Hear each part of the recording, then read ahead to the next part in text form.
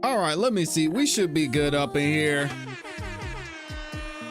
Back in the building. Shout out to the gang in here. Hopefully y'all are doing well. Good morning, good morning, good morning. You know what to do. Drop a 1 in the chat if you can hear me. Drop a 1 in the chat if you can see me. We up in here looking all crispy and clean on the screen on this Wednesday morning. And I have to welcome y'all. Welcome back to another YouTube live stream and another episode of the ClassE Morning Show. I'm your host, ClassE, of patreon.com/ClassEbeats, by the way. Make sure you check it out. The link is in the description as well as in the pinned comment in the chat. We're going to get into it today. I know y'all are happy for it. We are finally back after some craziness yesterday. Court was canceled. We didn't get our day 15 of the Karen Reed trial yesterday. So now we're back in court.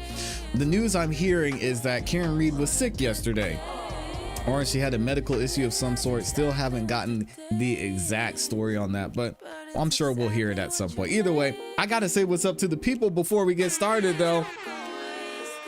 Shout out to everybody that's in the building, man. Good to see y'all. You know, my awesome, amazing Amy is up in here. Shout out to Amy. Les Cleaver's in the building. Good to see you, man. Taco Tuesday is in here, a day late, but it's always a good day for a taco. We've got Slim Life, New Jersey here. Jay Buckmaster, A Fitz in the building. Libby 22 SC Girl. Trisha's back at it. Good to see you, Trisha. We've got CPE up in here. Virginia Wiley is in the building. Good morning. We've got Jennifer King as well. Good morning to you. Who else did I see? Unique is in here. Danny in real life. Tanya Tatum is up in the building. What's up? We got Green Eyes in here as well. And I'll be saying what's up to y'all as we go throughout the show. I do have a favor to ask you though. I don't ask for much on the show, but one thing I do ask is that you guys like the video on your way in. Not only is it free, not only does it help the show continue to grow, but it lets the algorithm know you guys are enjoying the show, and it shares the channel and the video and this live stream with more people, and it takes less than a second, y'all. So go ahead, hit that like button if you could, please. I would greatly appreciate it. We're going to read a couple super chats and get right into it. Oh, Sabrina, I almost missed you. Shout out to Sabrina in here too. I see you. Good to see y'all. We've got my guy, Les Cleaver, in here starting off the day the right way with gifting some memberships. Appreciate you, Les. If you got a membership from my guy, Les Cleaver, make sure you say thank you. He's so generous, shows up here every single day. He's always at work. That man does not take a day off. But he makes it a point to stop by at the beginning of the show and as he's going up throughout his day on his lunch breaks to say what's up. So I appreciate you, Les Cleaver. He also drops a 5-bomb as well and says happy hump day and God bless everyone. Love you all and thank you, ClassE and Amy, for the best YouTube channel ever. My goodness. Stay cool. It's getting hot out there. Yeah, I don't know what we're doing here in Atlanta. Atlanta's tripping, man. Atlanta's tripping. It's been cold. Well, cold for Atlanta. It's been like in the 60s a couple of these mornings, even getting down into the 50s. I don't know what's going on. Then we have a bunch of rain. Pollen's still acting up. So I don't know what we're doing here. These seasons are bipolar, that's for sure. But thank you for being here, Les Cleaver. God bless you. And I hope you have a great work day over there, man. We've got Virginia Wiley in here as well with the 2-bomb. Says, good morning, family. Let's be the difference today and have a great day on purpose, as Virginia likes to say, and Kara Hampton as well. Appreciate you for the 2-bomb, and I hope you have a great day as well. We've got Libby 22 SC Girl with the 5-bomb. Says, all love for ClassE and Amy, and of course the CEB family. Thank you, Libby. Always in here consistently as well. I appreciate you. We've got Slim Life New Jersey. Says, all love on this rainy day in New Jersey. So y'all are getting the rain right now. I think it's probably some of the rain that we got over this morning and some on Monday too. So stay safe out there, Slim Life. She says, hugs and kisses. Thank y'all for all you do with the heart, man. Shout out to y'all showing so much love this morning. And CPE is in here, says with the 5-bomb, happy Wednesday, everyone. Halfway to Friday, and crushing our weekly goals. Thanks for your constant, wonderful company through these long days. And thank you for the constant and consistent support, CPE. Always in here. I have not watched War Games yet, but it's on the list. Actually, I looked for it on Amazon Prime and they don't have it. So I got to figure out where I can find War Games because I want to watch that movie. In Blue is in here. Good morning. Nosy Rosie's in the building. I am Shout is it here as well. Unique's in the building. What up, what up, what up? And then we've got my awesome, amazing Amy gifting 5 memberships. Thank you, Amy. I appreciate the love. Shout out to Amy, man. She really does it all. Am I right, man? Can y'all spam Amy in the chat and show her some love? Also, Amy, if you did not know, she does have a YouTube channel. If you haven't checked out her YouTube channel, the link is in the description. And she is putting out some amazing content. I'm over there watching that content on the daily. Y'all probably see me over there in the comments, reminding you to like the video. If you haven't checked it out, she's got some great bingeable content. You can watch it over and over and over. It's amazing. So y'all go make sure you check it out. And Amy, drop the link to your channel in the chat. If you don't, I'll do it. Y'all go show her some love. And thank you for gifting the 5 memberships. I love you.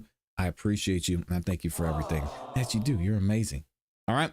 Y'all go ahead and like the video. We're going to get into it in a second. I have some news that I wanted to share with y'all. I know we haven't been going over a lot of legal documents during this trial, but we did have an interesting motion in limine that I want to cover at some point. So maybe we'll do it while we're on the break later on today. But y'all remind me if I don't get to it during one of our breaks. Remind me later so we can cover that. Either way, let's go ahead and get into the official day 15 and see who we have on the witness stand next. Let's go.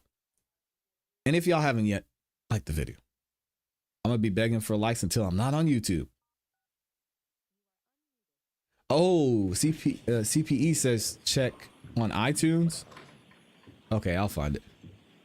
Now open, you may be seated. All Here right, we so go. Mr. Clerk, you say counsel wants to see me? They did, Your Honor. Okay, why don't I see counsel at sidebar? No, we got a sidebar already. What is going on? Yo, that's crazy. Hold on, let me see how many sidebars. Y'all got to tell me how many sidebars we're going to have today. That is crazy. I cannot believe we have one to start the day. How many sidebars today? So I got to put 1. We're going to put 1 to 6. Dang. 7 to 12. It's going to be one of those days. I have a feeling. 13 to, what do y'all say? What are we going to say? 16? And then we'll do 17 plus. All right. Y'all know what to do. I have a feeling where most of you are going to vote in the safe zone. Y'all aren't risk takers out here. I'm going with team 13 to 16 today. I'm just going to put it out there. Most of y'all are going to vote 7 to 12 because it's the safe bet. We're going to be risky today. All right. I'm rocking with team 13 to 16. We're risk takers out here. All right. We had some delay, but I don't know what's going on. Now, who is this fine gentleman here? Does his shirt say KK Classic? What we got going on here? And I'm going to let that one go. We got the Reed family as well there to support the defendant. And let's go and we gonna skip ahead. And we can get our BS in here. For the Honorable Beverly Canoni, Justice of the Norfolk Superior Court, and for the County of Norfolk. Draw near, give your attendance, and you shall be heard. God save the Commonwealth of Massachusetts. This court is now open. You may be seated. Here we go.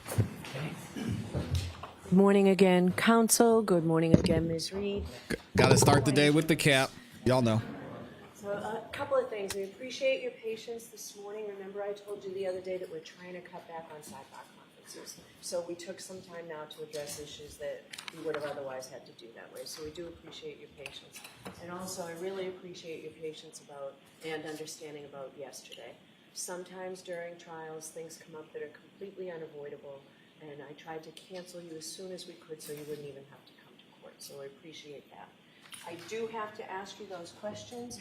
Were you all able to follow my instructions and refrain from discussing this case with anyone since we were last here? Yes. Everyone said yes or nodded affirmatively. You know that's not true. Follow the instructions and refrain from doing any independent that's it, Joy. Investigation on this case. Yes. Everyone said yes or nodded affirmatively. Did anyone happen to see, hear, or read anything about this case since we left here the other day? Everyone said no or shook their head. All right, can we have our next witness, please? Here we go. Yes.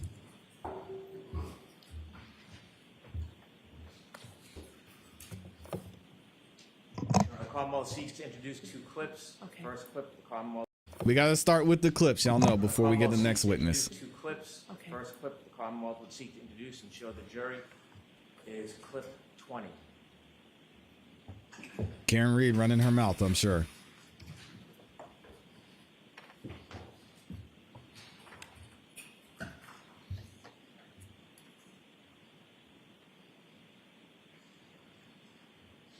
There's Amy Wendell here, that you guys have really been going at it. This was sort of had like a last date element to it. Was that going on? That was not going on. John made it clear to me, I'm never breaking up with you. You know, not never that we're in this good or bad, but you're the best person I've ever. So John made it clear that he was never breaking up with me. Show clip 19. Interesting, is what she said.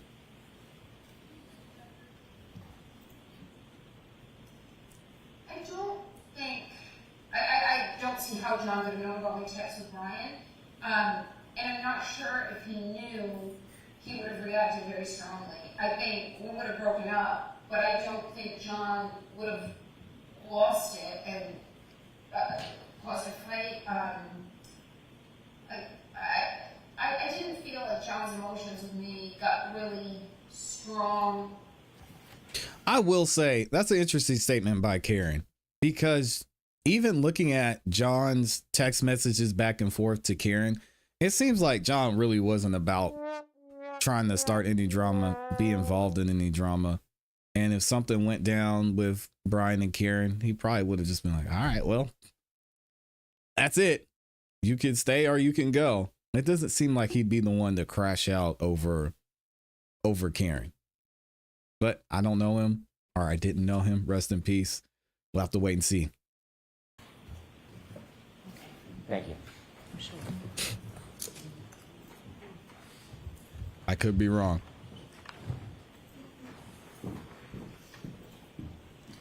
All right, Ms. McLaughlin, who is your next witness? Your Honor, our next witness is a juvenile by the name of Miss Kaylee Furbish. Kaylee Furbish. Okay. Yes, and this is live.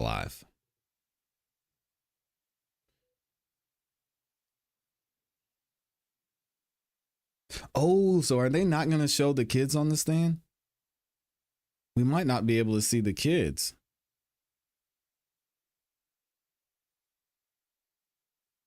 Are we at least going to hear the testimony? Hold on. Let's see.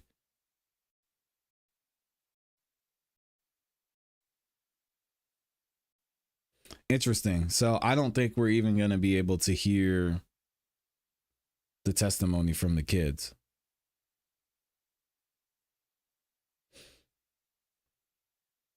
Shout out to Shauna in the building. Y'all said, I think John really loved her, even though she was bat-ish. Yeah, I agree. Amy says, no minors will be shown. No, we will not hear them or see them.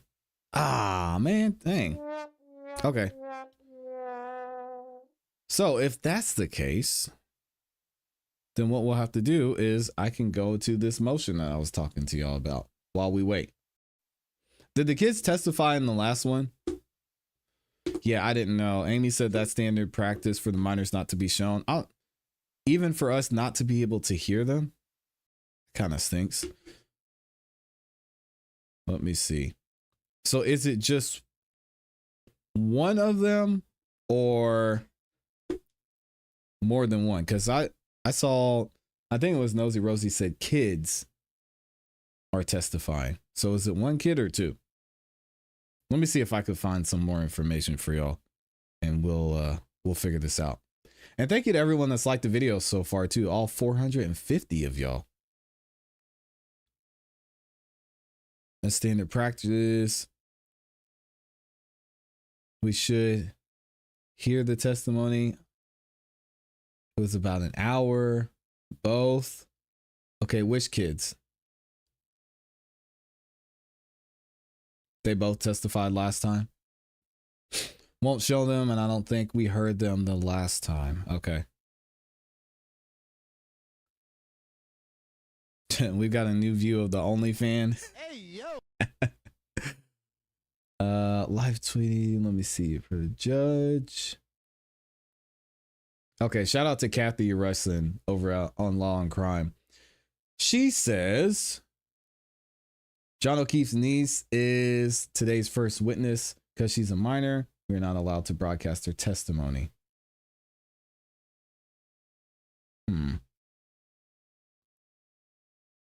What about the second witness?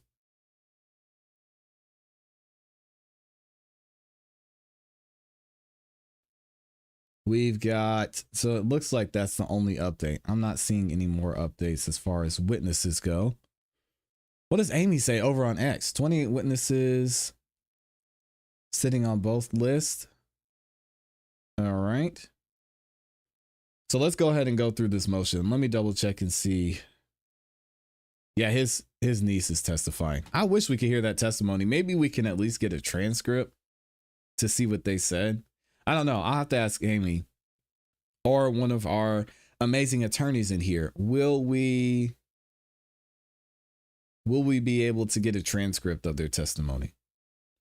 Yeah, they were, I don't think were they legally John's kids? I saw a video of Allie saying John was in the house in the first trial. Let me see if I could find something for y'all.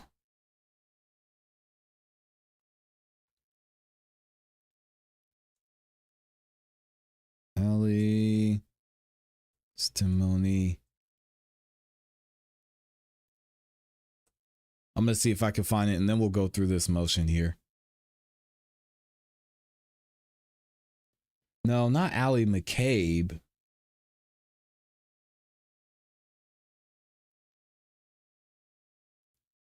I wonder, do y'all think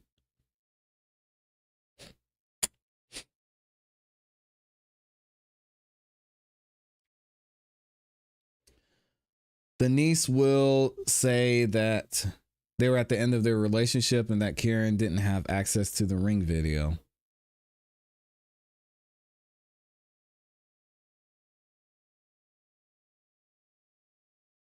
Allie is not the niece. Yeah, no, Allie McCabe is.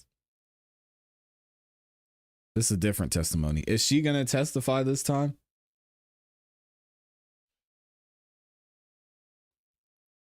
And you're saying her name is Kaylee.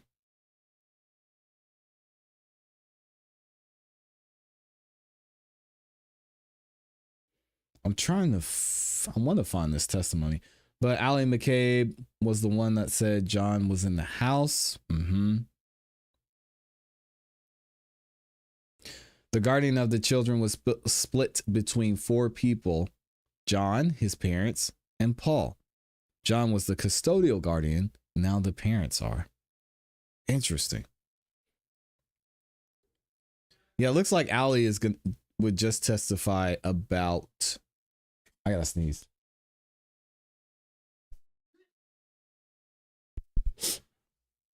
Excuse me.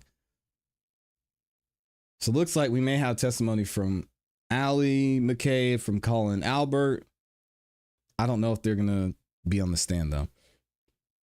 Amy says public cases. For cases like those heard in civil and criminal courts, transcripts are generally accessible to the public, provided they meet specific criteria and follow the court's procedure for transcript request. Defense would have to call Allie. Thank you for the God bless you. So Kaylee is his niece. Okay, not Allie. I don't want to I don't want to play Allie McCabe's testimony if she's going to testify. But we might have to break the rule today. Thank you, Shauna. I appreciate it. Unless the judge, Amy says, unless the judge orders the testimony sealed, then it is possible to get the transcripts. Okay. Patrick is the nephew. Not sure of the last name. Okay. So we've got that. And then Allie McCabe was the one that said John was in the house. These are John's niece and nephew. He took over custody when both the parents died. Yep, I remember that for sure. Court TV reports were given pen and paper. They should share their insights later. Oh, and shout out to Nick. Nick just joined us after getting a membership from Amy. Says, thank you for the gifted membership. I didn't see who it was from, but thank you. Yep, that one was from, actually, was it from Amy or was it from Les? It was either Les Cleaver or Amy. So shout out to y'all. Freddie Harris is in here. Good morning, man. Good to see you. Let me see. Won't show them. I don't think we heard them last time. Yep. Thank you, Amy says, God bless you. We won't have it, but in this case, we will probably get the transcript. I'll have to see if I can find it. Can you play Proctor's testimony from last year? No, I don't want to play it unless he's going to testify, which I'm pretty sure from what I'm hearing, he is going to testify. I wanted to play that too.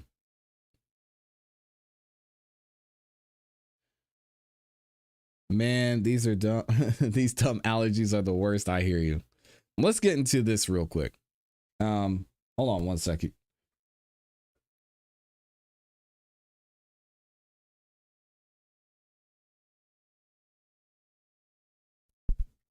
All right, we're going to get it together. I'm getting a little congested too.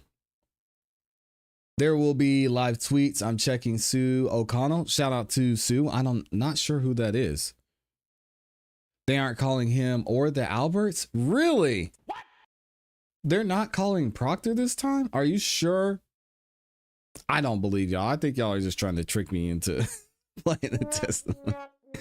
That's what I saw on Law and Crime. But things changed. Okay, Tay-Tube says it. I probably believe it. Did you finish watching the Brian Higgins testimony? Yeah, we did. That was rough. We at least watched him reading the text messages. I don't know if we watched his testimony. I don't want to watch his testimony because he might get called up again too, which I imagine that he would. All right, let's get into this real quick. So I said I had some news for y'all about what was happening in court. And we haven't been covering motions as heavily in this case as we were in the YSL case because one, there really hasn't been that much movement.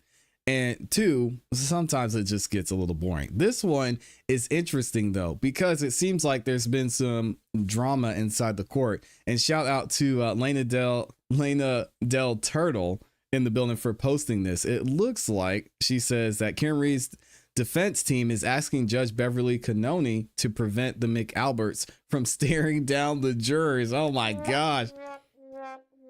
Things are getting petty in here. So let's look at this motion in limine and see what's going on. We've got a motion in limine here. The Commonwealth versus Karen Reed. The defendant's motion to exclude certain witnesses before and after testimony. What is going on? Now comes defendant Karen Reed and respectfully moves this honorable court in limine to exclude certain witnesses from the courtroom before and after their testimony at trial in this matter. Now, I pointed out Peggy was one of the people who was in the courtroom before her testimony.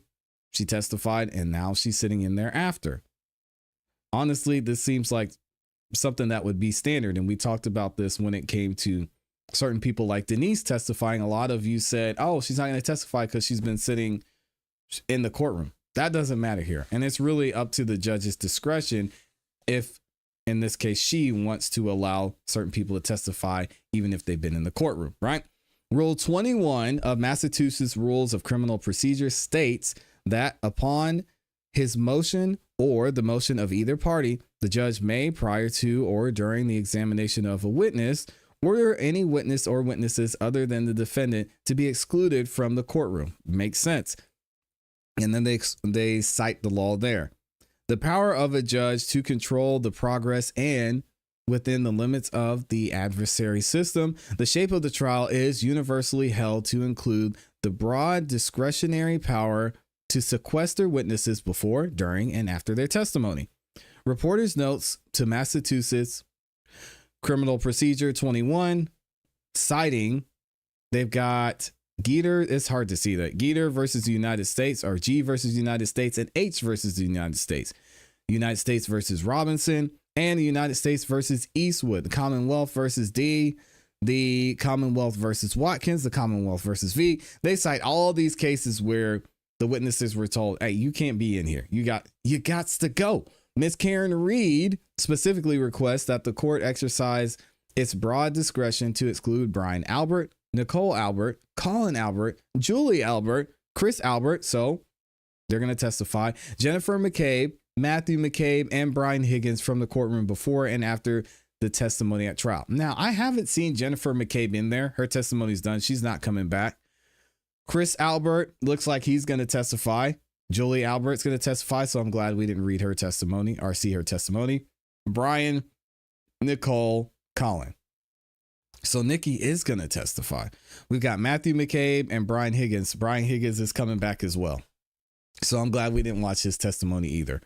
After this court likely recalls as this court likely recalls, after they testified, members of the Albert and McCabe families proceeded to sit in the gallery with the O'Keefe family facing the jury sporadically throughout the remainder of the trial, including closing arguments.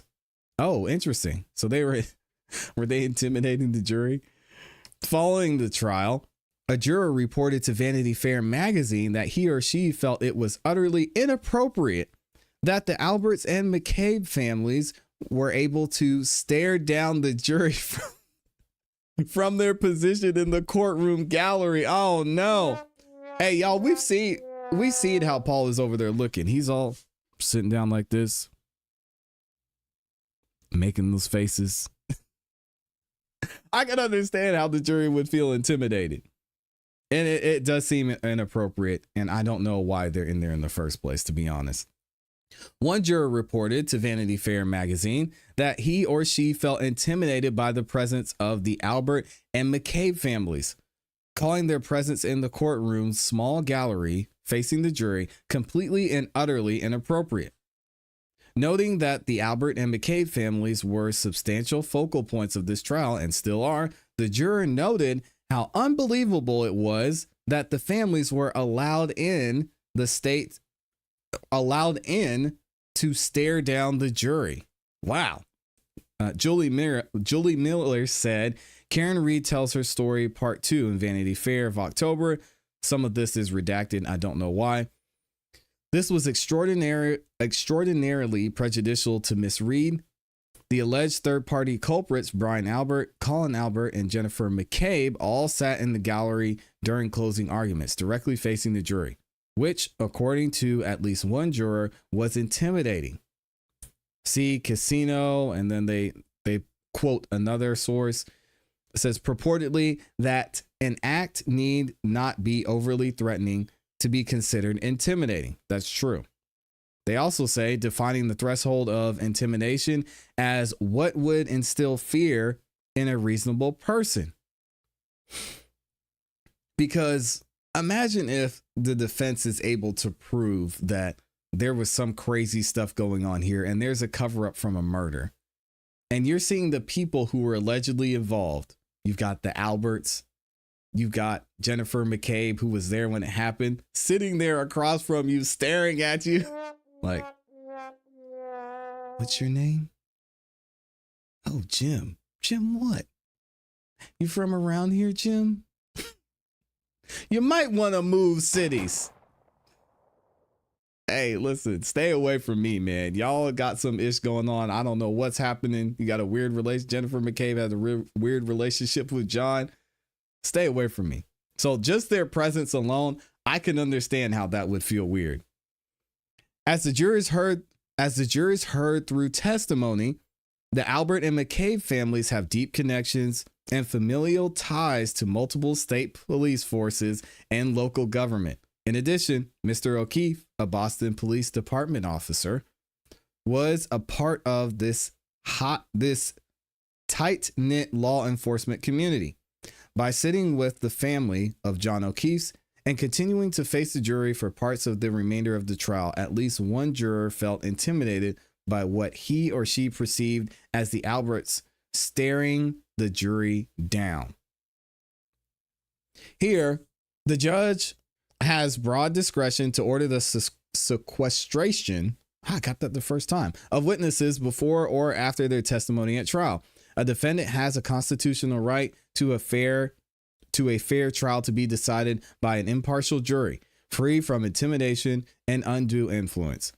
Given that at least one juror reported feeling intimidated by the presence of certain witnesses toward the end of the trial, Ms. Reed respectfully requests that the court exercise its broad discretion to issue a sequestration order excluding Brian Albert, Nicole Albert, Colin Albert, Julie Albert, Chris Albert, Jennifer McCabe, Matthew McCabe, and Brian Higgins from the courtroom before and after their witness testimony to prevent further prejudice to Ms. Reed. Conclusion.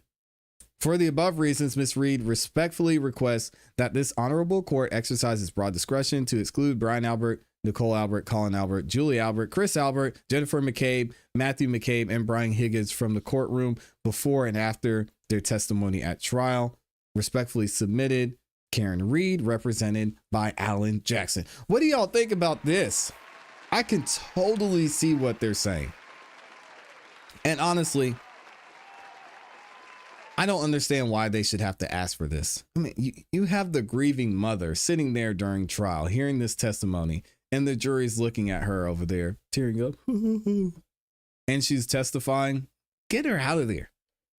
That doesn't seem fair in any way, shape, or form. And then you've got, again, these people who, according to the defense, were trying to cover up things. They went to great lengths to make sure certain information wasn't found. Jennifer McCabe seemingly had an inside job done when it comes to what was able to be accessed on her phone. And then we still haven't even heard the testimony from some of the others. We see Brian Higgins going to the police department on video, on the phone, saying he couldn't access his phone. We see clearly he was on the phone. I would not to be around any of these people. I wouldn't want them to know who I am. And seeing that they have this type of power and access, I'm just here to do my job, guys. I don't know how much they get paid on the jury, but it's not worth all this. I could see Judge Cannoni granting this motion, and I think it was a smart move by Alan Jackson as well. Let me know what y'all think about this in the comments and in the chat. How would y'all feel? And let me know what y'all think about this. How would you guys feel if you were on this jury and you had to sit there across from, let's just say, Brian Higgins? I mean,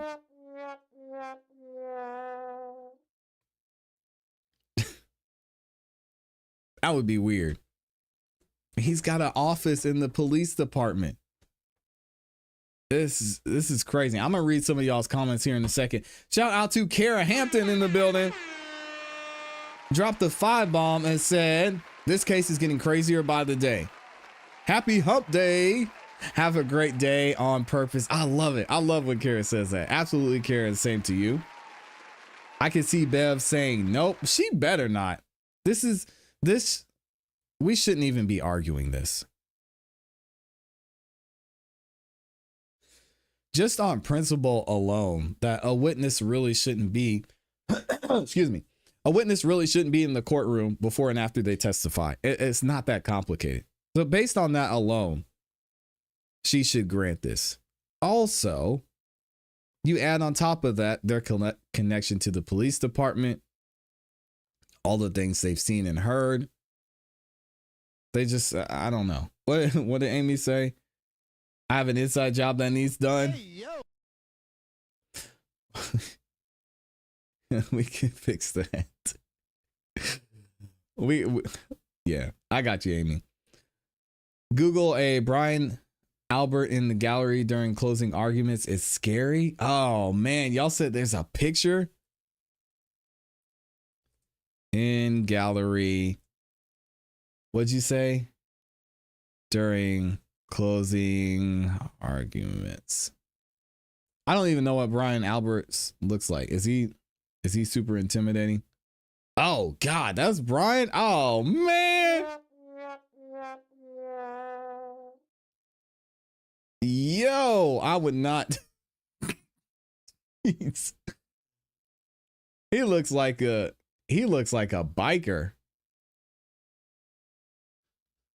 Oh, hell no. Oh, hell no.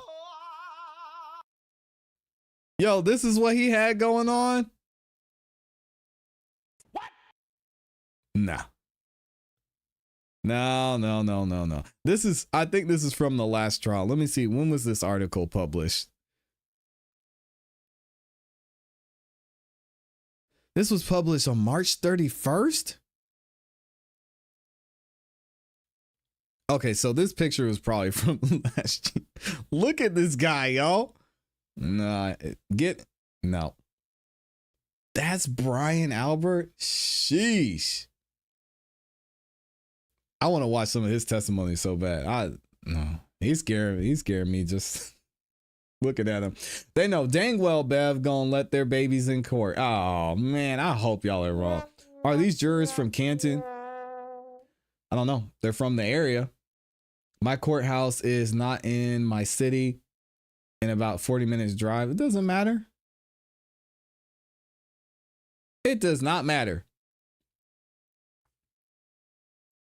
Do y'all want Fannie Willis to know who you are? Let's be real. Who cares? If you're 40 minutes away, 40 states away, I don't want these people knowing who I am. Get them out of here. Wow, thank God they spoke up. And remember, before she lost John, she lost her daughter, Kristen. Who's Kristen? I bet the jurors did feel intimidated. I really wish we could just call in and give the tea. Too much typing, says Nosy Rosie. Bev better not say no. Good morning. We ain't got no quit. I love that name too. Good morning to everybody who's in here. Yo, he looks like he beat up a Boston cop and left him on the front lawn. Dang, Georgia. Who will testify today? The kids are testifying right now. So we've got, I think y'all said Kaylee. Kaylee is testifying, and I don't know who the name of the other kid.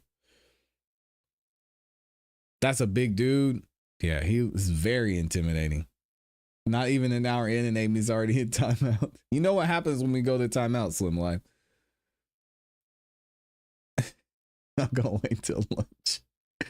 Brian Albert, who was Stone Cold Steve Austin. Yeah, I could see it. What did you expect them to look like? Listen, I'm not gonna stereotype. He looks guilty of everything. He looks like a crooked cop. Man. John's sister is Kristen. Oh, okay. The mother of the kids. Canton Mafia for sure. She'll protect the jury. Alan Jackson said it one day on the court stairs, and I snatched it up. We ain't got no quit. I like that. That's a dope name. He definitely did the... Yeah, he lost his sister to cancer. I just didn't know her name. I feel so bad for the kids testifying. Not sure why the Commonwealth would put them through that. Hopefully AJ's no question for these witnesses, Your Honor. I hope so too. And I hope they're not up there long. Let me see. Kids are still testifying right now. Oh, you know what? I didn't see. Let me go back to this motion. Did they say Allie? I read all those names and I can't remember.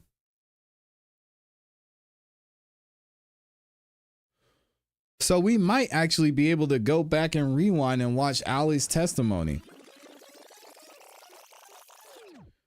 Because Colin is named here, but Allie isn't mentioned. So Allie might not be testifying, y'all.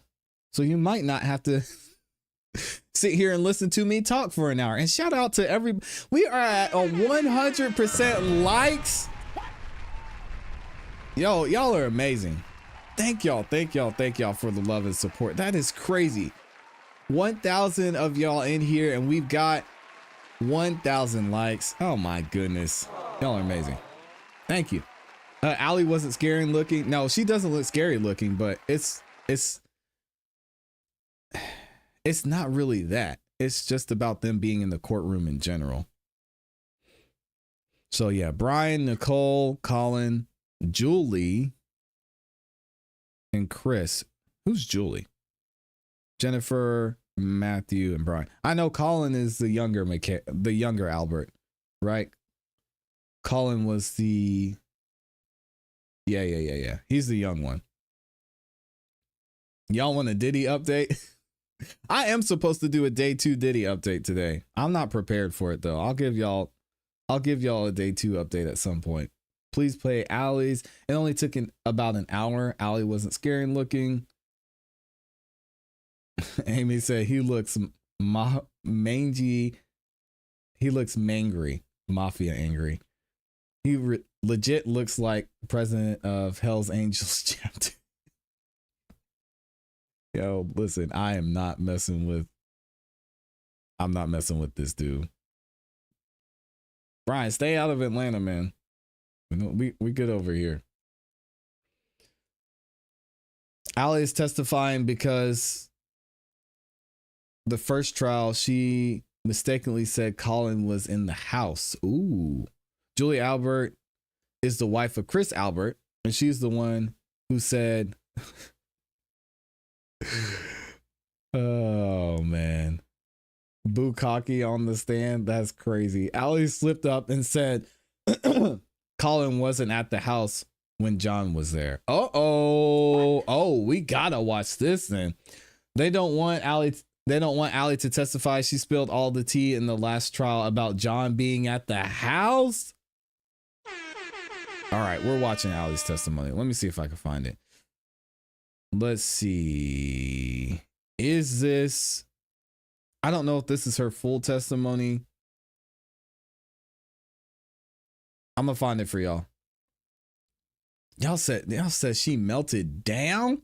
She starts crying on the stand. Hold on. Here we go. How did I not know this?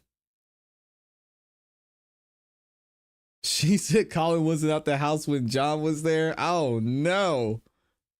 I'm gonna find her testimony. Hold on, y'all.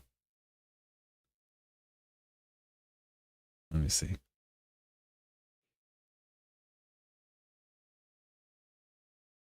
Oh, you're saying just cross-examination?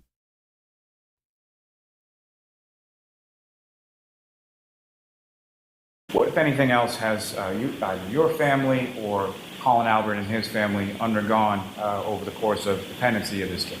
Objection. No, the door's been opened. I'm allowing it. Well, basically harassment. And harassment by whom? Oh, by the way, if Judge I get that it's up to her discretion, and as AJ so professionally put it, she has a broad discretion here. But again, if Judge Cannoni doesn't grant this, I'm gonna lose. She's gonna lose some points with me. There is no reason for them to be there. Just period. They don't need to be there. And honestly, I don't know why Peggy wasn't mentioned in this either. He did say in general, just a broad statement about the witnesses as a whole, but none of them should be there. Peggy shouldn't be there. Paul shouldn't be there if he's going to testify. Like, get them out of here. Bloggers, people online. Oh. And what, if Y'all stop anything, bullying in these relation people. to Colin Albert being in the house has occurred as far as the harassment that you're talking about? Can you rephrase? With reference to what you were talking about as far as the relevancy of Colin Albert being in the house at that time, what, if any, She kind of looks like harassment Santa, was there in relation to that and in relation to Colin? Well, Objection. No, go ahead. She can answer. Colin wasn't at the house, so he's being harassed he was not at the house when John was there, so I drove him home. So the people are harassing him saying he was at the house when it's not true. When you speak about harassment, what specifically type of harassment are you Constant phone calls, emails, awful messages. Objection. I'll allow it. Focus on this witness, not Colin Albert at this point. As far as you and your family, what, if any, type of harassment have you received? People showing up at our house, no. people emailing my school.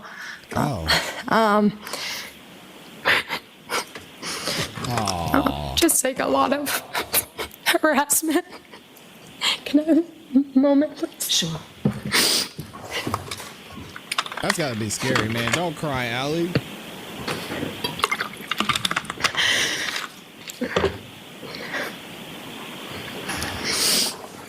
Okay, I'm sorry. Yo, harassment ain't no joke. I have some. Thank you. And how long a period of time has that persisted for? Very long time. Thank you. I have no further. Dang, that's tough, man. Y'all said I missed it. Rewind it. I'll rewind it. I'm trying to Has, find her full your testimony. family or Colin Albert and his family undergone 13. over the course of the pendency of this case? Objection. No, the door's been opened. I'm allowing it. Well, basically harassment. And harassment by whom? Bloggers, people online. Wait. You say you don't feel sorry for Allie. What did she do? What did Allie do?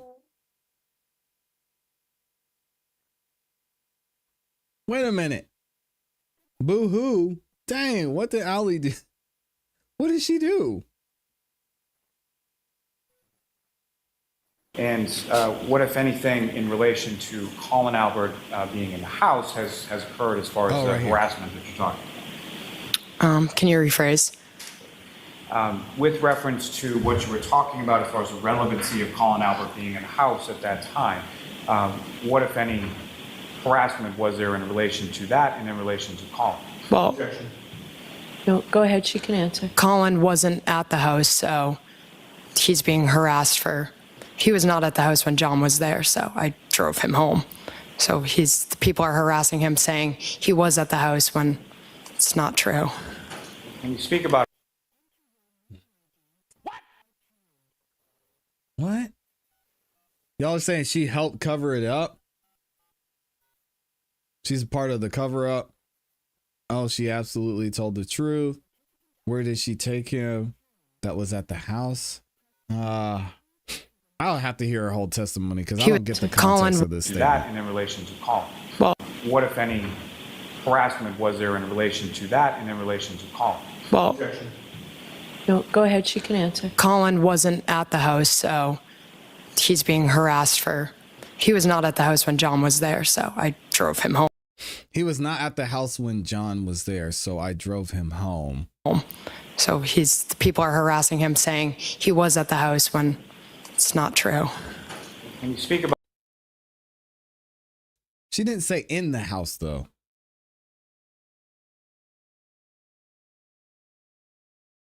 Colin was not at the house when John was there. So what's the timeline of this then?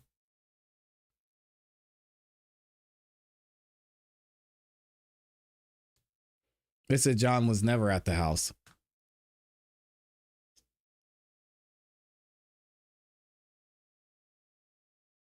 She just said it.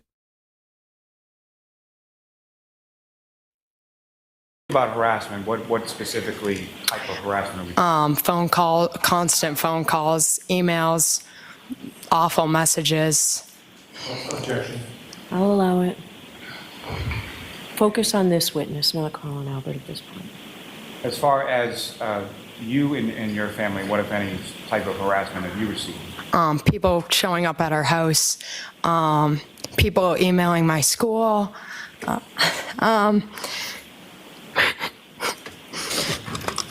just like a lot of harassment. Can I have a moment, please? Sure.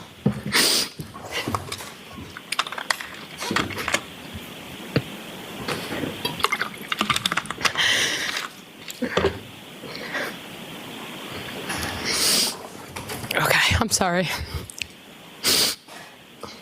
I have some. Thank you. All right, that's enough of those tears. Let's go ahead and run back this testimony. We're going to do a little bit of rewind here. Let me double check and make sure the kids aren't done, because I got to get the context of this. Okay, the kids are still testifying. So let's go ahead and go back in time to day 12 when Allie McCabe took the stand for the first time. All right, let me make sure we're good. All right, here we go. Y'all are saying she helped cover it up for real? For me. And remain standing and face the clerk. Do you solemnly swear the evidence you give the court and jury in the case down here, the truth, the whole truth, and nothing but the truth, so help you God? I do. Thank you.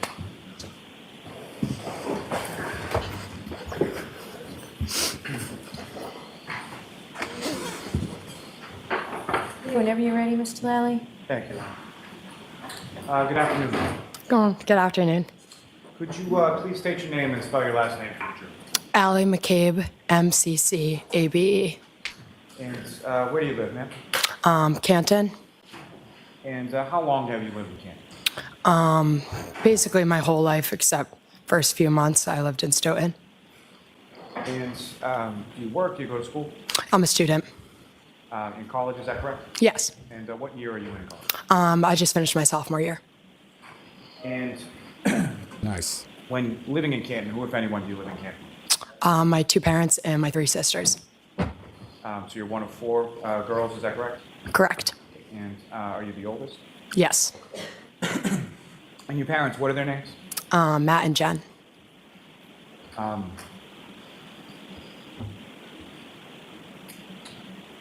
If I could turn your attention to January 28th into January 29th, 2022. Do you recall those days?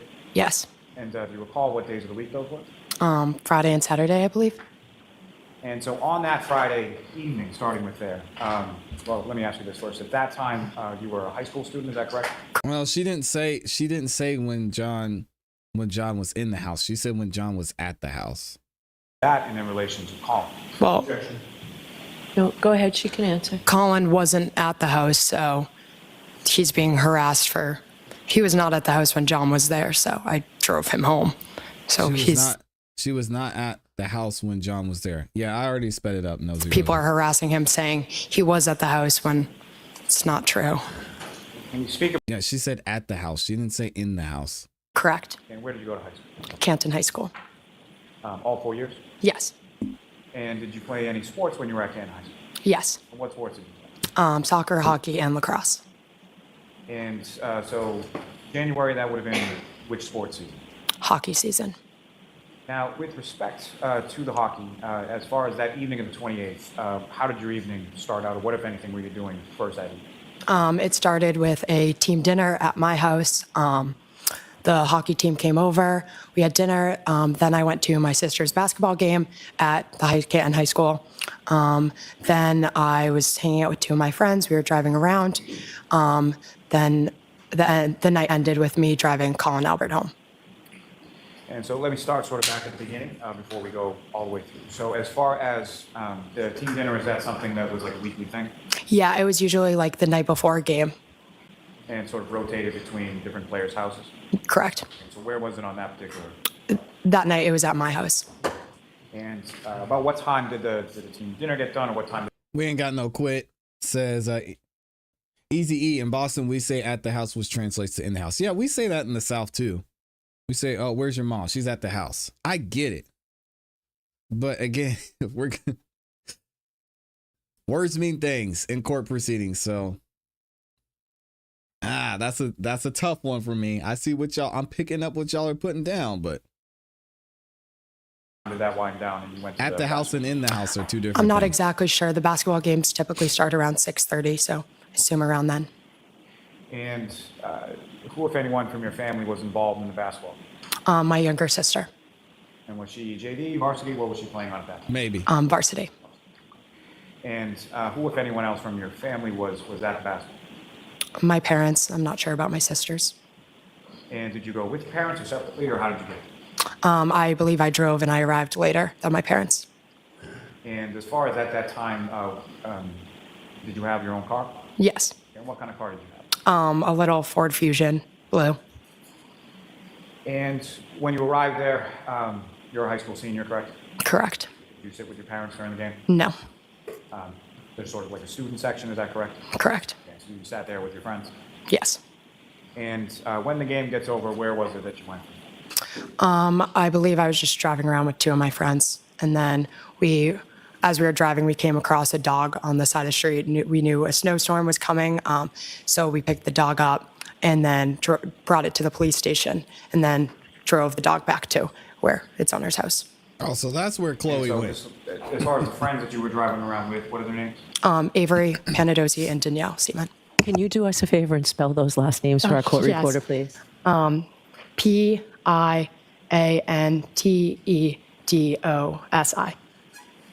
And the second name? S. Danielle Seaman, Seaman. Thank you. Thank you. And those were friends of yours from school, from Kent High School as well? Yes. And had they been with you at the game previously? Yes, I believe so. So you, when you say drove around, whereabouts were you driving at? Through Canton, pretty aimlessly, just driving. And at some point you come upon a dog, is that correct? Correct. And where was that? On Elm Street. And this was a dog obviously unfamiliar to you, is that correct? Yes. So what did you do with the dog? The dog ran over to the car when we stopped Definitely and picked the dog up, and we didn't really know what to do with it, so we brought it to the police station. Do you recall at all what kind of dog it was? No, white. Small dog. It was small. It was white and brown. Not sure what type. And so while you're at the police station, what, if anything, did you learn about that dog that you brought to the police station? I went in the police station. The dog stayed in the car with one of my friends, and as I was walking in and telling the officer that I found a dog, he got a call from the owner, and she asked if she was like, "Oh, can you return my dog, please?" And so you brought the dog back to the owner? Yes. Do you know about what time all of that was going on? I'm not sure. Now, you mentioned that you had picked up a person by the name of Colin Albert, is that right? Correct. And who was Colin Albert to you, or can you describe to the jury sort of your relationship with Colin? I've known Colin since I've been born. Our families are very close. We went to high school together, growing up, in the same friend groups. I don't get why y'all hating on this chick so bad. What did she do? You know you're judged by the company you keep. She's a freaking teenager. What? How old was she at this point? Like 16, 17? Let's see. She says she just finished, or she's started or finished her sophomore year in college. So she would have been like 15 or 16. Dang, y'all. So yeah, we're very what close. What did she do? Y'all think she killed John? Is that right? Correct. I get it now. Senior at this time as well? Yes. And you have friends, mutual friends together? Yes. Now, the two of you are not actually sort of blood related, is that correct? Correct. But you have... Oh, y'all just hate her because she's related to the McCabe. Relatives in common, is that correct? Yes. That's to that crazy. point, as far as when he reached out to you, let me ask you this. How is it that you came to come by and sort of pick him up on that evening? He texted me and was asking for a ride, and then I responded, drove, and got him. Texted him when I arrived. Now, as far as that sort of, I don't know what exactly to call it, but as far as you picking him up at certain places, like on weekend nights, was that out of the realm of normalcy, or was that something that happened on occasion? No, that's common. He knew I was driving that night, so it's pretty common. Our friends, we always just drive each other around and stuff. And without getting too much into it, as far as high school was concerned, particularly when someone was drinking, would they call and ask for a ride? Correct, yes. Rather than So drive she's their own? 20. Yes. And as far as you knew, was Colin drinking at least at some point during that? Yes. Is that why he needed a ride? Okay, so how old was Colin at this point? How old is Colin Albert? So they were hanging out. She's 20 here, so she would have been 16, 15, 16, of course, because she was picking him up in the car, right? Amy says she can't help. She was born to the family. Dang, y'all. What's your last name? McCabe. Ow. Throw her under the jail. Like, y'all gotta chill. Man, Amy says she can't help.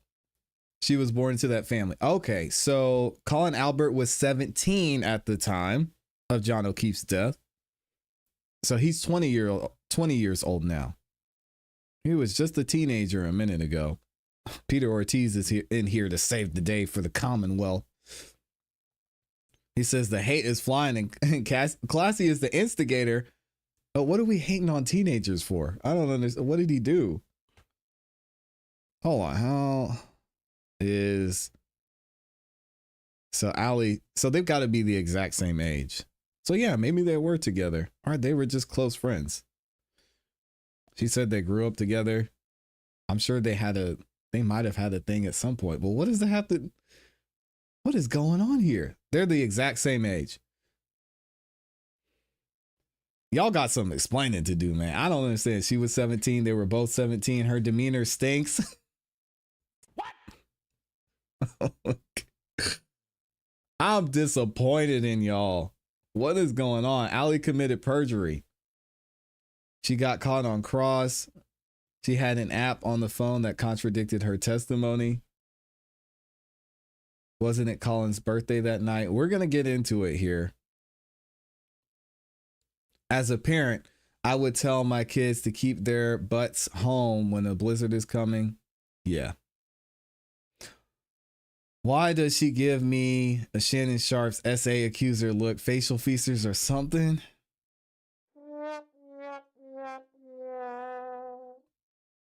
She got that lion blood.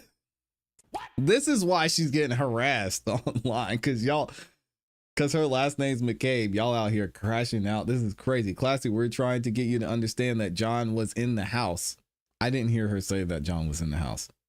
They're cousins.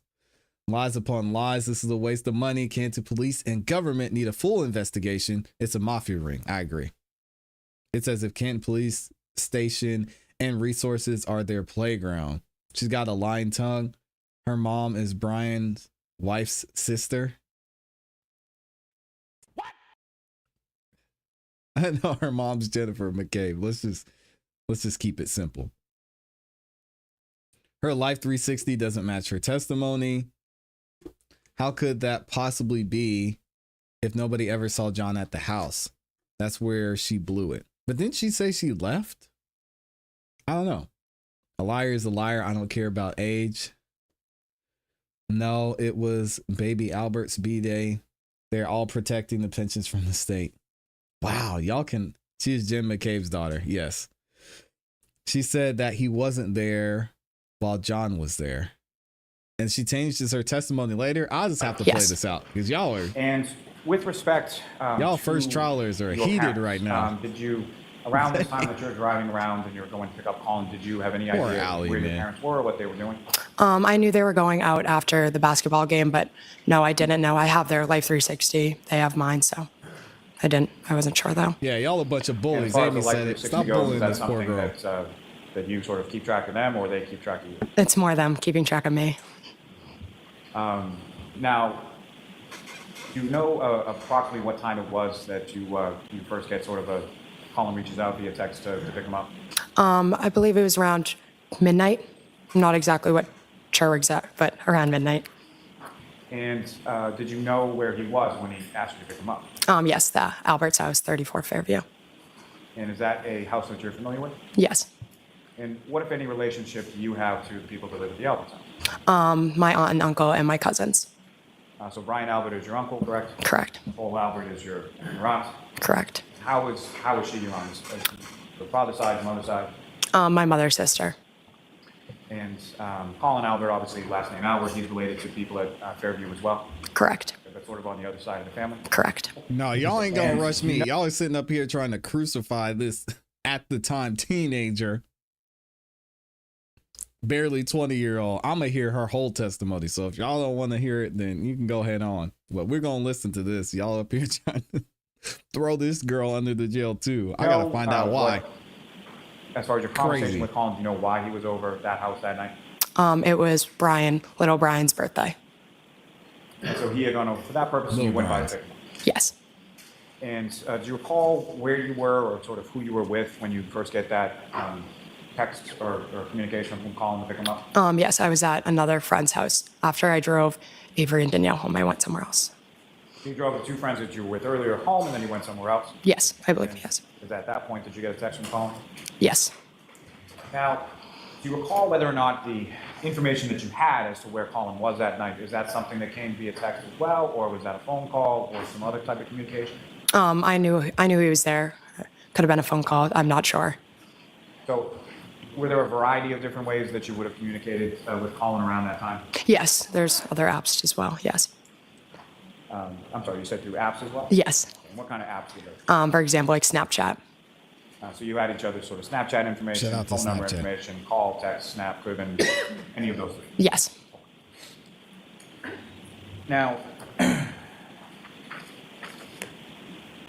when you get that communication from him to come pick him up, about how long a period of time was it from the time that you get the text from Colin to the time that you arrive in the area of Fairview? I'm not sure. And you're familiar with that home at 34 Fairview, right? Correct. Place you've been to countless times before, you're related to the people that own it. Correct. And do you recall from where you were coming from as far as how did you come to Fairview? Would that have been on the Chapman side or the Cedar Crest side, or how did you come? I don't remember. And when you get to the home, you obviously park at some point, correct? Correct. And where in relation to the house did you park? I believe in the driveway on the left side. Not entirely sure. I just believe that. And when you arrive, what, if any, communication did you send to Colin? I texted him saying here. And after you texted that to Colin, he comes out of Morning, the house, Mr. is Brown. that correct? Correct. And when he comes out of the house, about how long a period of time was it from the time that you texted him here to the time that he comes out to the car? I'm not sure. A few minutes. And in the area around the time that you arrive on Fairview Roads, what, if anything, do you recall in regard to the weather, or what was it doing then? I believe it was starting to snow. Nothing crazy. As far as accumulation, what, if anything, did you observe at that time? Lights on in the house. That's it. As far as the snow was concerned, was it starting to sort of stick to the ground? I don't remember. So you text Colin shortly thereafter he comes out, is that right? Correct. You recall, you're familiar, obviously, as I've asked you a couple times now with the house. There are two doors in the front of the house, is that right? Yes. And do you know which of the two doors Colin came out of? No, I'm not sure. And when he came down, he came over to the car, correct? Yes. And you're in the driveway? Yes. And gets into what part of the car? Front passenger seat? Yes, I believe. And from the time that you, so when you leave from there, where is it that you went? His house and then my house. You dropped him off at his house and then you went home? Correct. Okay, Now- Mr. Lally, we're actually going to break here. We have to break a little bit early, but we'll be back at 2. Okay, so I'm going to ask you No, to we sit- not. We sit ain't back. taking no break. Go on first and I gotta figure out this And Allie I'll remind you, McCabe you're still thing. under oath. All right, Mr. Why Lally, y'all whenever you're hating? ready. Thank you, Ron.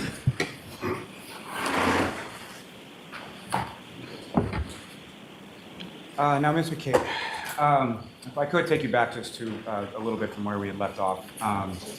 When you arrived at the residence No, at you good, 34 Chris. Fairview Road, Chris, I'm chilling, you man. pulled into the driveway, is that correct? I believe so. You're all good. And obviously, on that date, you were familiar with the types of vehicles that your parents drove?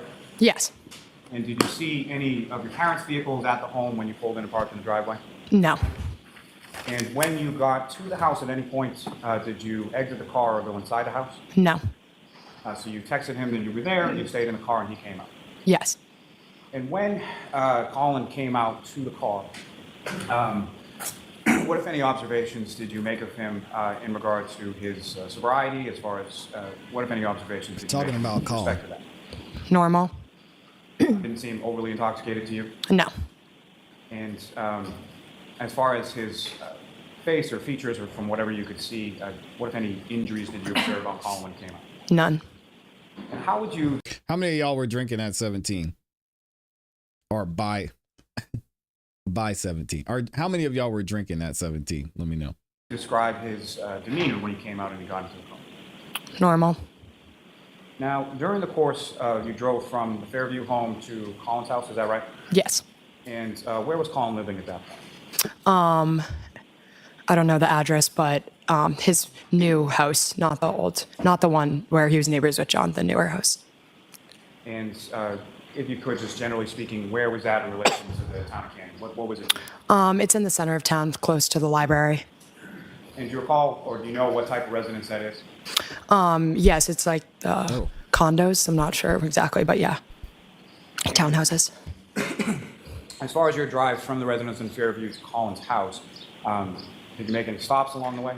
No, About how long I a didn't have drive my is it from first drink Fairview until to I Collins' was new house? 18, almost 19. 7 minutes, 5 minutes.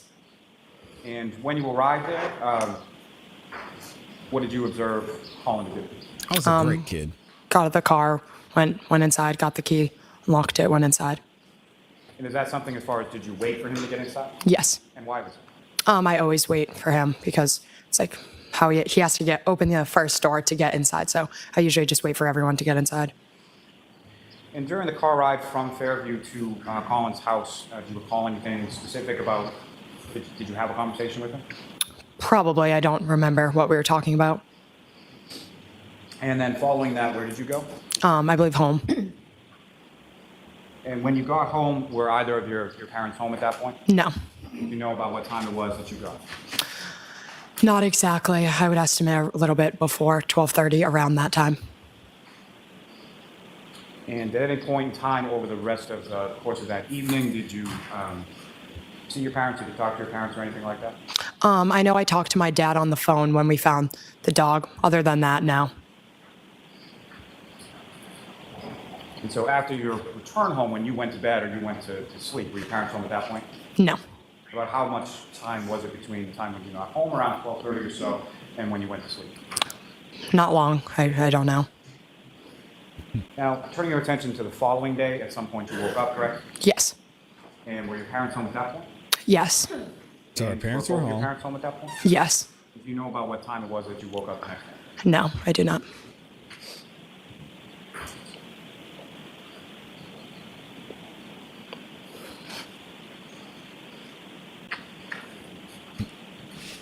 Now, Ms. McCabe, at some point in August of 2023, did you have occasion to meet with some troopers from the state police?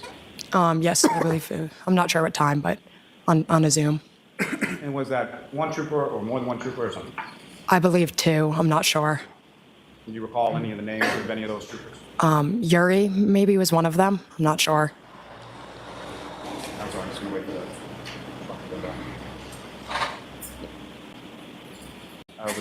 Text State police, what if anything did you provide Shout out to Yuri. to them from your phone? text messages with Colin, maybe pictures. I don't know. Wow, that's Definitely the text amazing, messages. Frank. And before we get to that, just as far as your phone, what kind of phone did you have at that time? I believe an iPhone 14 Pro Max, maybe. And I should have been more specific as far as the time, but the iPhone you're talking about as far as the Pro Max, was that in January of 2022 Oh, I'm sorry. or in August of 2020? That was in August. Yuri And Bukaki. between January of 2022 and August of 2023, did you have the same phone throughout that time period? I'm not sure. I believe I upgraded. Yeah. And when you upgraded your phone, what, if any, data sort of carried over from the old phone to the new phone? Everything. So as far as chats or text messages or phone contacts, things like that, all of that transferred from one phone to the new phone? Correct. And, Your Honor, may I approach? Yes.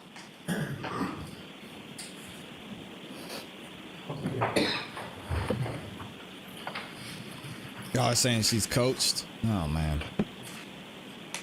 I think it makes them look coached because the prosecution's asking them softball questions.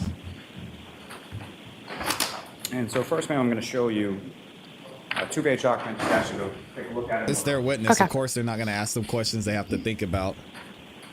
It's different when the defense gets up there. And do you recognize that, ma'am? Yes. And what do you recognize that? This is from my phone, my text messages. And the second page, what is that? Colin's contact information. Are those screenshots that you took from your phone and provided to the troopers in August of 2023? Yes. Yes. Yes. May I approach you, Your Honor? Yes. Commonwealth to seek to introduce the event as Objection, that has to be heard. Okay, come on up and bring that. No, that sidebod does not count. This is a past sidebod. So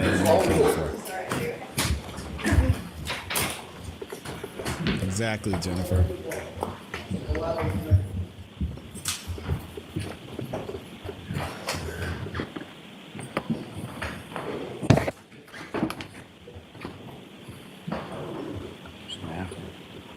Look at AJ and Karen talking about their dinner last night. Didn't you have fun at dinner? I did. Yeah, it was great. Can you believe they got a picture of us? Yeah, it's crazy. Oh, anyway, back to court. Please be seated. All right, and then put the motion, match for identification. You want to, I could excuse for 1 second just to pick up something. It's up right in the hallway. Okay. So, Ms. McCabe, with reference to the 2 screenshots that we were just talking about before the jury left the room, those are screenshots that you took from your own phone, correct? Correct. And as far as the communications contained therein, is it your memory that those are communications that you had with Colin Albert? Why don't you ask her what they are, non-leading? Those screenshots, as far as the Judge communications, Cannoni just objected. what are That's they? crazy. When were they done? At a later date. Is that what you're asking? Sorry. So I'm asking, as far as the actual content of the conversations, when did those conversations occur? January 28th. And you were a participant in those conversations? Yes. And as far as the content of those conversations, is it your memory that the content reflected there is accurate as to what the content of the conversations were between yourself and Colin Albert the evening of the 28th and of the 29th? Yes. And Colin Albert was somebody that you were familiar with, correct? Yes. And beyond what's contained within these screenshots, you had other text communications with Colin Albert using the same contact information? Correct. And how is it that you knew or were aware that the person or the contact that you were talking to was Colin Albert? Because it's his phone? With reference to that contact, you That's had a in your dumb phone question. Colin Albert. Had you called that number before? Yes. When you called the number, who answered? Colin? And when you had texted Colin on prior occasions What is this using line that of contact questioning? information, did you have any, you have a text communication, did you have any subsequent conversation in relation to the content of those text communications? Sorry, can you rephrase that? And I'm not just asking specifically about these. What I'm Morning, saying is you have contact information in your phone for Colin Albert. Yes. And on any of those prior occasions when you had texted that contact information, you put in as Colin Albert into your phone. Yes. And just to be clear, you were the one who input that number as Colin Albert in your phone. Yes. And so on this or any prior occasions when you had contacted via text that contact of Colin Albert in your phone, following those text communications, did you have any conversation with Colin Albert related to the content of those communications? Sorry, I'm confused. Do you understand the question? You have to make these simpler. Let's try and get through this voir dire, Mr. Allen.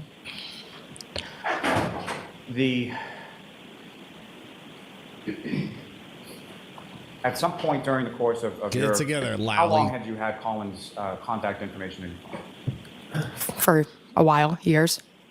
And over the course of those years, had you had conversations related to content in text in person? Oh, yes. And as far as the content that you had texted to that number you associated or input as Colin Albert, was Colin Albert aware of the content of those text communications? Oh, correct, yeah. And within those specific screenshot of the text communications from that evening, as far as your recollection of that particular evening, are the times that are associated with those accurate as far as your memory? Yes. And did you do anything What a to alter question. the times that are associated with those text communications prior to taking the screenshot and giving it to the state police? No. Yeah, these now, questions are turning to the garbage. other two screenshots that you took, those are photographs, correct? Did I take them? I'm just asking what they are. Oh, both pictures of Colin. One's with my aunt. The other's just him and some other people blocked off. And do you know when and where those were taken? Yes, they were taken at the Albert's house. One of their sons were coming home from the Marines, so it was like a welcome home party. And when was that in relation to the evening of January 28th to 29th? A few weeks after. And that sort of coming home celebration for your cousin who was coming home from the Marines, were you there for that? Yes. And so as far as your observation of those photographs, is what's depicted of Colin Albert, is that a fair and accurate portrayal of what he looked like on February 11th? Sure. Yes. I have nothing further. All right, Ms. Giannetti? Thank you, Ron. All right, here we go. Yanetti's coming up. This is what y'all wanted. Good afternoon. Good afternoon. How long have you had an iPhone? I'm not talking about And this is not cross. It's cross, but it's a cross within the testimony because this is a voir dire. your current iPhone, but just You're not- iPhones in general. Cross For it. years. More than 5 years? Yes, And how old are you now? I'm 20. 20. And when did you get your first iPhone, if you remember? I don't remember. 12, 13? Yeah, around middle So schoolish. Maybe 7 or 8 years, is that a decent estimate? Yes, And in those 7 or 8 years, you have learned how to operate an iPhone, the various features that they have and the apps that you can download and use, correct? correct. And your current iPhone has a number of apps on it, correct? Correct. With regard to the text message app, you'll agree with me that that is a green icon with a white sort of speech bubble in the middle of it? Yes, I believe. And you know that when you click on that, it gives you a list of the text messages that you're exchanging with people, the various threads, correct? Correct. You know that if you click on a thread, it opens up the individual text messages that you've sent and received to that particular person, correct? Correct. And you know that if you take your finger or your thumb and you hold it on one particular text that's either sent to you or from you, you can do can things react with to that individual text, correct? Yes. Correct. You can What do you mean? forward it to somebody else, right? Correct, I believe. In the context of a conversation, you can just reply to that one particular text message, right? Correct. No, the And jury if wasn't you, in there for this. do that, rather than hit the arrow button where you forward or reply, on the left side of the screen, there's a trash can, correct? I'm not sure. You know that you can delete a text from a thread, correct? Correct. And it's a trash can that you click on, right? Correct. I'm not trying to trick you. No, I was confused. Sorry. No, I understand. I don't mean to confuse you. So you know that there's her if mom. you click on the trash can, it gives you an option to either cancel or to delete See the Jen message, in the correct? cheeks, the Correct. smile, And what and the happens if voice. you delete the message? It's deleted off the phone. Okay, so it's gone from that thread, correct? Correct. And somebody looking at a screenshot that you take after you've deleted that message, it wouldn't be evident that that message was ever there, correct? Correct.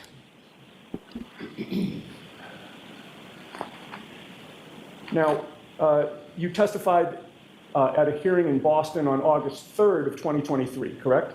Correct. That was, and we're not with a jury present, that was a federal grand jury, correct? Correct. And you had, by that point, by August of 2023, you no longer had the phone that you originally had on January 29th of 22, correct? Yes, I believe so. You had gotten a new phone in December of 2022, correct? Okay, I'm not sure what time, but Does that yeah, I got a new phone. I believe I got a new phone. But, and actually, the timing's not that important, just that it was before that grand jury appearance. Okay, yes. All right. And what did you do with the old phone when you got the new phone? Transfer through iCloud, everything transfers over. Okay, but I'm actually talking about the hardware itself. Oh, what did I do? iPhone. Sorry, can you repeat the question? Yes, I'm sorry. Not the data on the phone. I understand that you've testified that you transferred that to the new phone, but the actual physical phone itself, where did that go when you got the new phone? I'm not sure. Would that have been traded in? Possibly. You don't have it now, correct? I don't think, no. And as of August of 2023, you didn't have it either, correct? Correct. Is it fair to say that no investigator from this case ever asked you for that phone that you had on January 29th? Correct. All right, so, Ms. Dianetti, can we just focus on the voir dire? All that you're doing, you can cross-examine her with, but on the voir dire of this. Sure. Thank you. Sure. I'd just like to get the jurors back in. No, I understand, Your Honor. I understand. I was trying to lay a foundation, but maybe it's not necessary. With regard to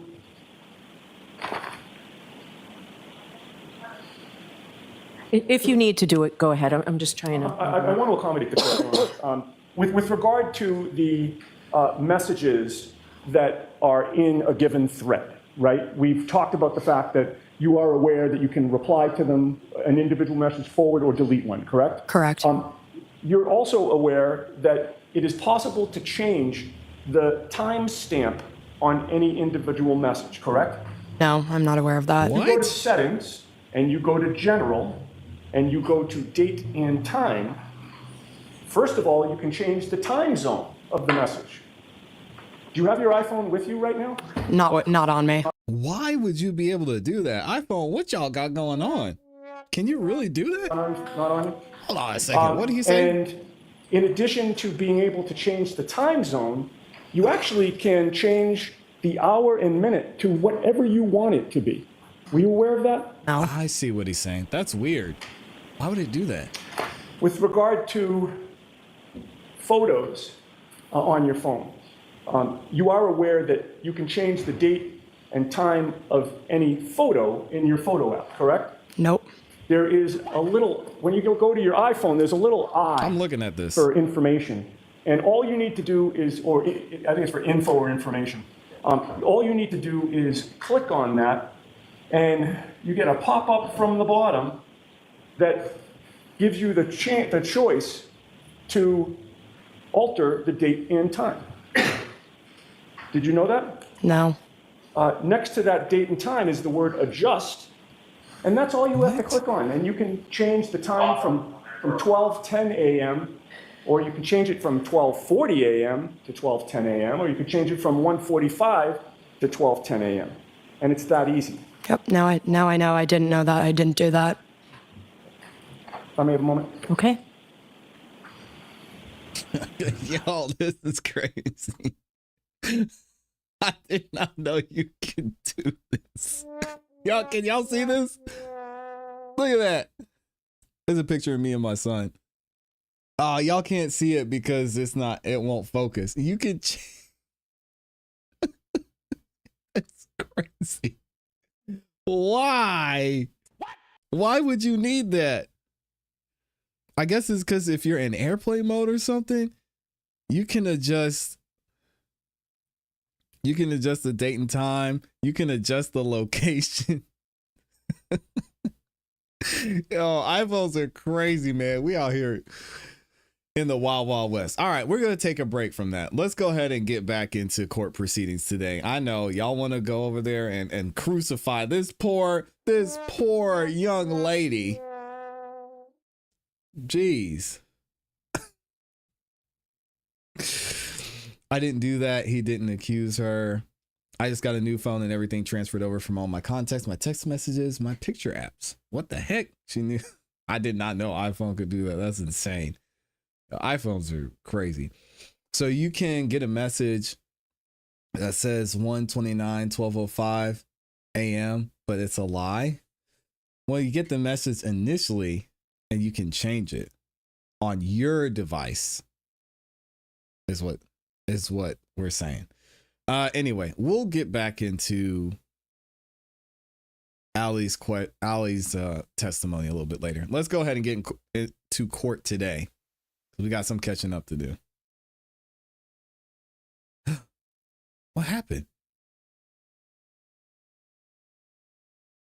Why is the video unavailable? Oh no, that's not good. Dang, that's crazy. All right, well, we're gonna have to go to. Hold on a second, y'all.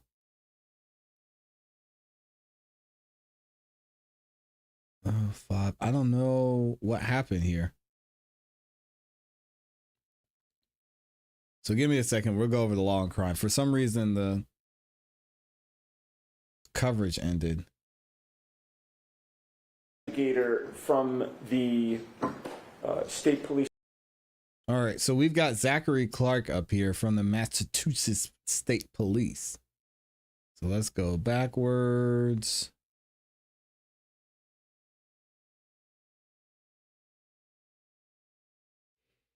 Here we go. Good morning, y'all. Good to see y'all in here. Oh, another channel got blocked too? I wonder what happened. Let's go over the law and crime.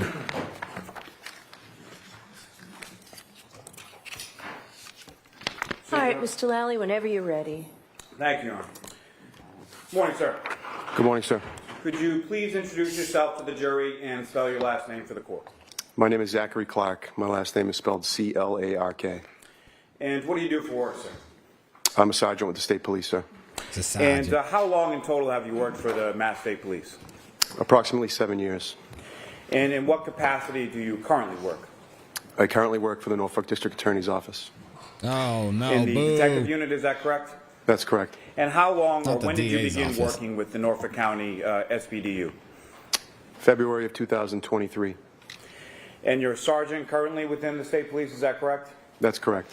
And when you initially joined the Massachusetts State Police, did you undergo any training? Yes, I did.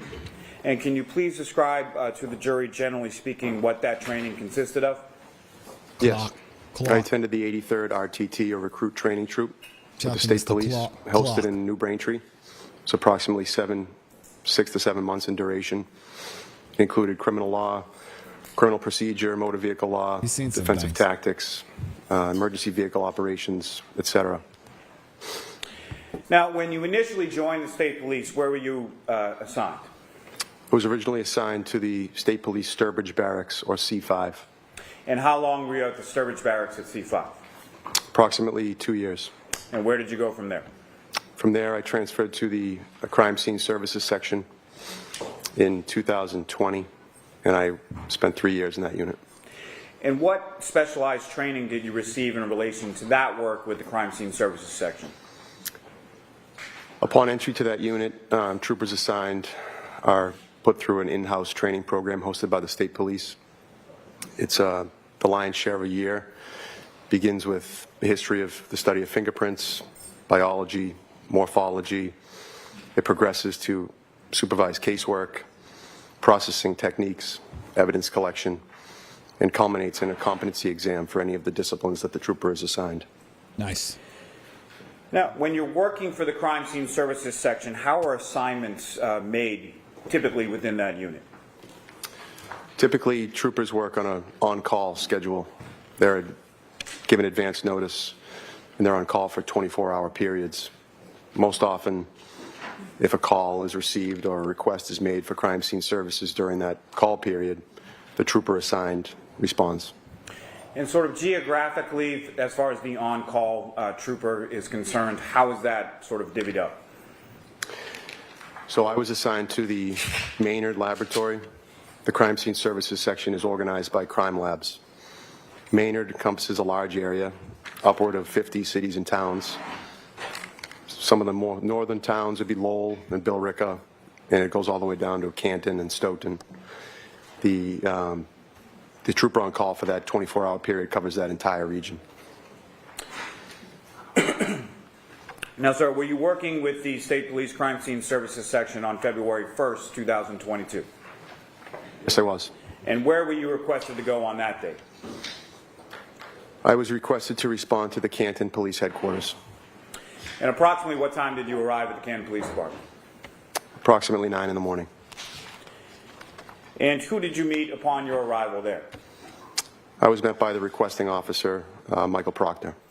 And what was the purpose, or what was described to you initially as the purpose of you responding to that location? The request was made for me to assist in documenting a search warrant that was being executed on a vehicle housed at the police department. And who do you recall being present during your time at the Canton Police Department and during that search warrant execution? Trooper Proctor was present. There was a forensic scientist from the crime lab, Maureen Hartnett. There were various members of the Canton Police Department. There were members of the State Police Crash Reconstruction Section, Trooper Joe Paul, to name one. There were members of the Norfolk SPDU as well. And if you know, in addition to Michael Proctor, how many other members of the Norfolk SPDU were present during the search warrant? I'm aware of at least 3. And what was it that you were asked to document at that location? Namely, it was Karen Reed's vehicle. And where was that vehicle located within the Canton Police Department? It was in the garage bay. Now, can you describe for the jury the process of your documentation or memorialization of that vehicle that morning? Yes. Typically, upon arrival, I would consult with the requesting officer to determine the scope of the search warrant. In that case, it was Michael Proctor. He described that the vehicle was being searched for a variety of things, to include biological evidence, communication devices, alcohol containers, receipts, infotainment center data, etc. He asked me to document the vehicle with digital photographs. I then consulted with the forensic scientist, who was present as well, to determine the order in which the vehicle would be documented and processed. I began by documenting the vehicle's exterior with photographs prior to any manipulation or movement, and then proceeded to document the interior and its contents. Now, any items that were seized during the execution of that search warrant, how were they photographed prior to being seized? They're photographed in place prior to being moved. Now, what kind of instruments or tools do you use typically while photographing items for crime scene services? The main piece of equipment we would use is a digital camera. We wear protective equipment, namely gloves and a mask typically, often a scale so that the images can be calibrated to true size upon examination later. Sometimes placards or ruler tape we placed on items of interest or items that will be collected. Now, on he's this occasion, excited. you mentioned Maureen Hartnett from the crime lab was present there as well.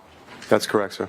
And what did you observe her doing as far as any sort of documentation with relation to certain things or items or areas of the vehicle?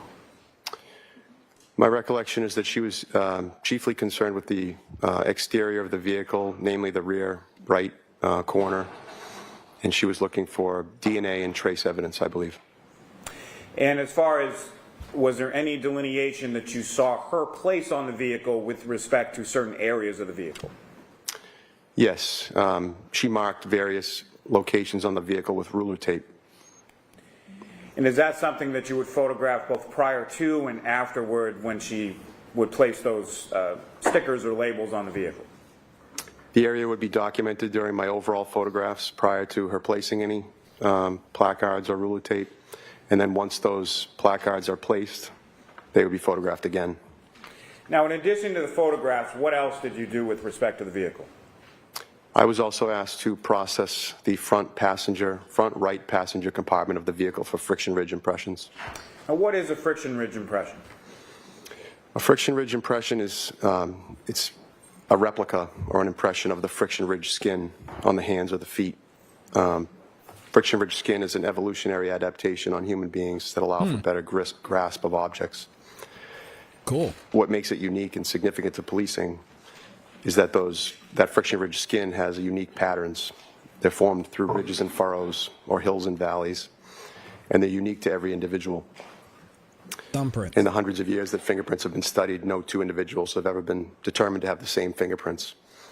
Analysts are trained to examine these patterns, more importantly, the individual ridge events, and conduct examinations that can lead to identifications or exclusions. It's exciting stuff. Now, just briefly, can you describe for the jury that process of how you do that?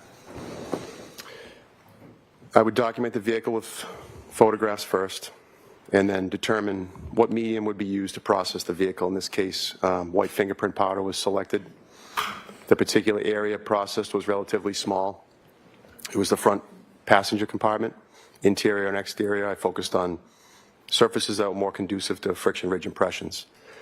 Certain surfaces are far more conducive than others. Typically, non-porous surfaces like glass, polished metal, dash surfaces are better for impressions, are more likely to yield impressions than porous surfaces, which is items like paper or unfinished wood.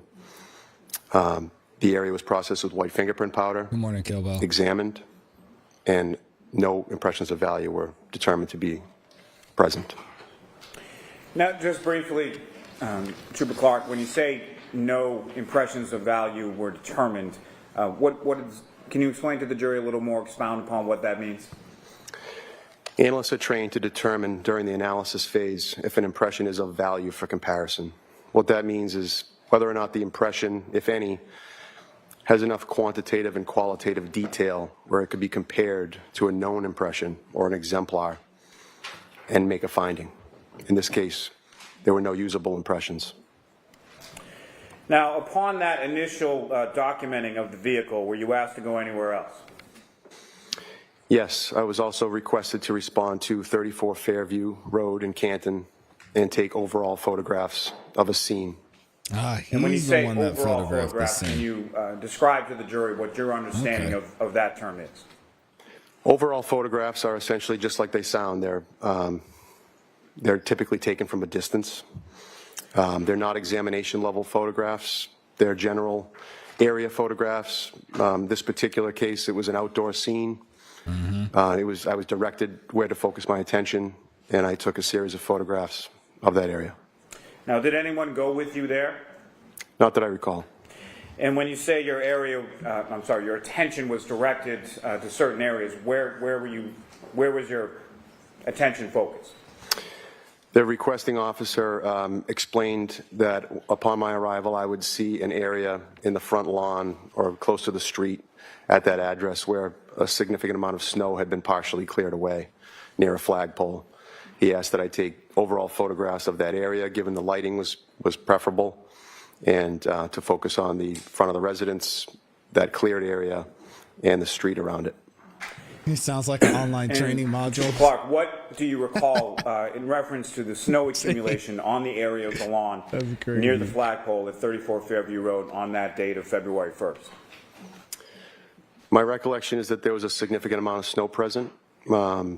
Snow banks were apparent from what I presume to be plowing. There was an area that did appear to be cleared and heavily trodden by footwear and tires. Still, even in that area, there was a significant amount of snow with certain spots of grass showing. Now, while you were there, sir, did you or anyone else do any sort of excavation of that front lawn area? No. Now, following that, where did you go? I returned to the Canton Police Department. And why did you return to the Canton Police Department at that point? I had finished my assignment with 34 Fairview, and I was asked to return. I believe the forensic scientist was continuing to process the vehicle. At that time, I would re-encounter her and determine if there was any additional photographs required. Now, in addition to the photographs that you took initially at the Canton Police Department, what else did you memorialize with reference to the vehicle that day? They took general photographs of the vehicle, the contents. At one point, a bag was presented to me with evidence by one of the Canton officers. Let me ask it this way, sir. At some point, you mentioned there was a reconstruction trooper who was present at the Canton Police Department, correct? That's correct. And so what, if anything, did you document with respect to that reconstruction trooper outside of the Canton Police Department? Trooper Joe Paul asked while I was there to document a series of brake and acceleration tests with digital video that he was performing with the same vehicle. Must be her backing I was also up. asked to take photographs and video of the vehicle's backup warning system, which was activated as they performed some tests.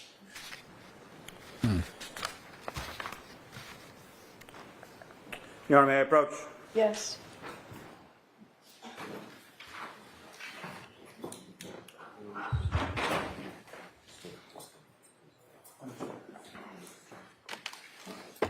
Sergeant Clark, showing you a disc. Do you recognize that? Yes. And what do you recognize that to be? This is the crime scene photos. And what's contained on that disc, is that a fair and accurate portrayal of what you observed both inside and outside the Canton Police Department with respect to Ms. Reed's vehicle, as well as the scene at 34 Fairview on February 1st? I presume it is. Your Honor, Commonwealth seek to introduce and admit as the next exhibit. I'm assuming that that's all that's on the disc, and if that's the case, then we have no objection. You've seen it. I haven't seen that particular disc. We have received the photos in discovery. I'm not concerned about that. Okay. Oh, that'll come in. He said he's not concerned. We're not bothered. 133.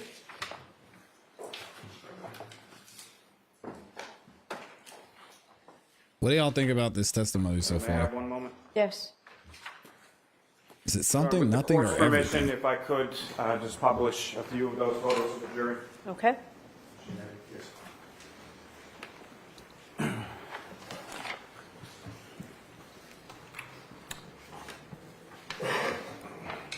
I'm sorry, Your Honor. May I approach the witness just Yes. briefly?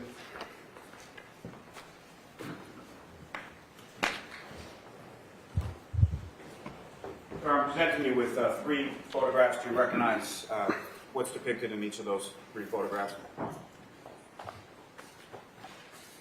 Yes, I do. And what do you recognize depicted in each of those 3 photographs in general? I would describe these as mid-range and a close-up photograph of the vehicle's dash area.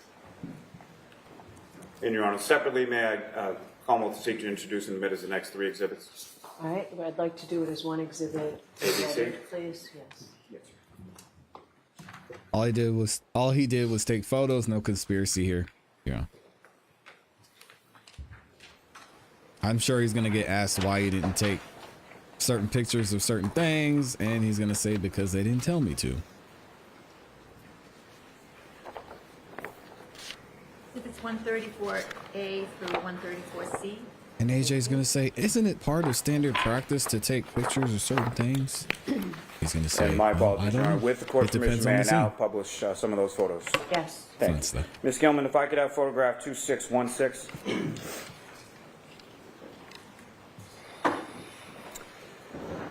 And Ms. Gilman, if I could ask you to zoom in on the steering wheel just above the L for the Lexus Trip sign. o'clock.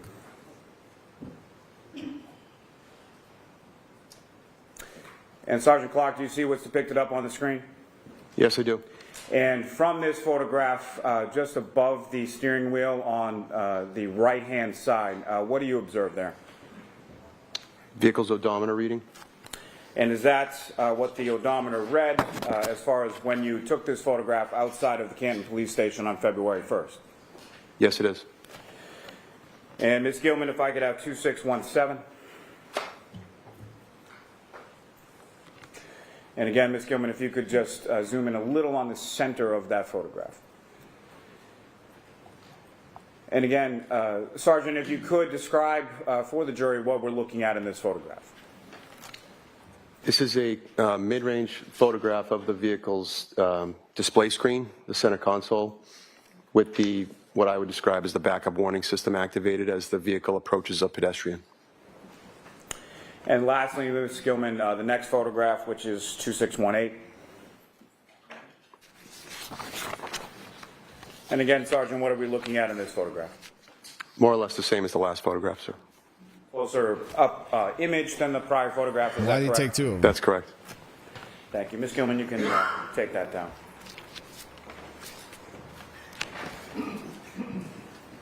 Thank you, sir. I have nothing further for this witness, Your Honor. All right. Giannetti? Sounds about Thank you, Your right.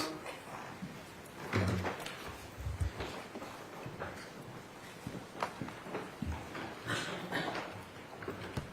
Good morning, Trooper. Good morning, sir. Your earliest involvement in this case was on February 1st of 2022. That's correct. You ended up, and by the way, at that time, you were a trooper assigned to the crime scene services section, That's correct. and that was in which town in Massachusetts? Where I was assigned, sir? Yes, Maynard. Maynard, okay. About a year later, you actually joined the Norfolk CPAC unit, or the Norfolk Detectives Unit, correct? That's correct. And when you joined the Norfolk CPAC unit, Lieutenant Brian Tully was the supervisor of that unit, was he not? Yes, he was. You are still with that unit, correct?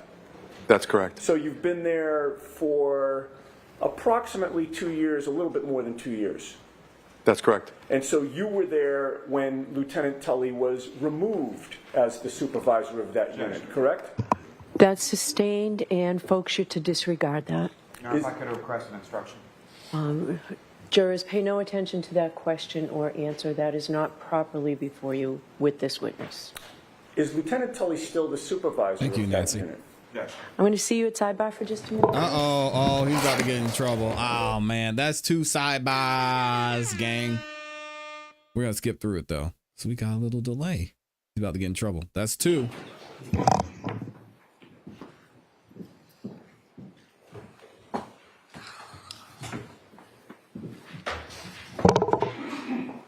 Okay, so going back to February 1st of 2022, you learned that Michael Proctor had called your unit, resulting in your involvement in this case on that date, correct?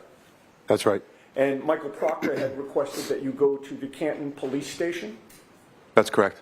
At the time, were you aware that the Canton Police Station, or the Canton Police Department, I should say, had a conflict of interest with this investigation? Yes.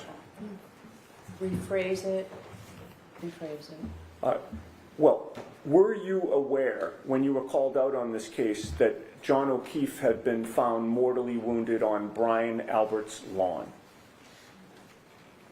I was advised of that fact upon my arrival. Okay.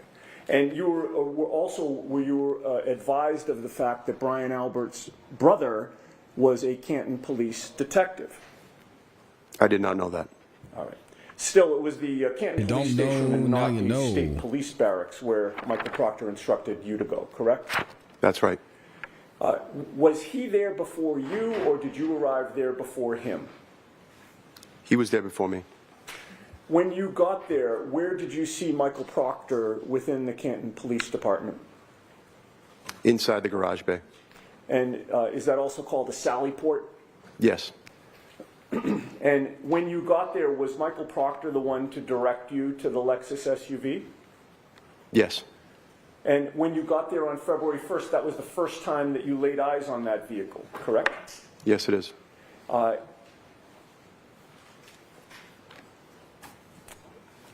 There was no other investigator from the State Police Detectives Unit or the CPAC unit there with the Lexus SUV except for Michael Proctor, correct? There were other investigators from the Norfolk District Attorney's Office present that morning. In any case, you had no personal knowledge prior to your arrival of how long Michael Proctor had been with that SUV before you got there, correct? That's right. You have no personal knowledge about whether anyone was monitoring Michael Proctor while he was near the vehicle before you got there. That's correct. And before you got there, you had no idea how much access Michael Proctor had to that vehicle, right? Correct. Your assignment was to take photographs and to process the passenger's compartment in particular for fingerprints. Correct. And you did that. Yes, I did. Bless you. About a year and a half after that, on July 18th of 2023, you participated in this investigation again, did you not? Yes, I did. And that was because, in part, you had now joined the Norfolk CPAC unit, correct? Correct. And you participated in an interview of Colin Albert at the Norfolk DA's office, right? Oh, You knew at the interesting. time that Colin Albert was the nephew of the homeowner, Brian Albert? Objection. I'll allow that. Did you know that at the time? Could you rephrase the question? Sure. At the time that you were called in for this interview and told that you would be participating in an interview of Colin Albert, you knew that he was Brian Albert's nephew, correct? He had to. I was advised that prior to the interview, yes. You conducted that interview along with Michael Proctor, correct? Correct. At the time, Michael Proctor was a state trooper in that unit, correct? Yes, he was. And you knew he was also the lead investigator on the case, correct? He was the case officer, yes.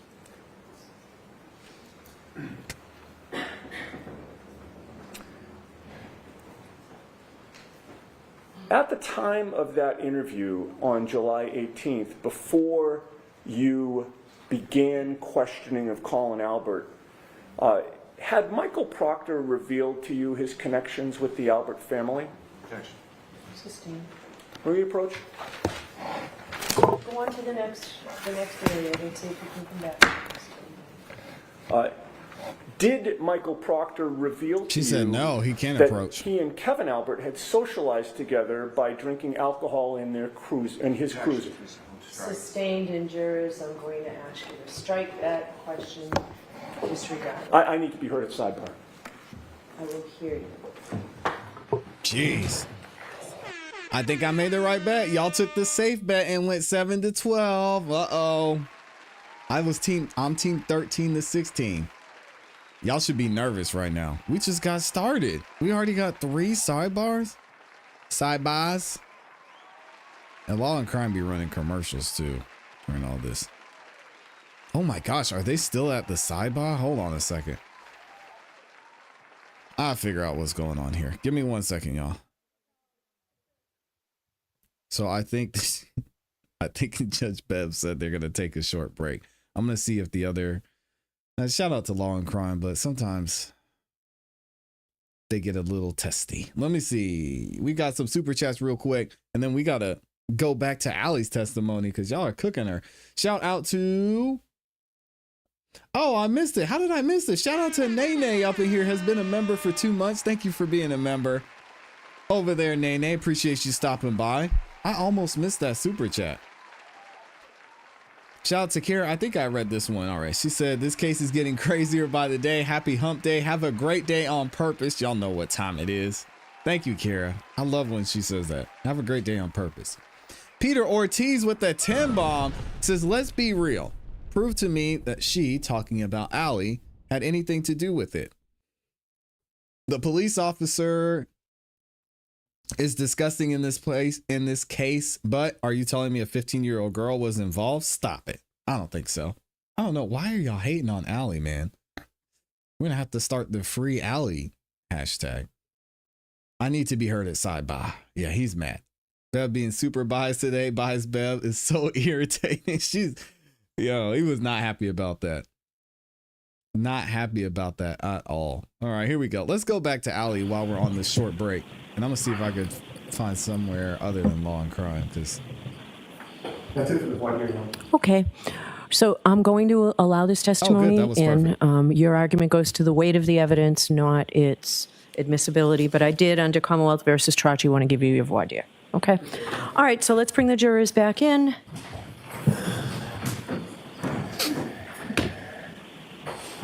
So that was the voir dire. And then we should get, let's see. Oh, we might get to cross-examination here in a second. Let's see. Yes, PUR. Ooh, Miss Little, don't look at the camera like that. It's weird. Court's back in session. Please be seated. Your Honor, I apologize profusely. I just need 1 more minute. I'm so sorry. Not that the person who instruction to.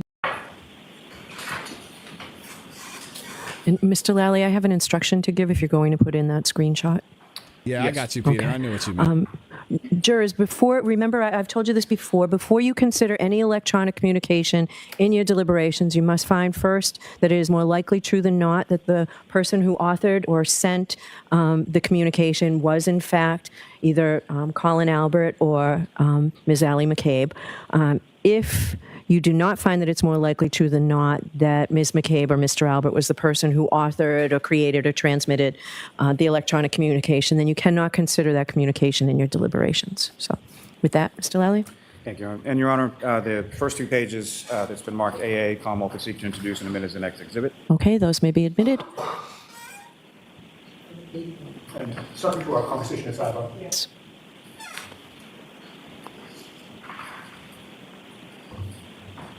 No, Kel Bell. This is from the last trial. Just approach the this is Allie McCabe. She is not testifying this time, as far as I know. So we're going back and watching her testimony because they were trying to throw Allie under the jail because her last name's McCabe. I still don't know what she did. Dang. Thank you. Now, Ms. McCabe, with reference to, well, before we get into that, thank you, Mr. You Brown. had an iPhone at the time of January 20th, is that correct? Correct. And with respect to your friend Colin Alberts, as far as his contact information within your phone, who entered that in your phone? I did. And prior to that date of January 28th into the 29th of 2022, had you had phone conversations where you would sort of press the button to call that number and it rang, correct? Correct. And who, if anyone, answered the phone when you contacted that phone number? Colin. Duh. Now, with reference to Colin and the contact in your phone, had you had prior text communications with Colin using that contact that you put in? Correct. And outside of those text communications that you had, did you have sort of physical, in-person conversations with Colin in regard to content? I thought he was going to say something else. Within text messages you have with that content? Yes, I assume so. And specifically on that date of January 28th and the 29th, when you arrived at the home on Fairview Road, you texted Colin that you were there? Yes. And after you texted him that, what, if anything, happened after that? He responded saying okay, and then he came out to the car. And Your Honor, if I may, with the court's permission, just publish the text communication. Yeah, we're going to get to the jury cross on here in a screen. second. Yes. We're picking up right where we left off. Don't worry. And I'm sorry, Ms. Gilman, if you could pull down. Now, what's up on the screen, Mr. Cave, is that what you have before you as the exhibit? Yes. And looking at, there's sort of one side has text and one side has blue bubble, is that correct? Yes. And if you know who is communicating with who as far as the sort of plain text outside of the bubble? Colin and I? Is that what you're asking? Sorry. What I'm asking is, who's the blue bubble? Oh, sorry. I'm the blue bubble and he is the gray, whitish bubble. And from sort of the top of what's depicted on the screen, you read the text that you received and the time that you received. Yes, 11:54, and then I responded at 11:55. And what did Colin say at 11:54? You can get me now if easier. And what did you respond? Okay, I am driving people home now. And what did Colin respond to that, and what time did he respond? He responded, word, get me after. And if someone could scroll down just a bit. And following the getting after, what if any response did you provide? KK, okay, and here, And here that you texted, what time does that read on the screenshot? 12:10 a.m. And what if anything did Colin respond to your text? He responded at the same time saying, okay. Ms. Gilman, you can take that. May I approach this to retrieve, Your Honor? Yes. Do you need that? Thank you. Okay, thank you. So the next two pages, two separate pages, contain photographs, is that correct? Yes. And you recognize what's depicted in those photographs that I've just placed before you? Yes. And what do you recognize those to? It's Colin. Is that what you're asking? Well, let me ask you more specifically. Okay. So, were these also screenshots that you provided to troopers of the state police and Peter officers? said Ali did it. Yes, I believe so. What's in regard to those two photographs, do you know when and where those photographs were taken? They were taken February 11th at the Alberts, Nicole and Brian's house. Objection. Move to strike. What? No, Why? I'm going to let her testify when they were taken. And so February 11th of what year, ma'am? Why would we move to strike that? 2022. So a few weeks after January 28th, 29th, correct? Yes. And were you present at the Alberts house on the evening of February 11th when they were taken? Yes. And what was the purpose of yourself and or Colin or anybody being over the Alberts house on that day? One of Nicole and Brian's sons were coming home from their Marines, so there was like a welcome home party with family and friends. Oh, they were having a And party. that is your cousin Jack, is that correct? Correct. And as far as what's contained in those photographs, is that a fair and accurate portrayal as far as your memory of what Colin looked like on February 11th? Correct. And Your Honor, may I approach again? Yes. Commonwealth will seek to introduce in a minute his next two exhibits. Again, subject to our discussion. Sure. Okay. Yes, those are clear.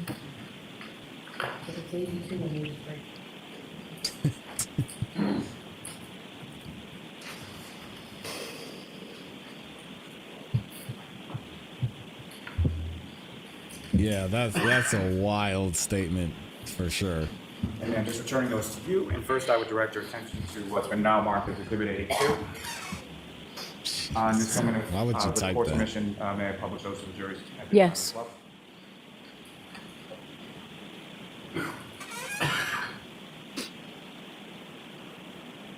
Your Honor, may I just have a moment? Yes. So she must have come back at some point because she was wearing something different in the other video we watched. Gilman, if you could just enlarge that a bit. And you recognize what's now up on the screen is what you have before you as Exhibit 82? Yes. Oh, okay, no, it's the And same. if you could just describe to the jury sort of what we're looking at in this photograph, who's taken. Colin and my auntie Coco. And your auntie Coco is That's also Nicole. Nicole Albert, is Yeah. that correct? Yes, Nicole. And if I could direct your attention to the next exhibit for you, Exhibit 83. I'm going to pull that up on the screen. And Ms. Gilman, if you could allow. And again, what's up on the screen, is that what you have before you as Exhibit 83? Yes. This is the same evening, is that correct? Correct. You know where in the house this photograph was taken? I believe they call it their library. Maybe it's it's the room in the back. And as far as what's contained in this photograph in reference to your No, friend the Colin cross is Albert, coming as far up. as his face, Should be. his arms, his hands. Is that a fair and accurate portrayal of what he looked like on February 11th? Yes. Thank you very much. Ms. Gilman, you can take it. I may approach one more time, Yes. Mr. Retrieve. Thank you.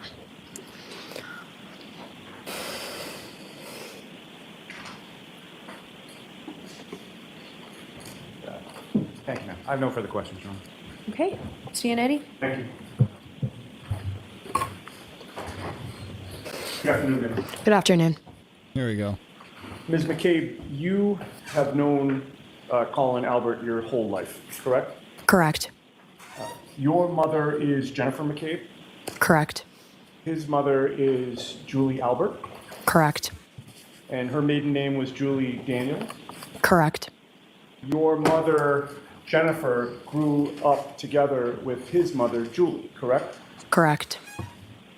You and Colin are extremely close, correct? Yes. In fact, you would consider Colin Albert to be one of your best friends in the world, correct? Yes, he's one of Aw. my best friends. Now, you claim that you took a screenshot of a text conversation that you had with Colin Albert on January 29th of 2022, correct? Correct. Those were the screenshots that were just shown to this jury this afternoon, correct? Correct. And you claim that the information on that screenshot actually existed on January 29th, correct? Correct. Did you tell your mother, Jennifer McCabe, that you had that text conversation with Colin Albert anytime after January 29th of 2022? Objection. Sustained. Did you give to your mother, Jennifer McCabe, a screenshot of that text message conversation? Objection. There you go. Sustained. What? It's fair to say Why is that that sustained? on January 29th, 30th, 31st, you did not turn over that screenshot to any law enforcement official, correct, of 2022? No, I was never asked. No investigator from this case ever asked you for copies or a copy of that screenshot of that text message conversation on January 29th, 30th, or 31st, correct? Correct. They also did not ask you for a copy of that screenshot through the whole month of February, correct? Correct. In fact, all of 2022, no investigator ever approached you to say, can I have a copy of that screenshot, correct? Correct. And in addition to that, you never called an investigator to say, hey, I have a copy of a screenshot of a text message conversation that I had with Colin Albert, correct? No, it wouldn't have been relevant at that time, Okay. I believe, because Colin was not at the house and wasn't introduced as being there until later. So your testimony today is that at no time in the year 2022 did you consider it relevant at all that you had this screenshot of this text conversation, correct? Correct.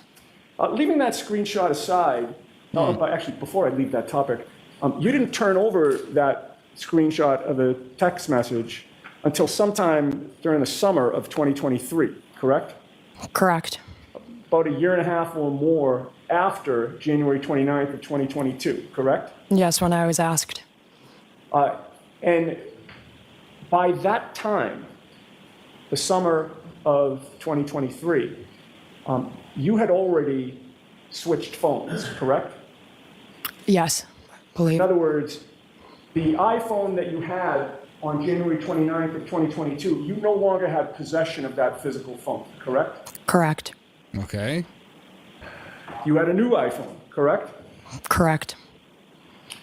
And you say that you transferred over the data from the old phone to the new phone, correct? Correct. When did you take that screenshot that was displayed to the jury today? I don't remember.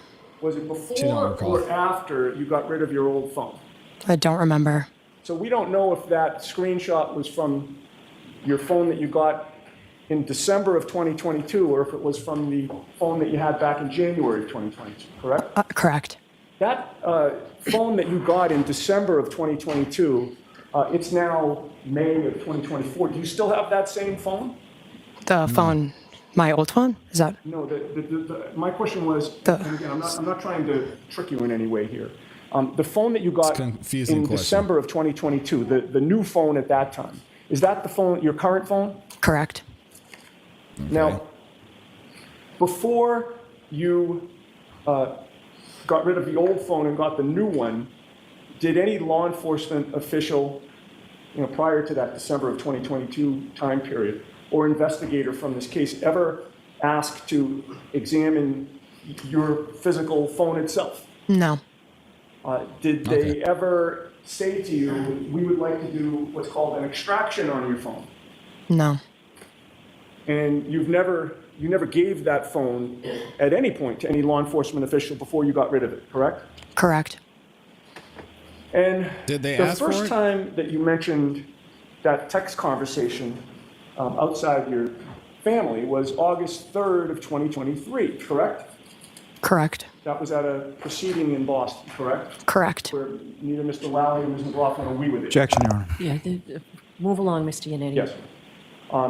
That proceeding in August of 2023 was less than a year ago, correct?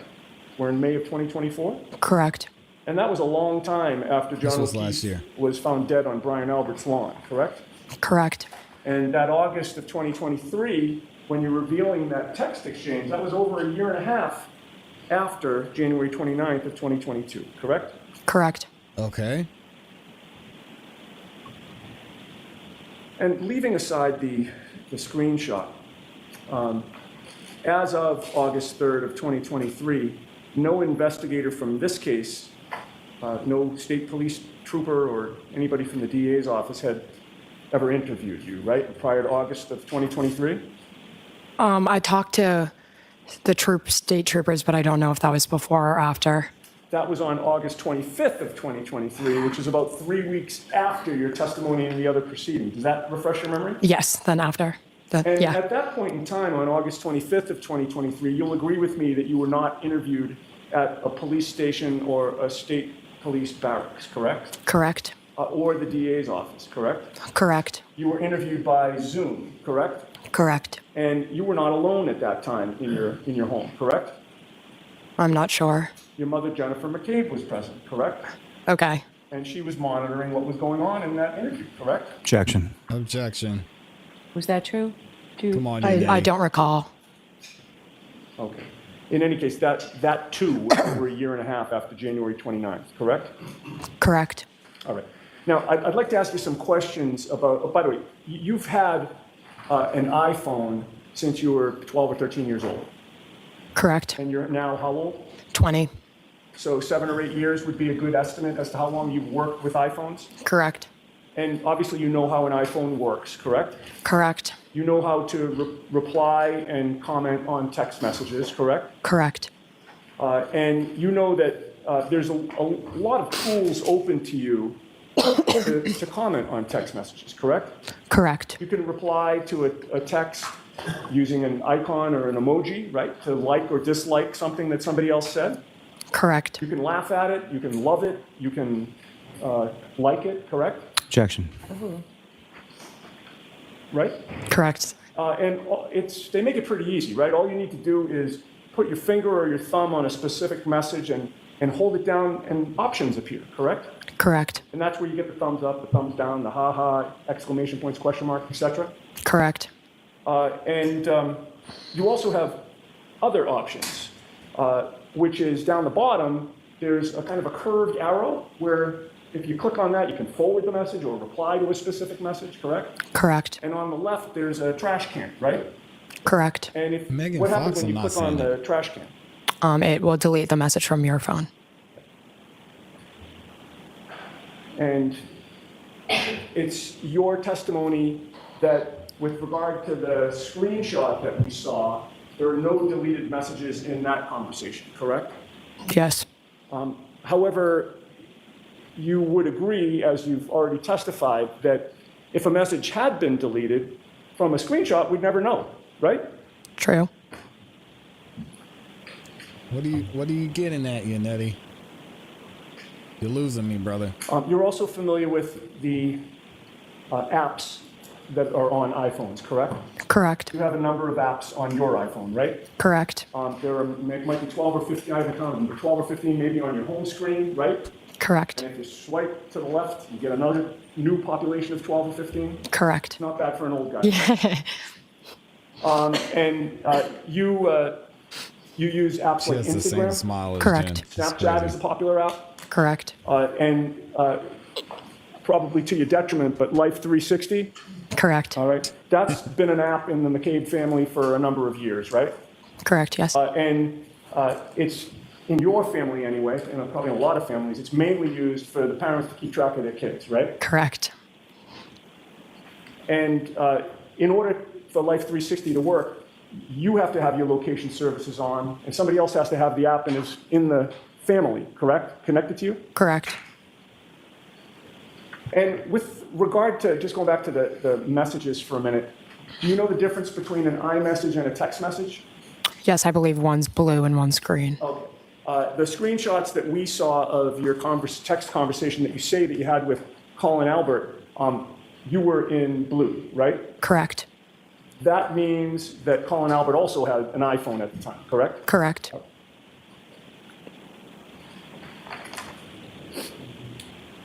Now, with regard to the timestamp on those messages, the conversation about I'm here, I believe gave the time 12:10 a.m., correct? Correct. Are you aware how easy it is to change that time? No. Are you aware that all you need to do is go from settings to general, and then there's a date and time that you can alter? Objection. Are you aware of that? No, I didn't know that was a thing. You know that when you set up your iPhone, I didn't know you that have was to the choose thing the time either. zone, That's crazy. correct? I know, Correct. that's And what you I'm saying, always Amy. choose the New The York voice time and zone, everything. 'cause that's where Boston is, right? Correct. Are you aware that if you go into settings, general, and then date and time, you can change the time zone to wherever you're going? I guess I didn't. Once I set my phone up, I have no reason to change the time. See? And in addition to changing the time zone, you literally can choose any time that you want. You could make 1:45 a.m. to 12:10 a.m. in about 3 seconds. Did you know Objection. that? Do you know that? Overruled. No. But if, I'm not accusing you of this now, but if you had changed the time on that from a screenshot, we'd have no way of knowing, correct? I guess. Because what a screenshot ultimately becomes is like That's a photo, fair. correct? Correct. It's not like you can edit it, right? I mean, the most that you can do is what we saw on the other photo that was displayed, which is kind of crossing out with a magic marker somebody's face or a time, right? That would be how you'd have to alter it, right? Correct.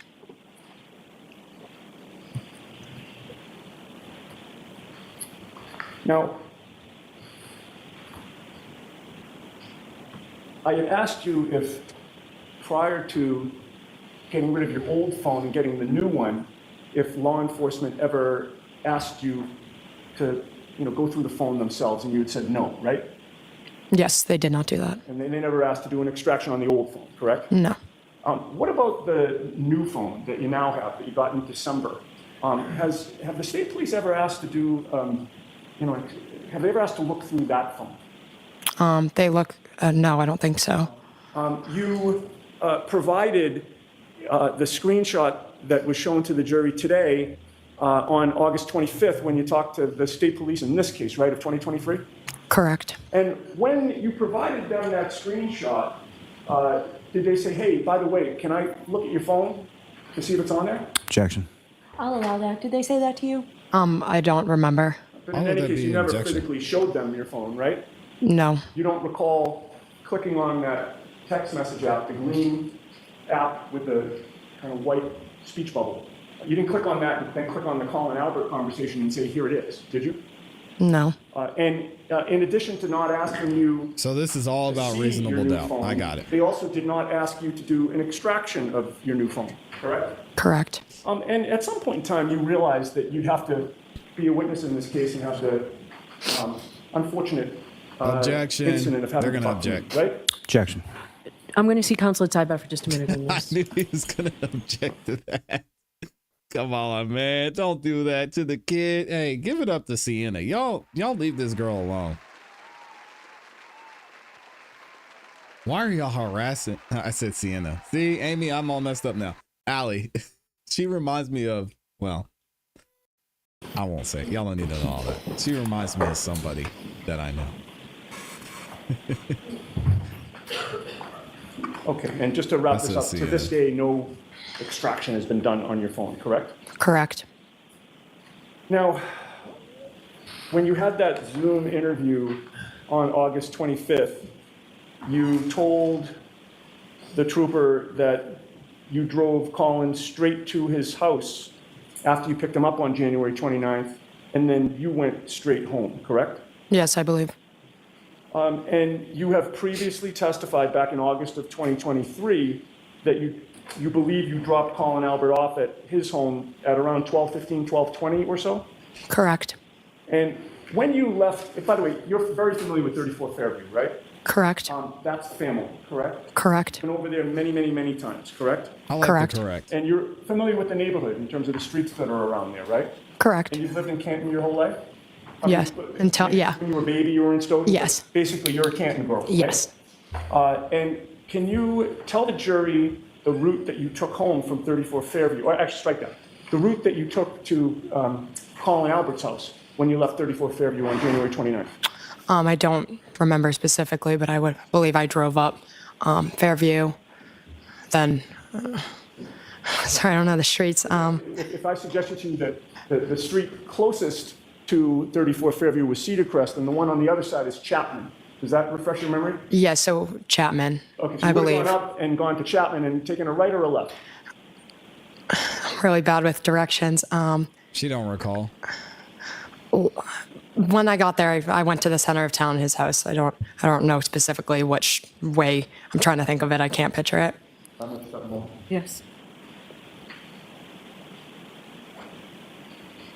Are you familiar with Washington Street in Canton? Yes. Would you have wound up on Washington Street? Yes. All right. And you're aware that the Canton Library is on the corner of Washington and Sherman Street? Does that make sense? Yes. So you would have passed by the library? Yes. All right. Now, with regard to whether you went straight home, did you, by the way, when you went home, did you stay there? Yes, I believe so. For in the rest of the night? Yes.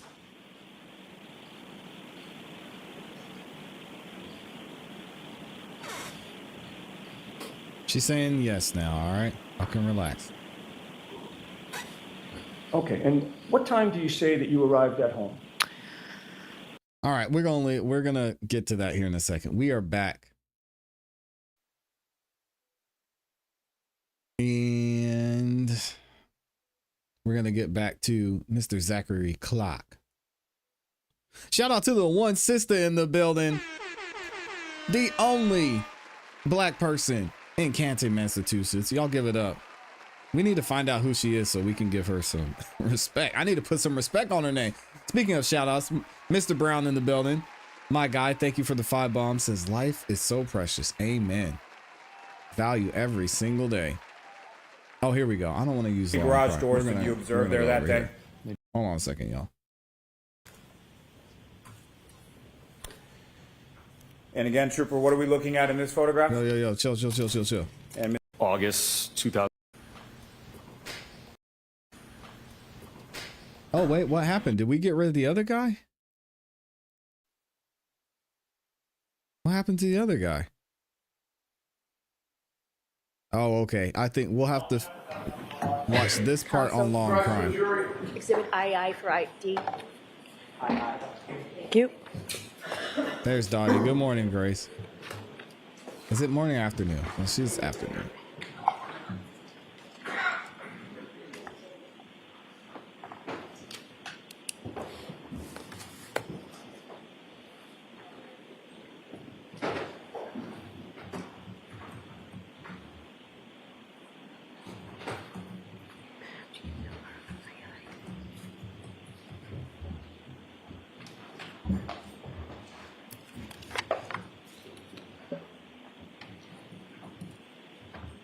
conclude the session. Please be seated.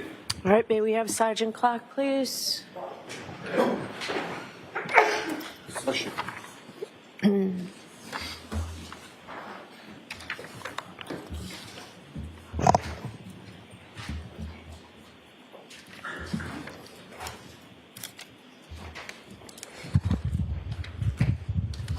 Here we go. So we're getting Zachary Clark back up there.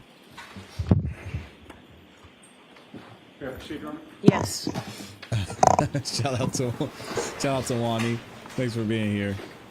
Sir, when you went with Michael Proctor to interview Colin Albert, you knew that the case originated on January 29th of 2022? I was aware of that. And the date that you conducted that interview was July 18th of 2023? That's correct. Did you ever ask Michael Proctor why he waited a year and a half to interview Colin Albert? I did not. Once that interview He didn't was care. He was taking concluded, pictures, one man. of the two of you had to write a Come on. report to document what Colin Albert had told you, correct? That's correct. And Michael Proctor, as the lead investigator, was the one to write the report, correct? Michael Proctor wrote that report. You did not write it. Correct. He chose the language to use in that report, correct? Correct. And you weren't standing over him while he was typing it up, correct? Correct. And he wrote that report to his supervisor without running every word by you, correct? That's correct. Did you ever review that report to check whether it was accurate? Not before it was published. It's not his job. And the only other thing I have for you, sir, is you were called to photograph evidence on February 1st. Were you ever asked to go to 34 Fairview Road on February 8th to photograph and document evidence supposedly found on that day? No, I was not. Were you ever asked to go to 34 Fairview Road to document any evidence on February 10th? No, I wasn't. How about February 11th? No, sir. And then on February 18th, nearly 3 weeks after January 29th, did anybody contact you to ask you to come out and photograph and document evidence that was supposedly found 3 weeks later? Ask it differently, Mr. Yannetti. Were you called out to 34 Fairview Road on February 18th of 2022 to photograph and document anything? February 1st was the only date I was called to 34 Fairview, sir. So the answer to my question is no, correct? That's correct. Thank you, sir. Is there any follow-up, Mr. Lally? No redirect, no. Sorry? No redirect. Tay, this is Zachary Clark. Thank you, Your Mr. Honor. Clark. Thank you, folks. Next witness, please. Yes, Your Honor. The Commonwealth called Evan Brent. He's the trooper that photographed the scene. All right, now we can go over here. Here we go.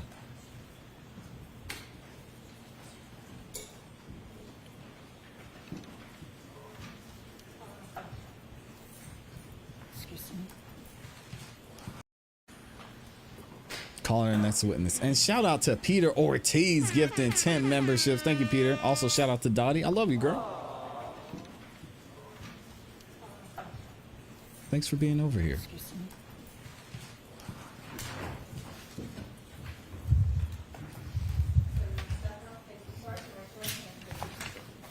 You solemnly swear the evidence you give the court and jury in the case now and here and the truth, the whole truth, and nothing but the truth, so help you God. Yes. Who is this guy? Good morning. All right, go right ahead, Mr. Lally. Thank you, Your Honor. Good morning, sir. Good morning. Could you please state your name and spell your last name for the jury? My name is Evan Brent, B-R-E-N-T. And what do you do for work, sir? I work for the Massachusetts State Police.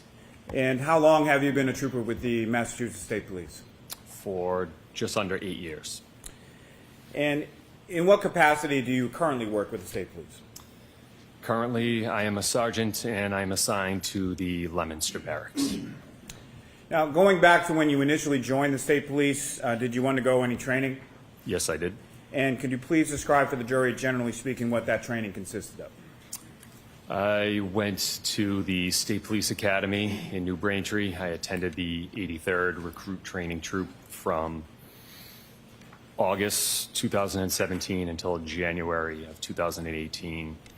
And I learned about different topics that you would expect to learn about at an academy, such as criminal law and procedure and motor vehicle law, to name a few. Lore. Now, when you joined the state police, where were you initially assigned? I was initially assigned to the Holden Barracks. And how long were you at that barracks? For about 3 or 4 months. And where did you go from there? I went to the Charlton Barracks. And how long were you in Charlton? For a little over a year. And then following Charlton, where did you go from there? I went to a unit called Crime Scene Services. Now, what specialized training did you receive in relation to that work with the Crime Scene Services Section unit? New members assigned to crime scene undergo a progressive training program that consists of completing a series of modules, each of which has assigned readings and a written test for each one. It moves on to assisting in the lab and then eventually assisting in the field. There's additional assigned readings, classroom instruction, and it concludes with a series of competency tests that must be passed before you are assigned your own casework. Now, when you're working for the Crime Scene Services Section, how are assignments, or how are you assigned to a particular case or investigation? As cases come in, if you're on call, you would own that case if it's your call day, if something comes into the lab or something you need to respond to. And how? Oh, interesting. I wonder if they're going to use that to talk about Proctor. He said usually if you're on call, you own that case until somebody else comes in. Remember how Yuri was talking all around in circles saying that Michael Proctor wasn't the one who was in charge of or owned or responsible for the case? This man just contradicted that. But hey, maybe the Massachusetts State Police is different. As cases come in, if you're on call, you would own that case if it's your call day, if something comes into the lab. That makes sense. Or something you need to respond to. And how long do those on-call periods typically last for? Typically, when I was there in Maynard, it was 24 hours. So you would own a day starting at 7 in the morning, and it would go all the way until 7 the next morning. I love how he's using the word. Now, how big of an area does that particular unit, the Crime Scene Services Section, how big of an area does it cover? The Maynard lab covers somewhere between, I think, 50 and 55 different municipalities. Now, sir, were you working with the State Police Crime Scene Services Section on February 3rd of 2022? Yes, I was. And where were you requested to go on that date? I was requested to respond to an address in Canton.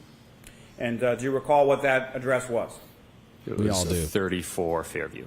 We all know the address. Approximately what time did you arrive at that location on Fairview Road? It was about 9:45 in the morning. And who did you meet upon your arrival there? I met with several members of the State Police Detective Unit for Norfolk County. And do you recall specifically who those members of the State Police Detective Unit were? Yes, there was Lieutenant Tully, Sergeant Buchanan, Trooper Proctor, Trooper DeChico, and Trooper Moore. And when you arrived there, what were you asked to document on that occasion? There was a search effort digging through some snowbanks that they were looking for some items. They wanted me to document it with photography. Now, during that search effort, were items located and recovered? Yes. Now, can you describe for the jury the process of item recovery that you observed there on that day? So, once an item was excavated, I would be alerted. I would come over. I would document the item in its place, and then one of the detectives would use a gloved hand, and that item would be bagged and documented on the bag. Was that the same with respect to each item that was photographed by you and then bagged by the State Police Detective Unit? Yes. Now, if I could just ask you, if you could expound a little, when you say excavated, what do you mean by that? What did you see being done that day? They were digging with shovels. And as far as the items that were recovered, do you recall where they were in relation to the snow pile and the ground itself? Some were I'm glad we're finally on getting to hear top of from the Molly. snow. So there was some significant snow melt. I think that day it was raining out and it was much warmer than it was the previous 3 days. So some had been revealed by this melted snow, so they were on top. Others were under a foot and a half of snow.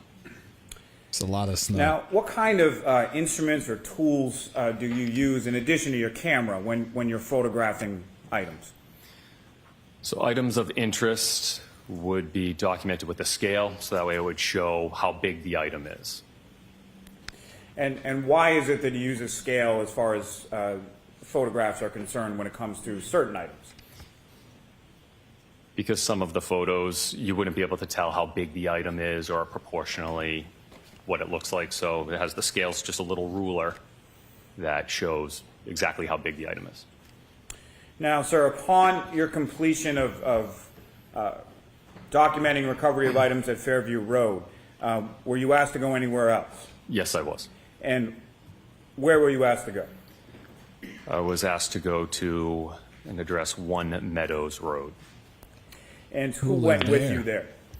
Trooper Proctor. Oh, no. And once there, what were you asked to document or memorialize at that secondary location of 1 Meadows Ave?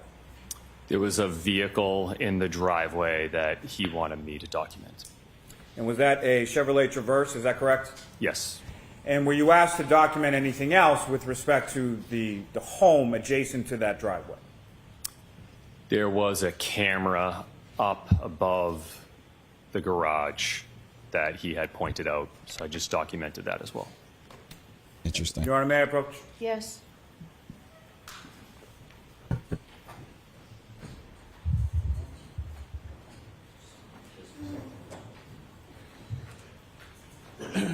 We're showing you a disc. Do you recognize that? Yes. So what do you recognize that to be? That's his It's disc. a disc of crime scene photos. And the photos on that disc are those the photos that you took at each of those respective locations on February 3rd, both 34 Fairview and 1 Meadows Ave. Yes. And what's contained on that disc and those photos, is that a fair and accurate portrayal of what you observed at each of those respective locations that day? Yes, it is. Your Honor, Commonwealth seeks to introduce in the minutes the next exhibit. And same caveat, as long as that's all that's on that disc, we have no objection. Okay. Coming in. Exhibit 135.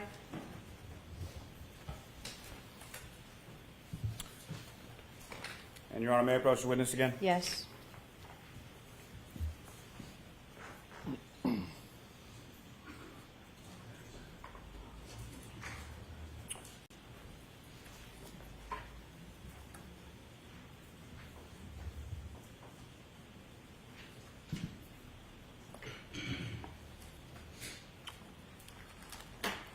Sir, I'm handing you a series of 7 photographs. Do you recognize generally what's depicted in those 7 photographs?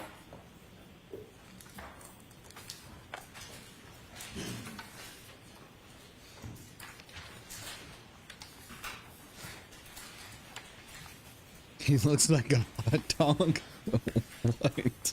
Yes. Yo, that's crazy. In the first 5 of those photographs, is that essentially Why? taking photographs as you walk around the Chevrolet Traverse in the driveway that day? Yes, that is correct. And the last 2 were of the garage doors at 1 Meadows Ave, is that correct? Yes, sir. Your Honor, Commonwealth is seeking to introduce in the minutes at the next exhibit. No objection.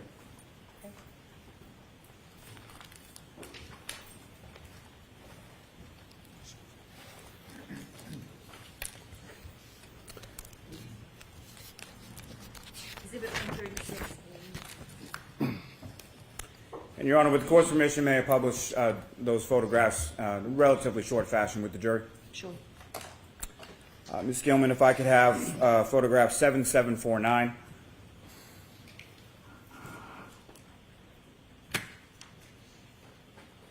And Trooper, just briefly, what are we looking at in this photograph?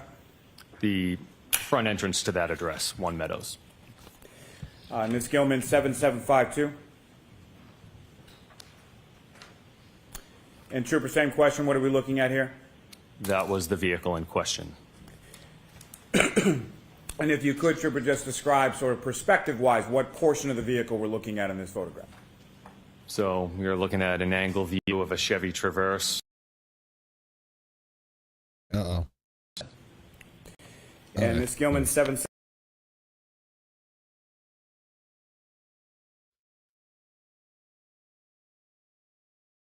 It's not me, guys. It's the feed. It's a little choppy. And again, Trooper, what portion of the vehicle in this photograph? There's going to be an angle view of the rear of the vehicle and the passenger side.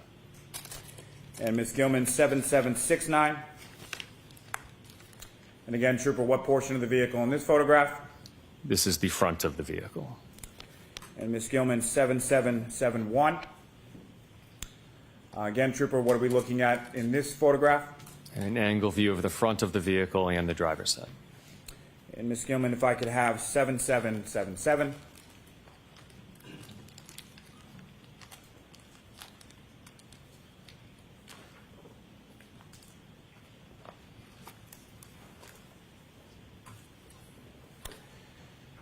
And again, Trooper, what are we looking at in this photograph? This is Lally the sounds so excited. driver's side rear quarter panel. And Ms. Gilman, 7791. Is Lally ex-military? Can someone tell me?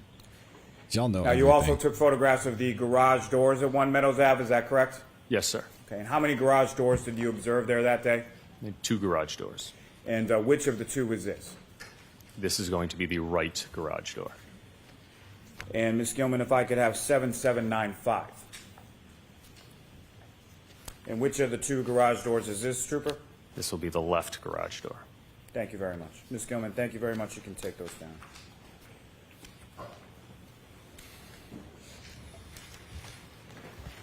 Now, Trooper Brent, from your observations of those photographs and your observations personally, visually on scene February 3rd at 1 Meadows Ave, what damage did you observe to the garage doors at that residence? I did not observe any damage to them. And again, both from your view of those photographs and your in-person visual observations of the Chevy Traverse from all angles on that date of February 3rd, what damage did you observe to that Chevy Traverse? I observed no visible damage. Thank you, sir. No further questions, Your Honor. All right. That was it? Any questions, Mr. Unetti? Yes, Your Honor, thank you.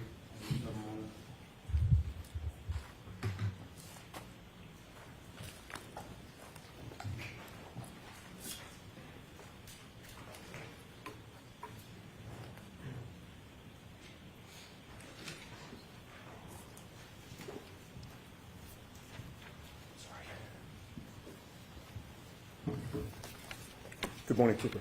Morning, sir. Yeah, I see that, Nick. To be clear, the Chevy Traverse that you photographed at 1 Meadows, you did so on February 3rd of 2022, correct? Yes, sir. And you realized at the time that was 5 days prior to the incident in question, which was January 29th of 2022? 5 days after, not prior. Did I say prior? You did. Thank you for correcting me, because you're right. You were photographing it 5 days after January 29th, correct? Yes, sir. And it's fair to say, sir, that your earliest involvement in the case was February 3rd of 2022, correct? Yes, sir. So you don't know, and you didn't know at the time, who had access to that Traverse during those 5 days, correct? That is correct. Now, as of February 3rd of 2022, you, I believe, testified you were part of the crime scene services section of the Massachusetts State Police, correct? Yes, sir. You met former Trooper Michael Proctor on February 3rd at 34 Fairview Road in Canton? Yes, I did. At the time, did you know you were at the home of a Boston police officer named Brian Albert? I did not. And You February didn't know? 3rd For real, man? was the first and only time that you responded to 34 Fairview Road, correct? That is correct. With regard to anything that you saw on the lawn or on the snow that day, you have no personal knowledge as to how any of those items got there, correct? I do not.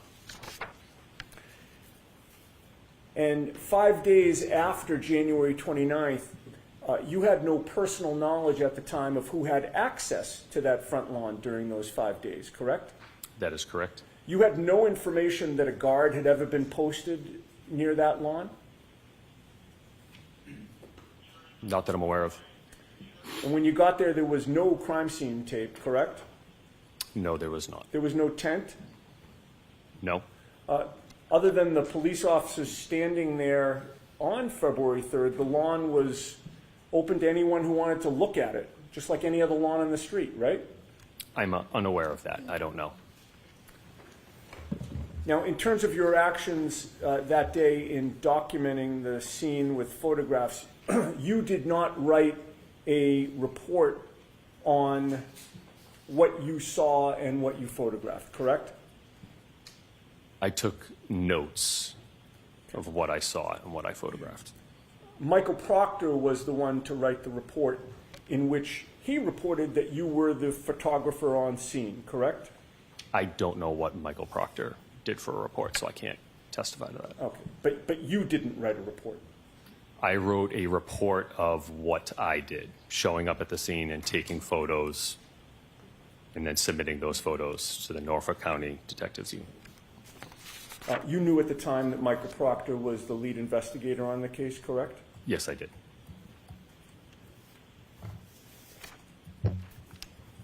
And with regard to other dates in February, on February 8th of 2022, were you asked to go back to 34 Fairview Road to document and photograph anything found on that day?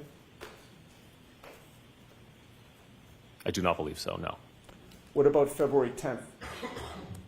No. February 11th? Again, my only involvement was on February 3rd. So that means that on February 18th, nearly 3 weeks after January 29th, you were not asked to go back to 34 Fairview to document or photograph anything on the lawn that day, correct? Correct. I have nothing further, sir. Thank you. Any All right, that's it. questions, Mr. Lally? Very briefly. Okay.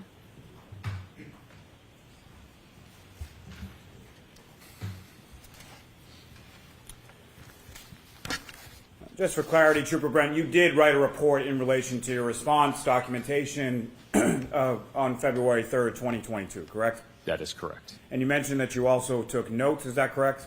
That is correct. And what did those notes entail? It detailed several items that were collected, my response times, and who else was there on scene.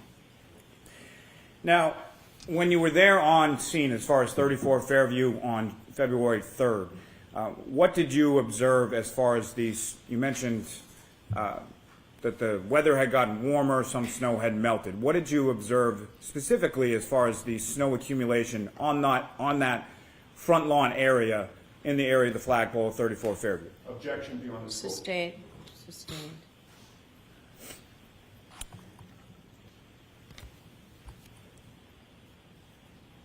As far as these items, again, when they were recovered, several of these items were under how much snow? I would estimate about, there was one particular item that was about a foot and a half under the snow. Nothing further. Nothing on that. All right, Evan, you're out of here. All right, Trooper, you are all set, sir. Thank you. Who is the Commonwealth's next witness? Your Honor, the Commonwealth called Brian Gallerani to the stand. Okay. Brian Gallerani. Who is this? Seems like a big deal. Your Honor, as this witness is approaching, can I just move into evidence clips 19 and 20 that were previously played for the jury? Yes. Thank you. Did I spell his name right? Exhibit 137. Thank you.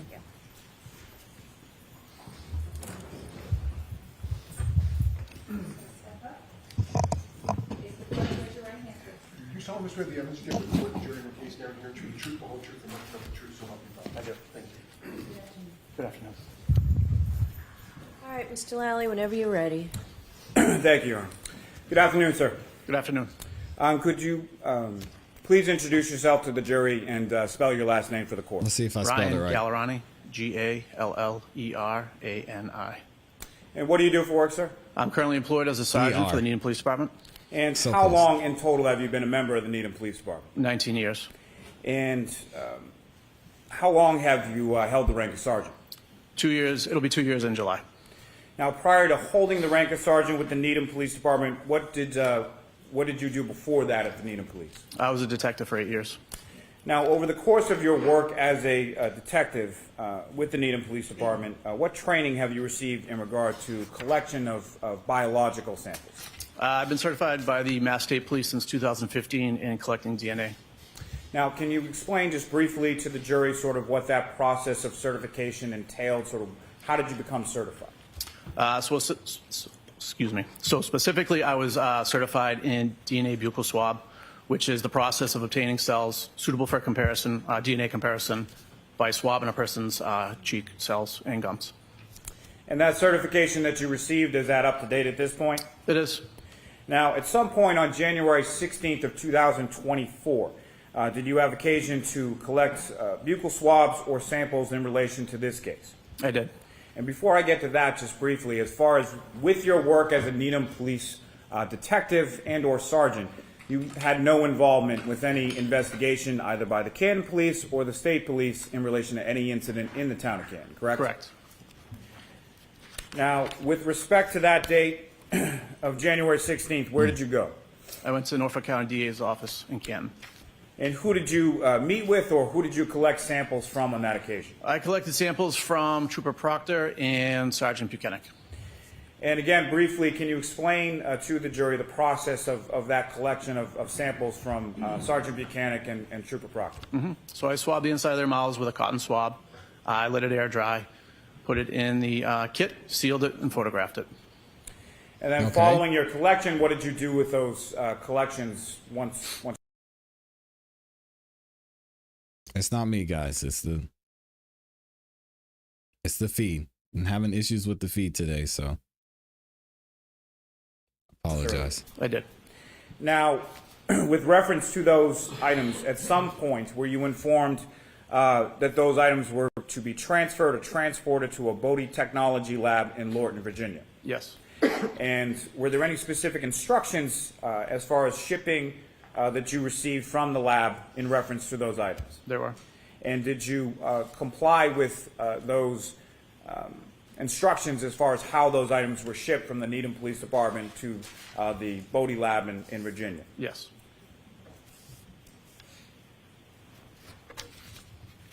I have nothing further. Thank you. That's it? Questions from the defense? This guy was just in charge of transporting the evidence, I see. Good morning, sir. Good morning. Were you ever asked to do any buccal swabs of Chief Berkowitz of the Canton Police Department? I'll allow that. No. Why would there be an objection? Were you Relevance, ever maybe? asked to do any buccal swabs of Detective Kevin Albert of the Canton Police Department? No. Were you ever asked to do any buccal swabs of Lieutenant Brian Tully of the Massachusetts State Police? No. Thank you. I have nothing further. Wow. Anything, Mr. Lally? No, Your Honor. All right. Thank you very much, Sergeant. You're all set. Thank you. Next witness for the Commonwealth? Bev's thinking, man, Commonwealth calls Maureen Hartnett. I don't even know how to spell Maureen. There's so many ways to spell that. Let me see if I can find the spelling.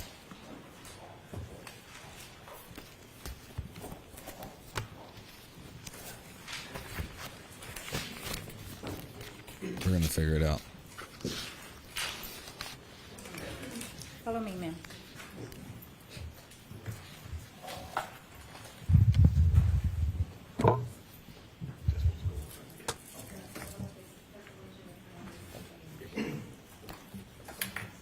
You solemnly swear the evidence you give to the court and jury in the case now here to the truth, the whole truth, and nothing but the truth, so help you God. Yes, I do. Good afternoon. Good afternoon. Oh, we got some evidence. You can sit or stand wherever you're comfortable. Just please keep your voice up, okay? Yes. Whenever you're ready, Mr. Brennan. Thank you, Your Honor. Good afternoon. Good afternoon. TT. Could you please introduce yourself to the jury and offer the spelling of your last name? My name is Maureen Hartnett, Hartnett. Could you tell us where you presently work? I work at the Massachusetts State Police Crime Laboratory. Before you began working at the Massachusetts State Police Crime Laboratory, did you receive any education, any further schooling after high school? Yes, I did. Could you share that with us? I have a bachelor's degree in biology from Bridgewater State University and a master's degree in forensic science from the University of New Haven. After you graduated with your master's, did you begin working at the crime laboratory or did you work somewhere else before? I began working at the Massachusetts State Police Crime Laboratory. How long have you worked at the Massachusetts State Police Crime Laboratory for? I've worked there in total approximately 9 years. Can you give us a basic understanding of how the crime laboratory you work at is broken down, the different departments and what you do? There are various units within the laboratory. There is the criminalistics unit, which is the unit I work for, the DNA unit, the Office of Alcohol Testing, the Arson and Trace unit, and each of those units is comprised of civilian workers, and there's also portions of the laboratory that are made up of sworn or troopers that work for Crime Scene Services section as well as the Firearms Identification section. Would you consider your role a civilian worker or are you a Massachusetts State Police trooper? I'm a civilian worker. She's a You contractor. mentioned that nice. one of the departments that you work in is the criminalist unit. The criminalistics unit. Could you give us a little more detail about what the unit does? In the criminalistics unit, we examine items of evidence for the possible presence of biological fluids. We conduct trace identification, damage analysis, as well as gunshot residue collections on evidence. Oh, it's the trace evidence Do lady. This is going to be good. different employees do different things in that unit, or do all the employees, are they trained to conduct all of those different type of testing? There are specific types of analysis that only certain members of the unit will conduct based on the fact that those types of analysis are not requested very often. Is the unit broken down by level of experience? Are there different roles within the unit based on experience? Yes, there are. Could you explain that, how it's broken down, the structure of it for us? Generally, a training analyst will be a forensic scientist 1, which means they're in training and they're not performing any type of independent casework. Once an analyst is authorized to perform independent casework, they are then a forensic scientist 2, and that above them would be their supervisors, which are forensic scientists 3, and that is specific to the unit. And then as the chain of command goes up, there are additional levels as well. Do you have a particular level that you've achieved? Currently, I'm a forensic scientist 2 in the criminalistics unit and crime scene response unit. Nice. In addition to your education and your master's degree, do you receive any specific training when you enter the unit? Yes, every analyst will receive generally the same training when they enter the unit. It is written in our protocol, so it is standardized, and that is completed once they enter the unit. It takes approximately 9 to 12 months to complete that training. Is there any ongoing training involved when you work in the criminals unit? Of course. Yes, as a part of our accreditation, we also receive ongoing education yearly. You mentioned accreditation. Can you briefly tell the jury what that means as it relates to the unit and the lab? Accreditation is a voluntary quality assurance program that the laboratory is a part of. And basically their role is to ensure that our protocols, our procedures, our equipment, and our personnel are held to a certain level based in the scientific community. In your role, do you do all of your testing at the office or in the lab? As part of the crime scene response unit, I will respond to crime scenes and I will perform some testing and collection at crime scenes as well. How long have you been involved in the crime scene response unit? I've been involved with the crime scene response unit the same amount of time I've been in the criminalistics unit, which is approximately a total of 9 years. As part of crime scene response, do you actively go Dr. to ongoing developing scene, or do you arrive somewhere after the event? It depends on the circumstances. Oftentimes we are called out to a scene directly after the incident takes place. There are times when we also will examine additional items or additional scenes after the fact. How many scenes have you responded to as far as crime scene response where you were the person who was in charge? I would say approximately 300. When you are asked to or assigned to go to a scene, a crime scene, whether it's active or whether it's later in time, do you make an assessment when you get there, or is there a plan developed before you leave your office and get to the scene? I'm sorry, can you be more specific? Sure. How do you decide what you're going to do before you get there? Generally, when I arrive on scene, I get a brief Give me 1 description of second, what yeah. they think may have occurred. Of course. I will take an overall sketch and diagram of the scene, and I'll also take some notes of the scene before I perform any type of testing or collection. When you arrive at a scene and you start engaging in an analysis and determine whether you want to do testing, are you allowed to use your own independent judgment? Yes, I use my training and experience to determine what items I would like to test and what items I would like to collect. Is there ever any input by whatever law enforcement team or officer is at the response scene? Yes, there is. You mentioned that you've been to a number of crime scene responses. I want to ask you specifically about a response on February 2nd, 2022. Do you remember that? May I check the date on that? With the court's permission, please. Yes, you can. Thank you.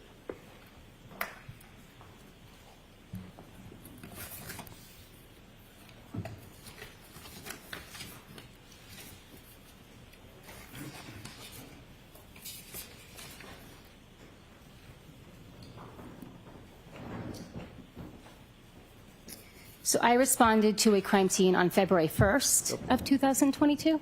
My apologies. Where did you go on February 1st, 2022? I was dispatched to the Canton Police Station in their garage area. When you went to the Canton Police Department, did anybody else from your lab go with you? There was a crime scene services trooper that also responded at the same time, but there was no additional crime scene responder from my unit that responded. Did you arrive at the Canton Police Department? Yes, I did. Is there a garage that you were directed to? Yes, I was. When you arrived at the garage, which sometimes may be referred to as a Sally Port area, were there any other people there when you arrived?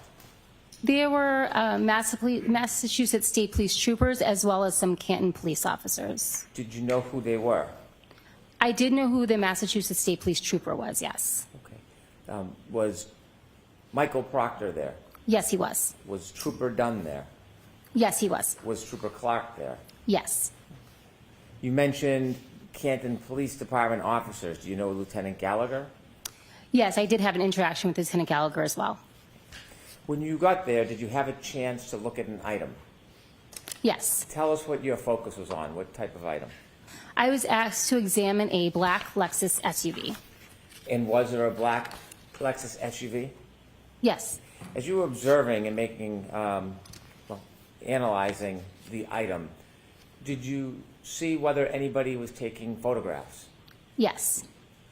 When there's a person taking photographs, do you ever have any input or direct them, or do they do that totally independent of you? After they're done doing what they're required to do, I will ask them to take specific photographs because I do not perform that function at a crime scene.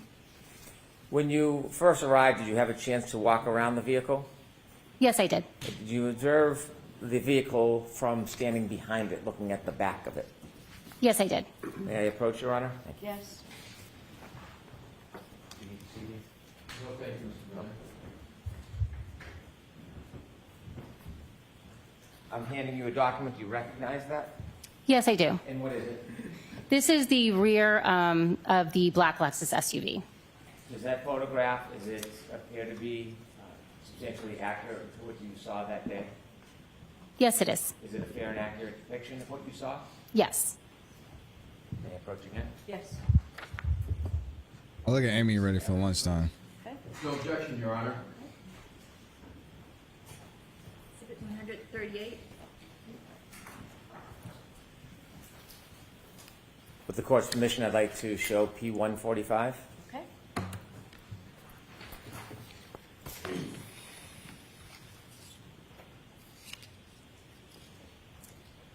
Ms. Hartnett, is that what you saw when you arrived? Yes, it is. Did anything stand out to you when you first looked at the back of that Lexus? I noticed there was some damage to the rear passenger area of the vehicle. Amy's gone Take that crazy down, over there. please. Did you have a chance to walk around and look at the vehicle from the driver's side of the vehicle, the left side? Yes. May I approach? Yes.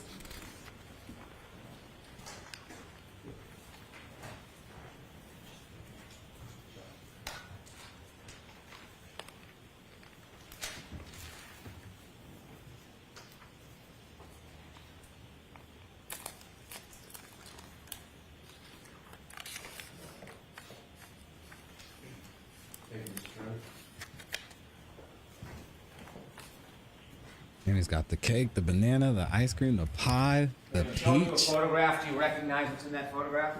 Yes. What is it? This is the driver's side of the Lexus. Did the Lexus appear to you the same as it does in that photograph?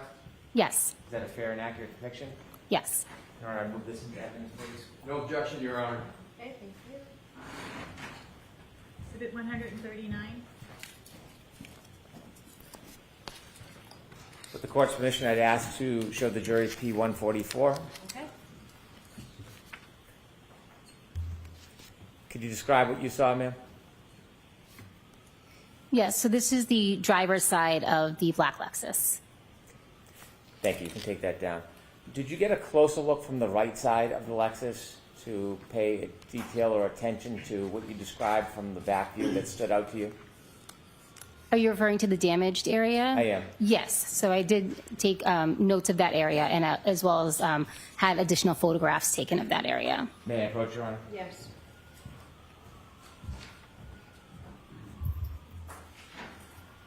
I'm showing you a photograph. Do you recognize it? Yes. What is it? This is a close-up photograph of the rear passenger side tail light area. Does that photo depict what you saw that day? Yes, it does. Is it a fair and accurate depiction? Yes. With the court's permission, I'd like to use that as an exhibit. No objection, Your Honor. Okay. Thank you. Exhibit 140. May I show it to the jury, Your Honor? Yes. Sounds like Alexi's going to take P161, this one. please.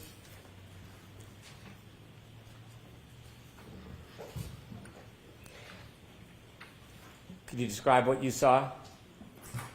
Yes, that is the rear passenger tail light of the vehicle. Is that how it appeared when you first walked in that day? Yes, it is. You can take that down. Thank you.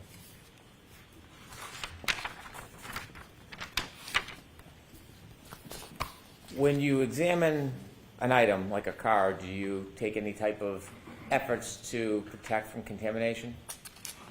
Yes. What do you do? Before processing or touching any item of evidence, I'll put on gloves. I use disposable instruments whenever possible, or if I need to use reusable instruments, I will spray them with a 10% bleach solution prior to use. I also change gloves often while I'm examining a vehicle and keep my notes and my pens that I'm writing my notes with.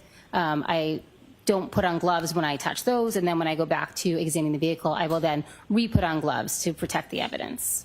If you see something of note, something that stands out to you, do you have any way of marking the item? Yes, I take diagrams at the scene and note on my diagrams anything of note. And as I had said, if there's anything that I also want close-up photographs, then I will request the crime scene services trooper who's assigned to crime scene to take those photographs. Do you ever put any type of markers on the item itself? Yes, generally I will mark the items with either a letter or a number so that I'm able to refer back to them both in my notes, and I'm able to refer to them when I look at the photos.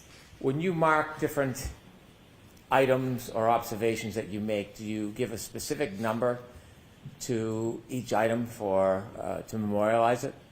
Yes, I either use a lettering system or a numbering system. And how do you memorialize it? Do you put it in writing? Yes. What do you do? On my diagram, I will refer to something, for example, as letter A, and then I'll also mark that item using a marker on the item of evidence with the same letter so that I can connect and associate the photograph with my notes and anything that I collect as well. In addition to the broken taillight that we just looked at, did you make observation of any other things? And I'm just asking generally, not asking you to specify. Yes. Were there other things that stood out to you? Yes. Did you take any swabs, any take swabs from as far as trace for blood? I screened for blood on various areas of the undercarriage of the vehicle. And what was the results? Those were negative. What does negative mean? It means that there was no blood present in that area, or if there was, it was below the level of detection of our test. Did you make any observations where you saw items or marks of interest? Yes. I want to ask you about any observations you made of the back bumper. Was there anything significant that you saw relative to the back bumper of that vehicle? Yes. And share with us what you saw. There were scratches on the bumper as well as apparent pieces of glass on the bumper. When you saw what you believe to be pieces of glass on the back bumper, what is the process you follow? I gave those an identifying letter. I noted those items in my diagram, and then I eventually collected those items. How do you collect them? I would have used either disposable tweezers or tweezers that were cleaned with a 10% bleach solution.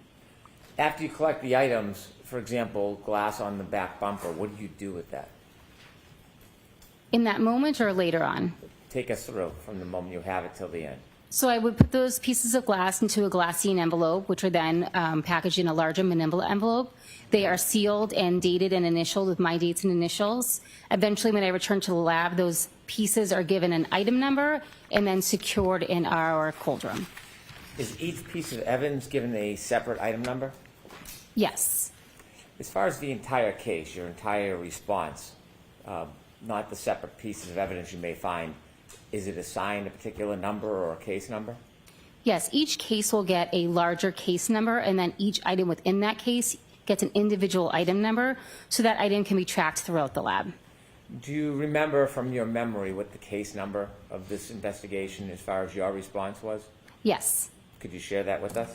The case number assigned to this in the laboratory information system was 22-2184. I want to go back to the glass in the bumper. May I approach, Your Honor? Yes.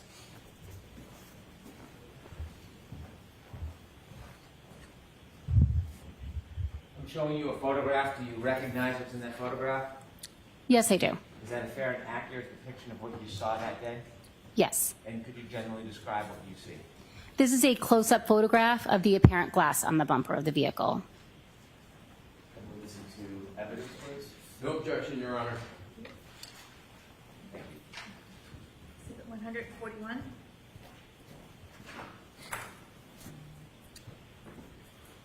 Court's permission, I'd like to show P167 to the jury. Okay. There are 2 pointers in front of you. Would you mind pointing out for the jury what stood out to you? And Ms. Gilman, could we get a little bit of a close-up on that bumper, please?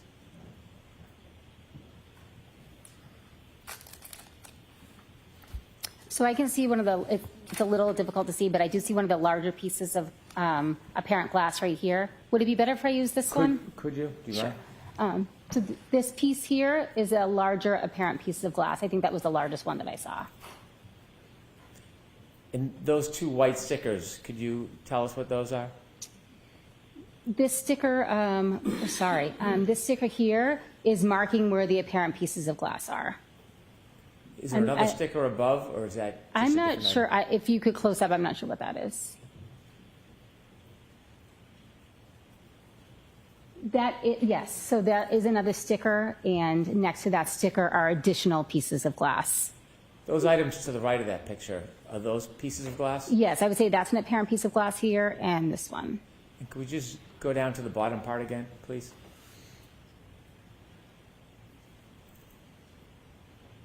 Thank you, Ms. Gilman. You can take that down. Did you collect what appeared to be items of glass? Yes, I did. Were they assigned a particular number? Yes. Do you know that number offhand? I would have to refer to my notes. With the court's permission? Yes. Thank you.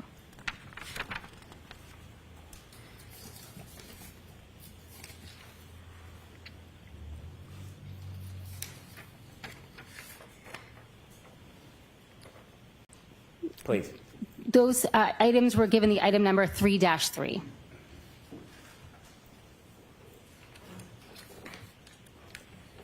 Did you focus on the right rear side of the vehicle beyond the broken taillight?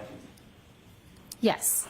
Did you notice any damage, any scratches to the right quarter panel or the right side of that Lexus? Yes, I did. I noticed some scratches as well as a dent in the rear door in that same area. Let's start with On the the rear scratches door? first. Oh, When you that's notice interesting. scratches, is there a way you Interesting. marked them? Yes, I would have given them a letter. And did you do that? Yes. May I approach, Your Honor? Yes.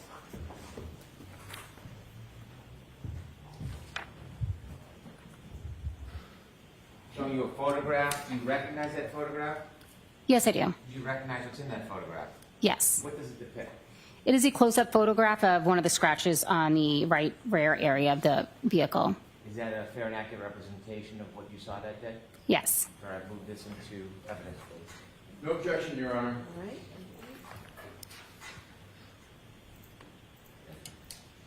Courts, what would you object to? With the court's permission, I'd like to show the jury P-172. Okay.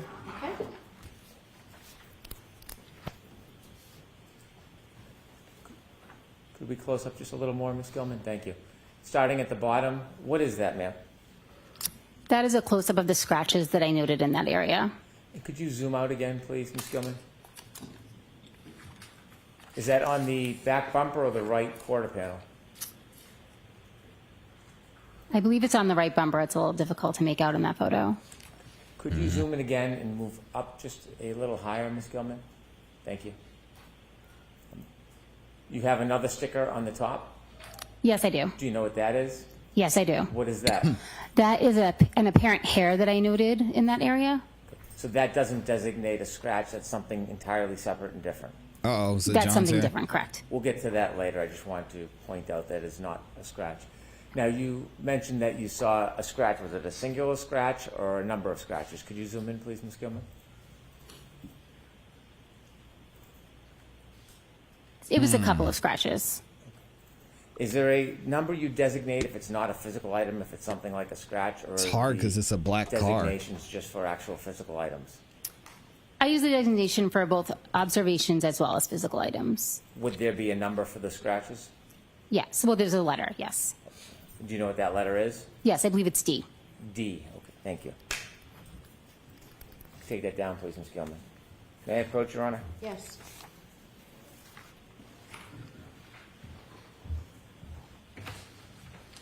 I'm showing you another photograph. Do you recognize what's in that photograph? Yes. What is it? That is damage that I noted on the rear trunk door of the vehicle. Is that a fair and accurate depiction of what you saw? Yes. When you say damage, what type of damage did you notice? There was some scratches as well as a dent. I'd like to move this into evidence. No objection, Your Honor. Exhibit 143.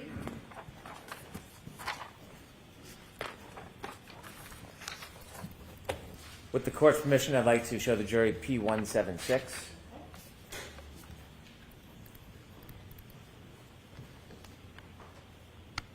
Could we zoom in just a little bit more, please? You told us that you saw both dent and scratches. Starting with the scratches with the pointer on the TV to your right, could you show us where you saw further scratches? So the scratches are up above, and then down here there's chipped paint and a dent. And where is the dent in relation to the scratches? Just below it. Could we zoom in a little more if we could, Ms. Gilman, please? Can you see in this photograph the dent that you saw? Yes, I was referring to this area here as a dent in my observations. Thank you. You can take that down, please.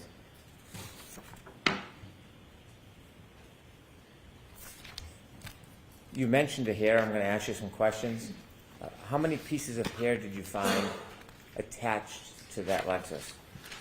I found one apparent piece of hair on the Lexus. Was there a designation number for the hair that you found? Yes. Do you remember what that number is? I used the letter A for that particular item. For the Did you say hair. letter A, ma'am? Yes, correct. May I approach, Your Honor? Yes. A as in aha. Found some hair. going to show you two photographs. You take a look at the first photograph, please. You recognize that picture? Yes, I do. And what's in that photograph? This is a photograph of the apparent piece of hair I noted on the rear area. Is that a fair and accurate depiction of what you saw that day? Yes. Turn to the second photograph, please. Do you recognize what's in that photograph? Yes, I do. What is it? This is an additional photo of the apparent hair on the vehicle. Both photographs of the same piece of hair? Yes. And the second photograph, is that a fair and accurate depiction of what you saw? Yes. I'd like to move these two photographs into evidence, please. No objection, Your Honor. Okay, is A and B, please. It's 144A and 144B.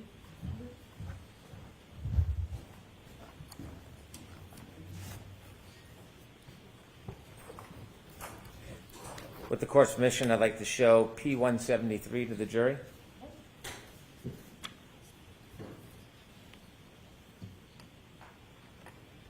If you could get in as close as possible, Ms. Gilman. Do you recognize what's in that photograph? Yes, I do. And can you share with us what you saw? This is a close-up photo of the apparent piece of hair on the rear of the vehicle. What did you do when you saw that, what you thought to be a piece of hair? I marked it with the tape. I designated it as letter A, and then I asked the crime scene services trooper to take a photograph of it. Did you try to preserve it in any way? Yes, I did. Tell us how you preserved that apparent piece of hair. I collected that hair with either disposable tweezers or tweezers that had been bleached with a 10% bleach solution. I put them in a glassine envelope and then put them in a larger manila envelope. In a larger manila envelope. What happens to that larger manila envelope? It is returned back to the lab. It is submitted under the same case number and given its own individual item number. Did you bring it personally back to the lab? Yes, I did. When you brought it back to the lab, do you remember where you brought it when you got back to the lab? After it was entered into the computer system, I then sealed it, I initialed and dated it, and then I would transfer it to the crime scene response holding area in our cold storage room. When you pass it along, is it to protect it in evidence, or is it for a purpose of further testing? At that point, it's just to store it in evidence, and then it will make its way into whatever unit needs the piece of evidence first. And you did all that with that piece of evidence? Yes, I did. I'd like to show the second photograph that you identified. I believe it's P165.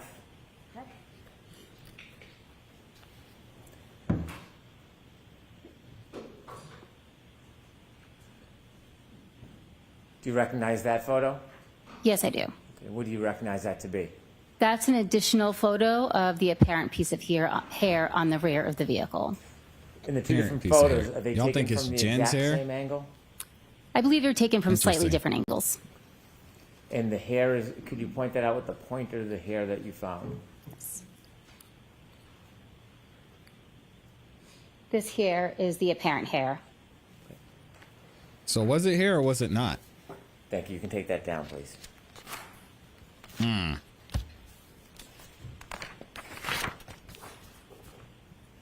Regarding the saying the damage parent to the hair. broken taillight, did you have any interest in maintaining that piece of evidence? Yes, I did.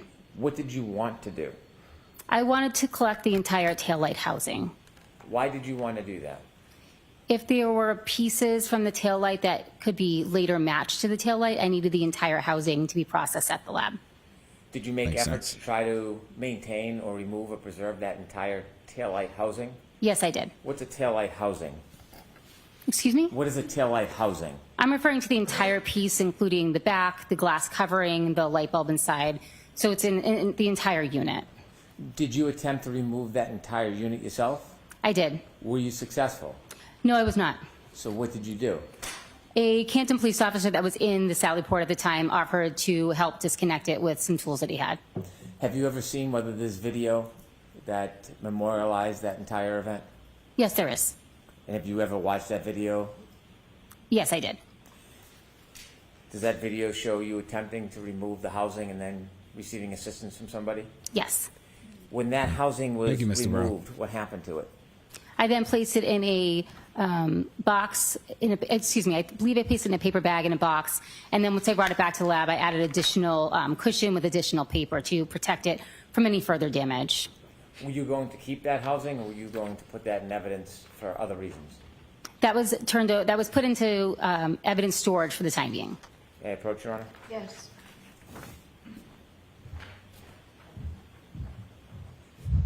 Showing you a photograph. Do you recognize what's in that photograph? Yes, I do. What is it? This is a photograph I took of the taillight housing back at the laboratory upon examination. Is that in substantially the same condition as when you saw it? Yes. Any differences Sore? whatsoever from when you saw it? Not that I noticed, no. Is that photograph fair and accurate of what you saw that day? Yes. Your Honor, move this photograph into evidence. No objection, Your Honor. Okay. Exhibit 145.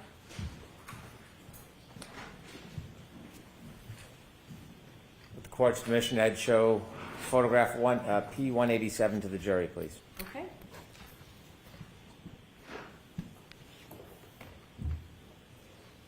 Could you tell us what that is? That is a photo that I took of the taillight housing at the laboratory. And that's after it's obviously removed from the vehicle. Yes, that's correct. And that was packaged and preserved? Yes. You could take that down, please. Do you have the actual item, the actual housing with you? I believe it is here, yes. With the court's permission, I'd ask the witness to be able to open the item, show it to the jury, and then I would move it into evidence. Okay. Oh, we've got my least favorite part, If you opening these would, bags. I would hate you that. please remove the item from that box? Yes. May I approach? Yes. Do you have gloves available? I brought gloves, yes.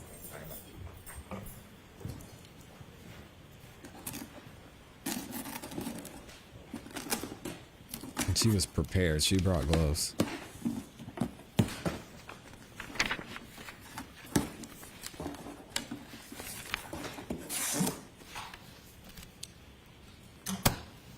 We're gonna find out, Sarah. Relax. We'll find out who the hair belongs to. Just chill. We chilling over here.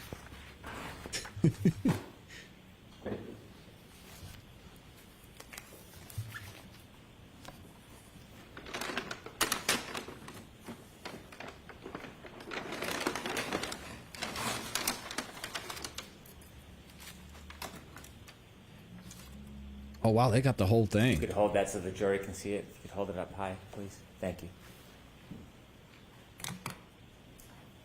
Thank you very much. If you could return that to the box.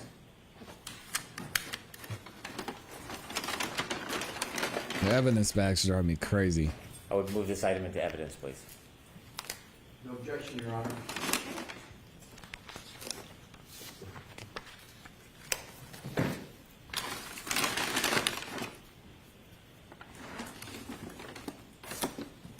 That's the only item in that box? There are additional items in that box as well. I only want to introduce that one item.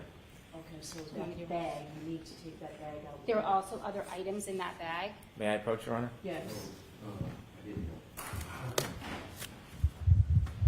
Yes, why don't you come on over? Actually, Paul, the lunch is here? All right, jurors, the lunch isn't here, so this seems like a good time to take a break. We'll see you in about 50 minutes. Yeah, she can stay right here. Of course. She said 50 minutes? Okay, there it is. We made it. How many side buys we got, y'all? 4? Is it 4 or is it 3? Y'all have to let me know. Let me know how many side buys we're at. Let me double check this and see. I think I read all the super chats. Y'all saw Amy was in there going crazy. She dropped the cake. She dropped the banana. Speaking of lunch, she dropped the ice cream cone, the pie, the peach. Oh my goodness. And the unicorn. Because that's Amy. She's a unicorn, man. 1 of 1. 1 of 0. Shout out to Amy. Thank you for the love. Thank you for the super stickers as well. On the record. Thank you. We're still on the record. Psych, they faked this out.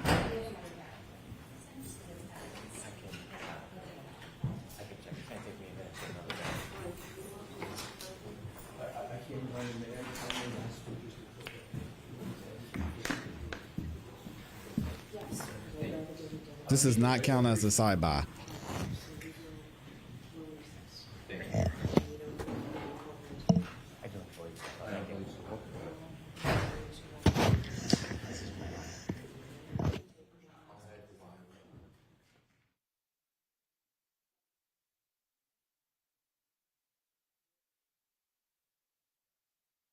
All right, we're trying to see what's going on here.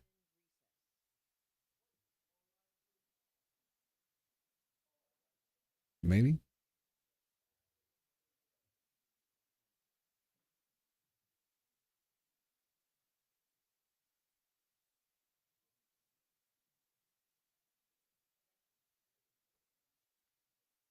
Well, I don't know. I guess we're going to see what happens here. Shout out to Mr. Brown in the building. Showing love says, I was leaving a donation, but they stopped it. How dare they? Thank you for the love, Mr. Brown. I appreciate you. Hopefully, I know you say you had an appointment today. Hopefully that goes well. Always praying for you, my friend. And I appreciate the support you continue to show here. Let me see what y'all are saying in the chat. Because I know a lot of you want to find out what's up with the hair. Y'all don't spoil it for us with the hair. Don't listen to Sarah Daniel. We're not going to say who the hair belongs to. You got to watch the whole show. And there was me thinking it was going to be a shoe. Shout out to Wendy. I would not be surprised. I would not be surprised. Seems like they found a way. They found way more tail light than what was missing. That's a good point. I mean, look at this tail light she pulled out, and they found all these 5011 kajillion pieces. Now, come on, man. Thank you very much. All that tail light came off of that? I don't know. Well, the hair could be anyone's that walked around the car. They took the car days later, and the hair stuck to the car after the snow melted. It could have been a million different things. I seriously doubt John was hit that hard to shatter the taillight in so many small parts and knock him a few feet onto the lawn. And nothing was broken? Come on. What? Not to mention, we saw when the taillight was broken. Karen Reed backed up into the other car as she was leaving John's house. Smash. And then it probably just fell apart at a later time. That looks nothing like the tail light on the camera at 5 a.m. when she backed into John's car. Interesting. We'll have to go back and look at it. It's hard to tell from that Ring camera footage. It's really hard to tell, to be honest. There ain't no DNA on none of that tail light. Yeah, right. But none of John's DNA was found on it. Okay, so y'all are spoiling it anyway. Let's go ahead and do a little bit of rewind. I want to hear the rest of this testimony from Allie. I want to keep calling her Sienna. They really look similar. So let's rewind back here. Text message app, the green app with the white speech bubble. You didn't click on that and then click on the Colin Albert conversation and say, here it is, did you? No.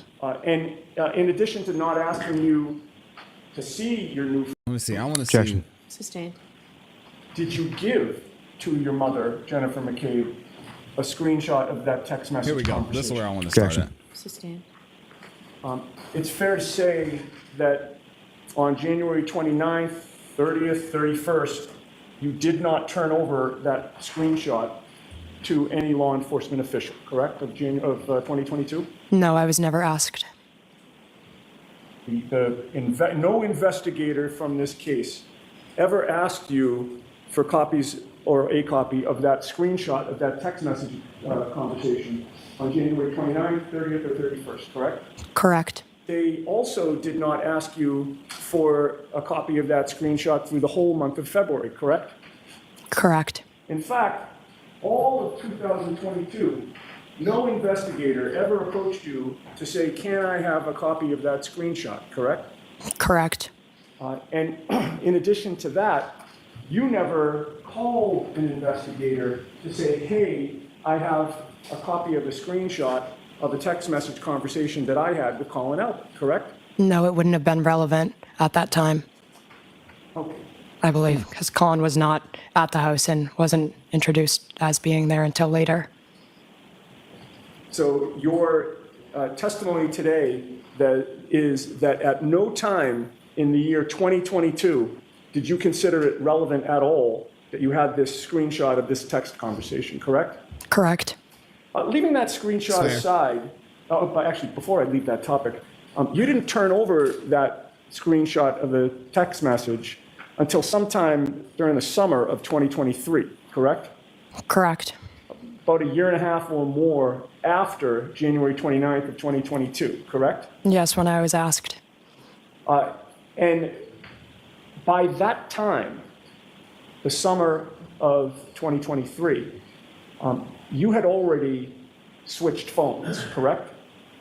Yes, believe. In other words, the iPhone that you had on January 29th of 2022, you no longer have possession of that physical phone, correct? Correct. You had a new iPhone, correct? Correct. And you say that you transferred over the data from the old phone to the new phone, correct? Correct. When did you take that screenshot that was displayed to the jury today? I don't remember. Was it before or after I want you to see got rid of your the old screenshot. I don't remember. So we don't know if that screenshot was from your phone that you got in December of 2022 or if it was from the phone that you had back in January of 2022, correct? Correct. That phone that you got in December of 2022, it's now May of 2024. Do you still have that same phone? The phone, my old phone? Is that? No, my question was, and again, I'm not trying to trick you in any way here. The phone that you got in December of 2022, the new phone at that time. Y'all is leave that Allie the phone, alone. your current phone? Correct. Now, before you got rid of the old phone and got the new one, did any law enforcement official, prior to that December of 2022 time period, or investigator from this case ever ask to examine your physical phone itself? No. Sure didn't.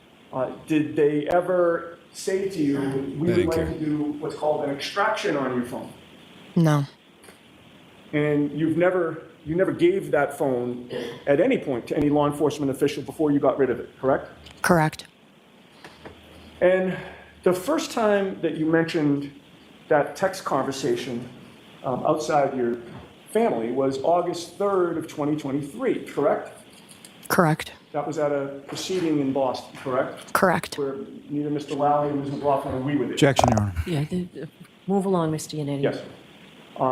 That proceeding in August of 2023 was less than a year ago, correct? We're in May of 2024? Correct. And that was a long time after John O'Keefe was found dead on Brian Albert's lawn, correct? Correct. And that August of 2023, when you're revealing that text exchange, that was over a year and a half after January 29th of 2022, correct? Correct.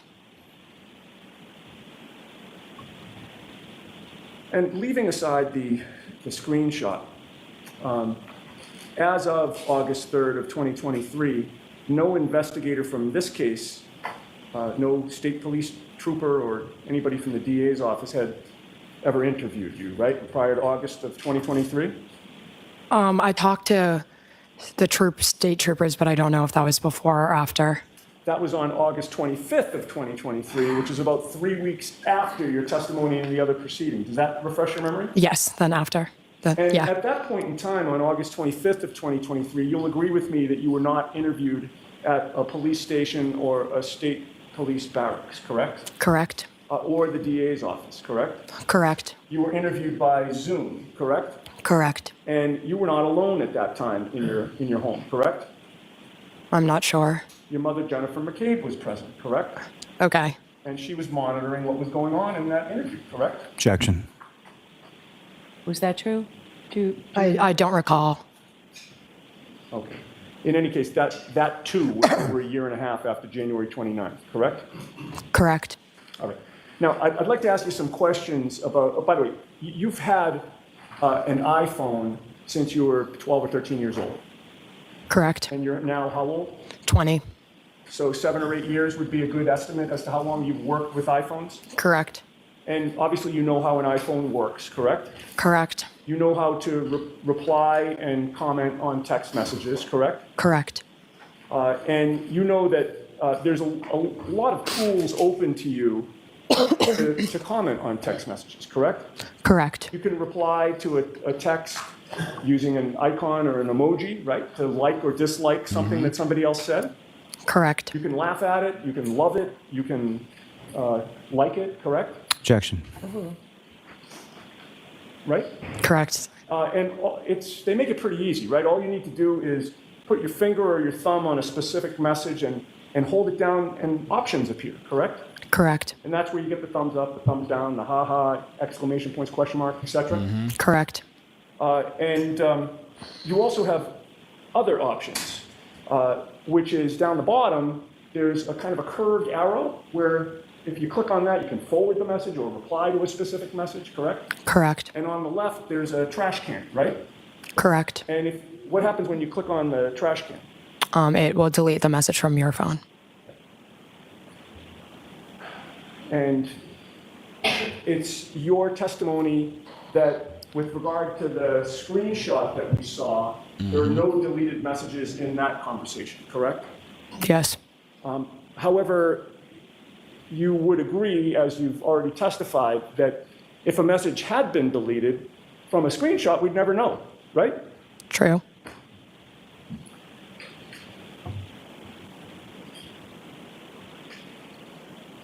You're also familiar with the apps that are on iPhones, correct? Correct. You have a number of apps on your iPhone, right? Correct. There might be 12 or 15, I haven't counted them, 12 or 15 maybe on your home screen, right? Correct. And if you swipe to the left, you get another new population of 12 or 15. Correct. Not bad for an old guy. Yeah. You use apps like Instagram. Correct. Snapchat is a popular app. Correct. And probably to your detriment, but Life 360. Correct. All right. That's been an app in the McCabe family for a number of years, right? Correct, yes. And it's in your family anyway, and probably in a lot of families, it's mainly used for the parents to keep track of their kids, right? Correct.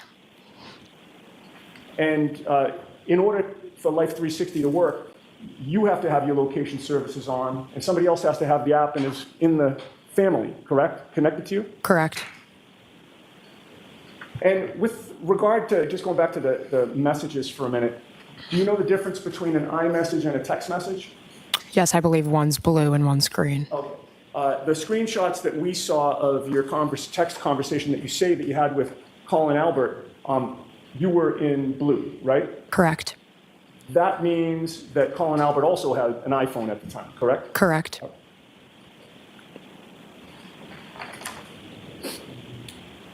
Now, with regard to the timestamp on those messages, the conversation about I'm here. Yeah, I hit the rewind a little bit, Peter. I just wanted to make sure I got all of it. 10 a.m., correct? Correct.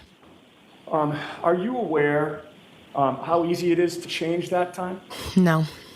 Are you aware that all you need to do is go from settings to general, and then there's a date and time that you can alter? Objection. Are you aware of that? No, I didn't know that was a thing. You know that when you set up your iPhone, you have to choose a time zone, correct? Correct. And you always choose the New York time zone, because that's where Boston is, right? Correct. Are you aware that if you go into settings, general, and then date and time, you can change the time zone to wherever you're going? I guess I didn't. Once I set my phone up, I have no reason to change the time. See? And in addition to changing the time zone, you literally can choose any time that you want. Which you is can make insane. 1:45 a.m. to 12:10 a.m. in about 3 seconds. Did you know Objection. that? Do you know that? Did you know that? No. Yeah, she's got to allow it. But if I'm not accusing you of this now, but if you had changed the time on that from a screenshot, we'd have no way of knowing, correct? I guess. Because what a screenshot ultimately becomes is like a photo, correct? Correct. It's not like you can edit it, right? I mean, the most that you can do is what we saw on the other photo that was displayed, which is kind of crossing out with a magic marker somebody's face or a time, right? That would be how you'd have to alter it, right? Correct.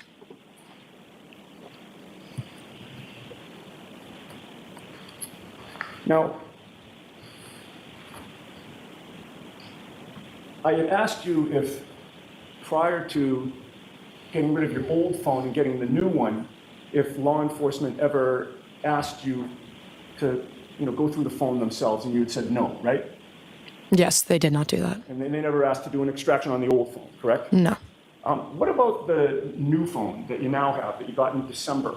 Have the state police ever asked to do, have they ever asked to look through that phone? They look, no, I don't think so. You provided the screenshot that was shown to the jury today on August 25th when you talked to the state police in this case, right, of 2023? Correct. And when you provided them that screenshot, did they say, hey, by the way, can I look at your phone to see if it's on there? Objection. I'll allow that. Did they say that to you? I don't remember. But in any case, you never physically showed them your phone, right? No. You don't recall clicking on that text message app, the green app with the kind of white speech bubble. You didn't click on that and then click on the Colin Albert conversation and say, here it is, did you? No. In addition to not asking you to see your new phone, they also did not ask you to do an extraction of your new phone, correct? Correct. And at some point in time, you realized that you'd have to be a witness in this case and have the unfortunate incident of having to talk to me, right? Objection. I'm going to see counsel at sidebar for just a minute on this. Okay, and we're going to skip forward. It was just a second. Here we go. Okay, and just to wrap this up, to this day, no extraction has been done on your phone, correct? Correct. Now, when you had that Zoom interview on August 25th, you told the trooper that you drove Colin straight to his house after you picked him up on January 29th, and then you went straight home, correct? Yes, I believe. And you have previously testified back in August of 2023 that you believe you dropped Colin Albert off at his home at around 12:15, 12:20 or so? Correct. And when you left, by the way, you're very familiar with 34 Fairview, right? Correct. That's family, correct? Correct. Been over there many, many, many times, correct? Correct. And you're familiar with the neighborhood in terms of the streets that are around there, right? Correct. And you've lived in Canton your whole life? Yes. Yeah. When you were a baby, you were in Stoughton? Yes. Basically, you're a Canton girl, right? Yes. And can you tell the jury the route that you took home from 34 Fairview? Or actually, strike that. The route that you took to Colin Albert's house when you left 34 Fairview on January 29th? I don't remember specifically, but I would believe I drove up Fairview, then, sorry, I don't know the streets. If I suggested to you that the street closest to 34 Fairview was Cedar Crest, and the one on the other side is Chapman. Does that refresh your memory? Yeah, so Chapman, Okay, so I you would believe. have gone up and gone to Chapman and taken a right or a left? Really bad with directions. When I got there, I went to the center of town, his house. I don't know specifically which way. I'm trying to think of it. I can't picture it. Yes. Are you familiar with Washington Street in Canton? Yes. Would you have wound up on Washington Street? Yes. All right. And you're aware that the Canton Library is on the corner of Washington and Sherman Street? Does that make sense? Yes. So you would have passed by the library? Yes. All right.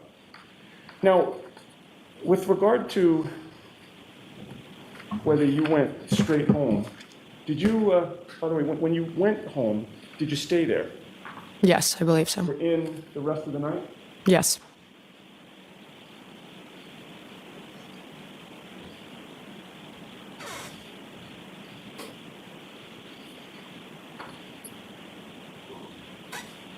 Okay, and what time do you say that you arrived at home? I'm not sure.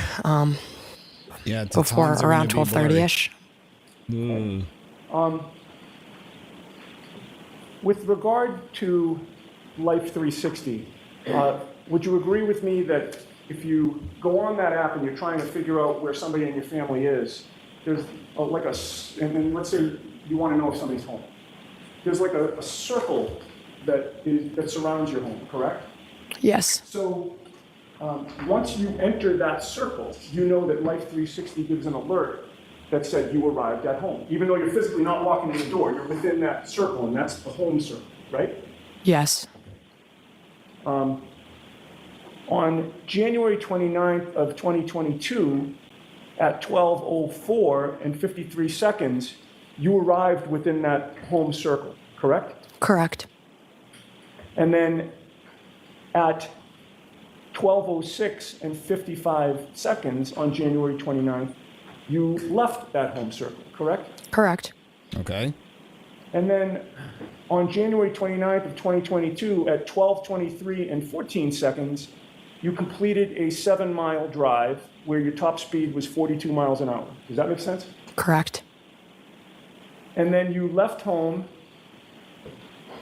on January 29th of 2022 at 12:23 and 14 seconds as well. And what that probably means, reading between the lines, is that you entered that home circle, but then you didn't go home. You went through the home circle and completed a 7-mile drive somewhere, right? I guess I thought I went home. Objection, Your Honor. Okay, I'm sorry, I didn't hear your answer. I believe I went home. Okay. I was completing my drive at my house. All right, but at 12:26 a.m. on January 29th, you left home again, right? Objection, Your Honor. Did you leave home? I don't know. I don't remember. Okay. All right. And at 12:26 a.m. and 12 seconds, you arrived at the Canton High School, correct? No. On January 29th of 2022, at 12:26 and 55 seconds, you completed a 1-mile drive where your top speed was 43 miles per hour, right? I don't believe so. And then at 12:26 and 55 seconds on January 29th, you left Canton High School and arrived at home on January 29th of 2022 at 12:29 and 28 seconds, correct? I do not know.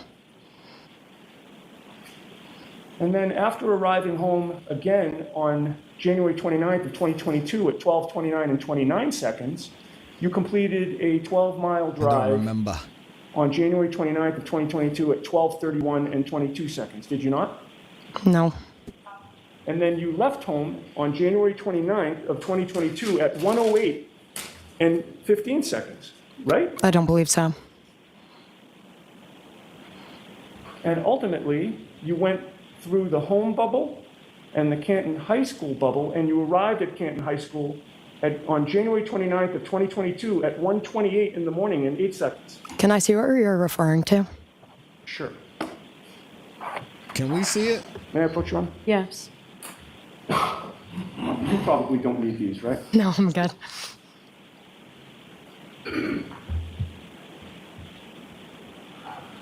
I want to see it.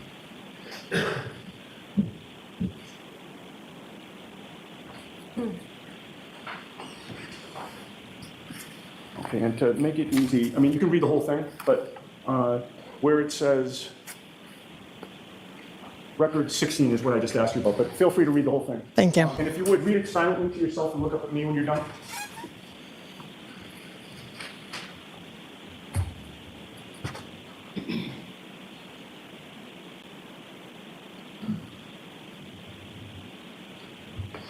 Oh, I'm sorry, you were, sorry. May I approach? Yes. Did that help refresh your memory on where you were that night? No. Do you still dispute that you went She straight doesn't look home and nervous to me. didn't leave there? Objection. Sustained. Uncomfortable and nervous, I think, are two different things. And finally, I just asked you about arriving at Canton High School on January 29th of 2022 at 1:28 and 8 seconds. You arrived at home, within that home bubble, on January 29th of 2022 at 1:30 in the morning and 26 Yes. seconds, correct? What time did it say I arrived at high school? 1:30 in the morning and 26 seconds. And what time did it say I arrived at high school? The high school was 1:28 and 8 seconds. It wouldn't have taken me 2 minutes to go from the high school to my house. I'm confused. With regard to the high school was also one of the bubbles, one of the areas where you could be, right, on Life 360? No. If I may. Yes.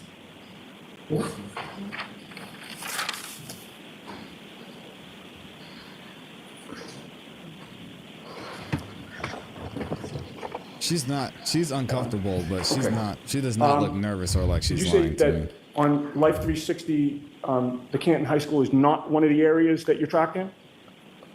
What do you mean? So do you remember we were talking earlier about? Oh, like put in a location, like that was Yeah, home, there are that was high multiple school. locations, like, if your mother's looking for you, where are you? Yes. Well, you're at D&E Pizza, you're at high school. That's where he's you're talking at, about the bubbles. Home, right? I mean, those could be categories. Correct. You've agreed that home was one of the categories. Correct. And having reviewed that, the Canton High School is also one of the categories, correct? I believe so. All right.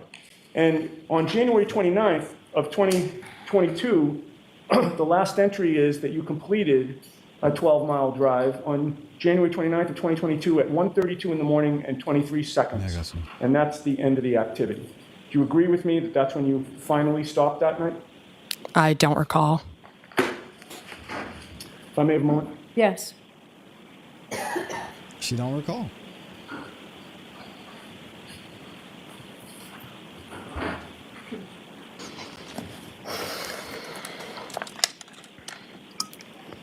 No further questions. Thank you, Ron. All right, Mr. Lally. Thank you.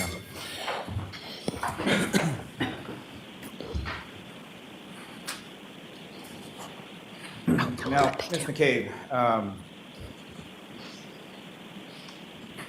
with regard to, We're at did lunch you right now, get rid Samson. of your prior iPhone, or did you upgrade your iPhone? Upgrade. And that would have been in December of 2022, is that correct? Yes, I believe so.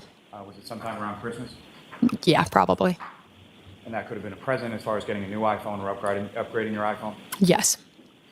Now, as far as any of the information that you were shown, as far as a screenshot, did you in any way, shape, or form alter or delete any of the content within that text message from January 28th and the 29th of with Colin Allen? No. And with reference to changing times or time zones or anything on text messages, before Mr. Yannetti asked you any of those questions, were you aware of any of those things as things that you could do with your phone? No. I wasn't aware either. That's With regard insane. to Life 360, what, if any, knowledge do you have as far as the accuracy of sort of the timestamps that are contained within that app? Well, I'm not sure, but on the photo he showed me, it says like turn Wi-Fi on. So that like remind Allie to turn Wi-Fi on. So that could have affected the accuracy. And that was on literally every single one of the alerts that was on that page that he showed you? Every single one. Now, Canton High School, do you know what street that's on? Washington Street, I believe. And Yeah. about how far a ride is it from Canton High School to your house? 7-8 minutes, 10. I'm not sure. You were in the bubble of Canton High School at 1:28 in the morning. Could you have possibly been in the bubble of your home at 1:30 in the morning? No. And unless you were going 90 miles an hour in a snowstorm? No. Now, you were asked some questions about that time frame of August of 2023 when you were asked and you turned over sort of screenshots to troopers from the state police, correct? Correct. You were asked about previous times indicating that you weren't asked and it wasn't relevant, correct? Correct. Now, do you know why you were asked in August of 2023 versus any prior time period? Because Colin Albert wasn't in the house, and it was brought up here that he was. And brought up where? By the defense. And around that time of August 2023? I believe so, yes. And So with he reference wasn't in the to, house? Relevancy, is that what you were talking about? Correct. And what, if anything else, are you're close friends with Colin Albert, is that correct? Correct. What, if anything else, has either your family or Colin Albert and his family undergone over the course of the pendency of this case? Objection. No, the door's been opened. I'm allowing it. Well, basically harassment. And harassment by who? Bloggers, people online. And Yeah, y'all what, need if to be anything, nice in to- relation to Colin Albert Allie. being in the house has occurred as far as the harassment that you're talking about? Can you rephrase? With reference to what you were talking about as far as the relevancy of Colin Albert being in the house at that time, what, if any, harassment was there in relation to that and in relation to Colin? Well, No, go ahead, she can answer. Colin wasn't at the house, so he's being harassed for. He was not at the house when John was there, so I drove him home. So the people are harassing him, saying he was at the house when it's not true. When you speak about harassment, what specifically type of harassment are we Phone call, constant phone calls, emails, awful messages. Objection. I'll allow it. Focus on this witness, not Colin Albert at this point. As far as you and your family, what, if any, type of harassment have you received? People showing up at our house, people emailing my school, just like a lot of harassment. Man, y'all leave this girl alone. I'm sick of y'all. We will have no alley harassment here on this channel. Okay, I'm sorry. Thanks. I have some, thank you. And how long a period of time has that persisted for? Very long time. Thank you. I have no further. I have nothing further. All right, Ms. McCabe, you're all set. Man, shout out to Allie. I can't believe y'all. Y'all stop. Look at this poor girl. She didn't do anything. Man, y'all a bunch of bullies. She didn't do anything. What she said was up for interpretation. I feel bad for her going through all that harassment. And she didn't do anything. She picked up her friend and left. She didn't seem like she was lying. Her testimony was very straightforward. She went, got him, left. That's it. Y'all explain yourselves. I cry, you cry, we all cry together. We don't cry over here now. I'll give you that. I honestly feel bad for her though. I would be very uncomfortable. I don't like public speaking. Being on that witness stand is not fun. Even if you're sitting there telling the truth. Man, y'all stop. She was lying. She said Brian and them weren't at the house when Colin was there. When John was there. She could have been talking about anything and lied about her whereabouts. I didn't see that. Call it what you want, but she said Colin wasn't there when John was there. Like the defense didn't go into it because I think that point isn't important. I think y'all are reaching a little bit on that one. She's lying. She said she's lying. She tell him to lie, and then she's going to break it down because she's feeling the heat. You go up there. She seemed like she was telling the truth. Without covering the first trial, it's kind of hard to get all the context. Not really. Because we watched the whole testimony. So some of y'all are missed it that are just joining. But Colin wasn't at the house when John was there. After they all said John never came to the house. Did she say John never came to the house? They were talking about that night, not any other night. She lied. Or were you not watching ClassE? Her story doesn't match the actual data. Where and when she was. I've been on the witness stand. It is nerve-wracking. Absolutely. Nah, I wasn't watching. I was not watching. I wasn't paying attention. She's crying because she called and she knows that she's going to get in trouble when she gets home. Maybe she's going to cry in the car. So she knew John was there. How else would she know Colin wasn't there when John was there? You guys reading into stuff too much. I agree. Did she say John wasn't there? So why is she not being called again? Hey, that's what I'm saying. I think y'all, I can't with y'all on this one. I can't, guys. She said when John was there, meaning she knew John was there. Okay, but did she say John wasn't there? See, I told y'all, we've got our body language expert in here. She says, she's taught me Amy's taught me a lot about body language. She says, Amy, our resident body language expert, says body language shows nerves, but I didn't see where she was. I don't know what y'all are talking about. Yeah. She said John was there. Okay, so when did she say John wasn't there? Because that's what y'all keep saying. She said John was there. She said John was there. Her family said John was in the house. We're talking about Allie. When did Allie say that John wasn't there? Her entire family said John was there. It's not hard. I don't care about them. We're talking about Allie because y'all are saying I don't care about her. She lied. Her dad said the guy would never went in the house. What does that have to do with Allie? Everyone said John wasn't there. Did Allie say John wasn't there?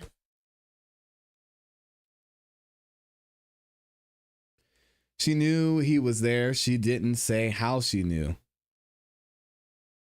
Y'all are tripping, man. Y'all just want to hate these people so bad. Leave Allie alone. She said Colin wasn't there. Brian and Coco said Colin was. Her and her family said John was there. Y'all are holding this at the time kid responsible for what her family said. All the other witnesses says John was there. Well, then they're lying. What does this have to do with Allie? You're not. All the other witnesses said John was not there. So you're holding Allie accountable for what other witnesses said? What are y'all on? Even if that is true.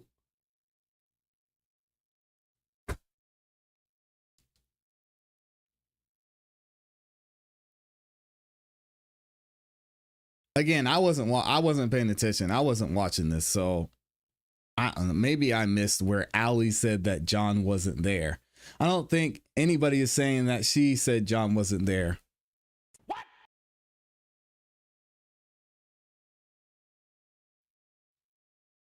Sienna broke it down. Are you kidding me? Shout out to Sheena. No, this whole time people have been saying she lied, she lied, she lied.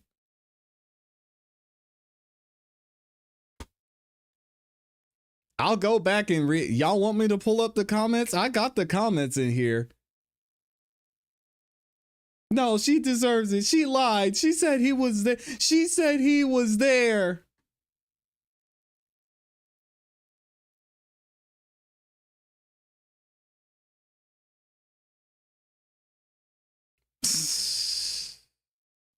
Her testimony was consistent. I'm missing it, man. I don't know. Shout out to y'all, though. Y'all. Oh, shout out to Peter. Peter Ortiz in the building with the 5 bomb says, wow, you guys are stretching. She is nervous. So she is nervous. She has been attacked since she was 15 years old. Allie didn't say that about John. Thank you, Peter. Okay, ClassE. If they all said John wasn't there, and Allie said John was there, then that's where the inconsistency is. What the does that have to do with Allie's testimony? Because y'all weren't saying everybody else lies. Y'all were saying she messed up. She slipped up. She's covering for her family. If that's true, then why would she say John was there? Okay, so what y'all are saying is, oh, she messed up. See, what we think was she meant to lie, but she slipped up. So she was trying to lie because before her rest of her family said something else. So yeah. What? Yeah, shout out to CT, man. Free Allie. Y'all need to leave this chick alone. She said Colin wasn't there when John was there. I know, y'all keep repeating the same thing. And see, y'all have this BS. Where is the family script?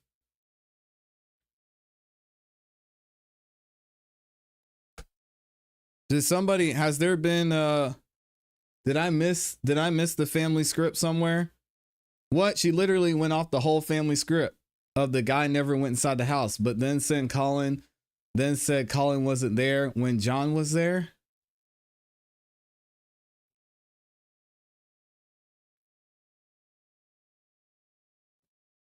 I don't understand. Y'all, I'm gonna let y'all listen to this again. Y'all need to get that hate out your heart. Hold on a second. Give me a second.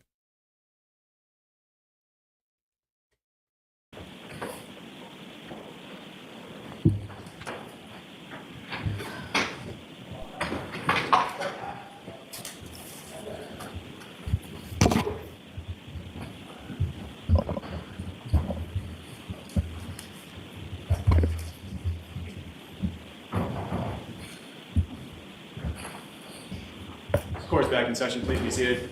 Your Honor, I apologize profusely. I just need one more minute. I am so sorry.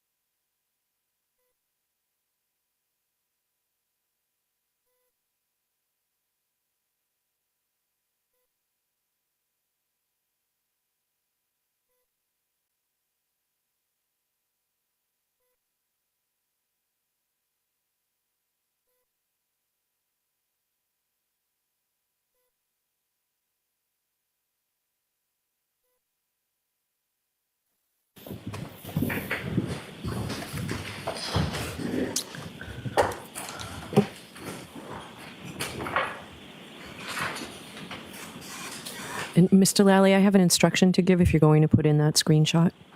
Yes. Okay. Jurors, remember, I've told you this before you consider any electronic communication in your deliberations, you must find first that it is more likely true than not that the person who authored or sent the communication was, in fact, either Colin Albert or Ms. Allie McCabe.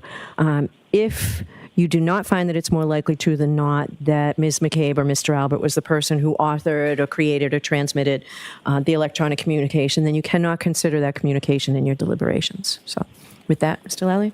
Thank you, Your Honor. And Your Honor, the first 2 pages that's been marked AA, Commonwealth is seeking to introduce and admit as the next exhibit. Okay, those may be admitted. And subject to our conversation at sidebar. Yes.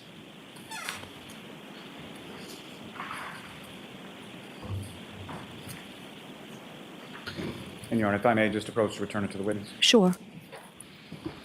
Thank you.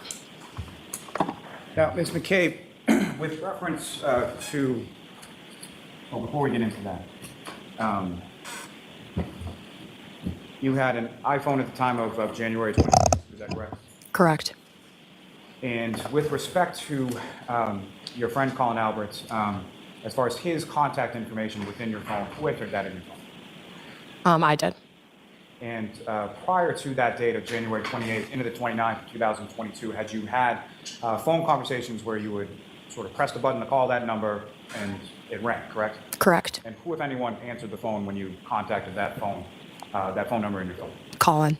Now, with reference to Colin and the contact in your phone, had you had prior text communications with Colin using that contact that you put in? Correct. And outside of those text communications that you had, did you have sort of physical, in-person conversations with Colin in regard to content that was within text messages you have with that content? Yes, I assume so. And specifically on that date of January 28th and the 29th, when you arrived at the home on Fairview Road, you texted Colin that you were there? Yes. And after you texted him I that, still got what, some if more anything, smoke happened for after y'all. that? He responded. Hold on, where are y'all at, man? Because y'all are. No, my Uber Eats were here. I had to go. I had to go grab my lunch because I forgot I was up here yelling at y'all. That Uber was calling me like, "Hey, man, yo, you coming to get this food?" My bad. The Honorable Attorney Kel Bell. I think she lied about when she picked up Colin and where they went next. Lied, misremembered. That's possible. But what? Okay, so if everyone is saying John never went to the house and Allie said he was there, that's the inconsistency in the story. Duh, what does that have to do with Allie? She told the truth. If what y'all are saying is right, then Allie told the truth. And y'all are trying to hold her accountable for what? For telling the truth? And Jennifer, I agree. This testimony is so irrelevant to this trial. Why are we so focused on it for so long? Well, you can go somewhere else, Jennifer. I mean, we're just on break. So I don't know what else we want to do. We're just having a conversation. And it makes for good content. It's not Allie's fault she slipped up. It's not, maybe she's just telling the truth. Do y'all ever think about that?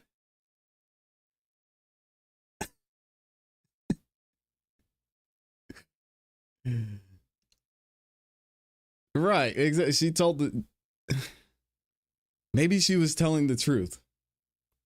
Maybe she was never on the script. Maybe she looked her mom dead in the face and said, I'm a grown woman. I'm going to sit up here and I'm going to say exactly what happened. I don't care what you say. You want to say you didn't see John? Fine. You want to say John never came in the house? Fine. I'm going to get up here and I'm going to tell what happened. No, y'all said she slipped up. Oh, she slipped up. Oh. Bye, Jennifer. Amy said, I've got no stone to throw, no axe to grind. I look at others' lives. I see mine. I see somebody searching for something, a little love and understanding. And the longer I know the Lord, the more I know I've got no stone to throw. Maybe, but she told, and we appreciate that. Oh, man, see? Now y'all are saying you appreciate that she told the truth. Let me go back in these comments and see this. Y'all were not saying that before. Y'all were not saying, oh, thank you. Thank you for telling the truth. Y'all were trying to roast this girl saying, throw her under the jail. Shame. I don't feel sorry for her. Yeah, get harassed. That's the only smoke I got is for y'all. I don't think we need to see or hear her again. Well, we're on break right now. What do y'all want to see? Y'all just want me to put up the screen? I'll sit over here. I'll sit over here and eat my lunch. Is that what y'all want me to do? Let me see if we're back yet. We might actually be back. Hold on. I know Judge Bev's trying to get out of there today. No, we got the OnlyFans. I'm just going to put the OnlyFans up since y'all are complaining about what we're covering right now. Everyone is lying. Shout out to Tangi up in here. Says, poor girl. Thank you for the 2 bomb. Amy says, I'm just hangry. I know. Amy's over there waiting. Somebody said, Jennifer, it's all good. We're just having a discussion. I don't know what Jennifer wants to talk about. What would you like to talk about, Jennifer? I know you're still here. I honestly feel for her. I believe she was put up to this. They wanted her to say John wasn't. What?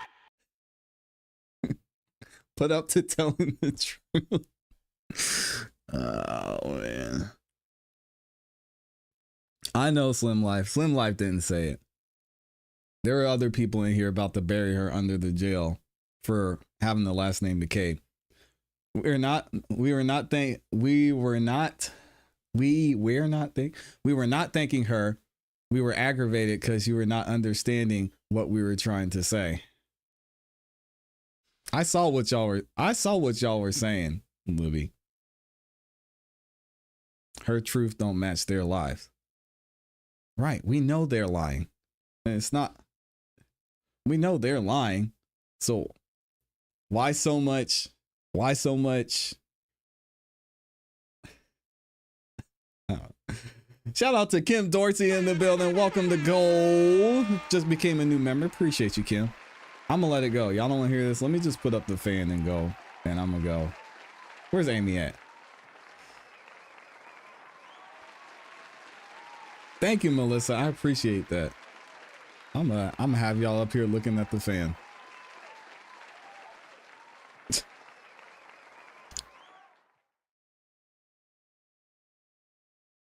Let me see, what else are y'all saying? Life 360 isn't exact, but pretty dang close when I use it for my boys. Yeah, he was saying something about bubbles and zones. I'll have to look at how it works. Amy's in the hostility. Uh-huh.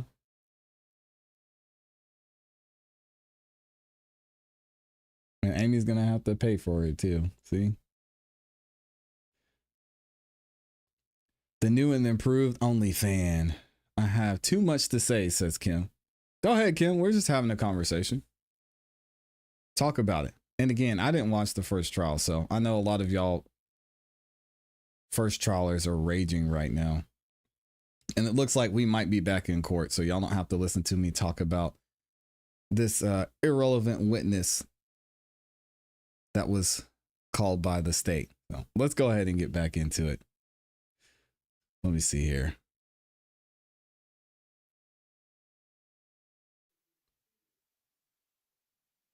And Maureen is back on the stand. We should have sound. Hold on.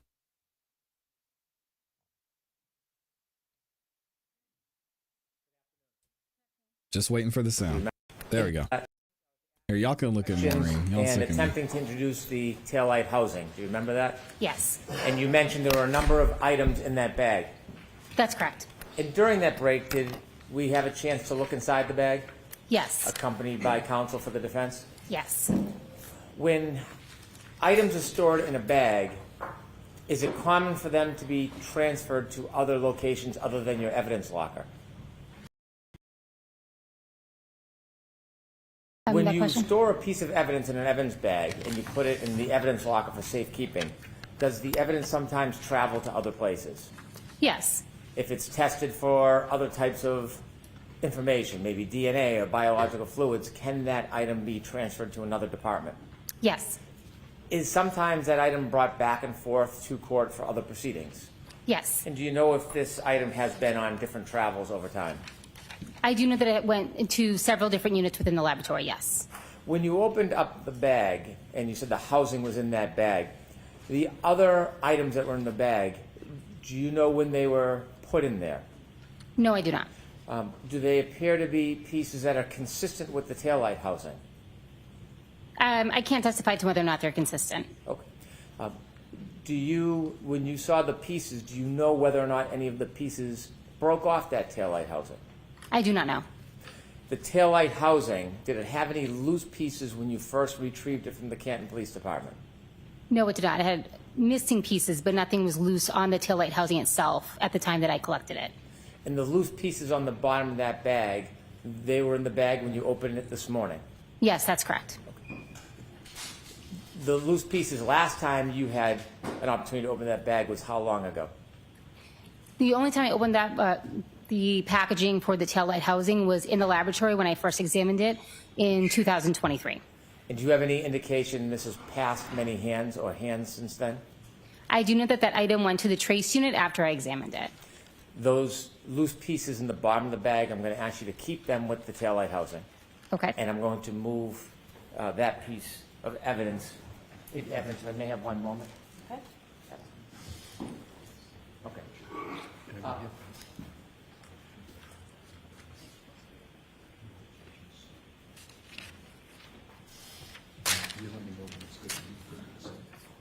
One last question. When a bag is opened by somebody who's examining it, if there are small loose pieces accompanying the item, is it ever packaged in separate baggies or containers?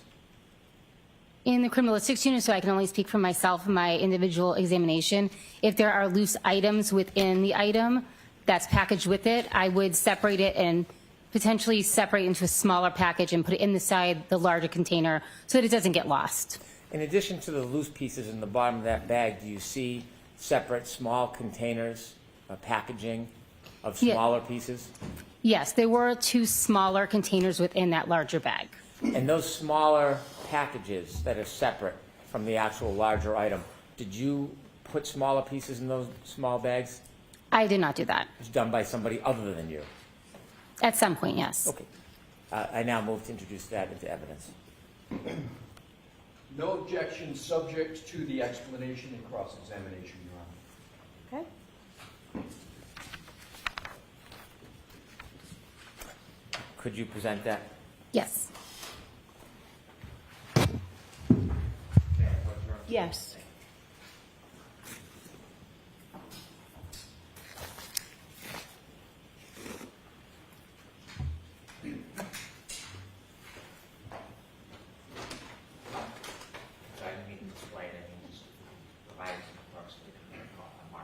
The whole bag.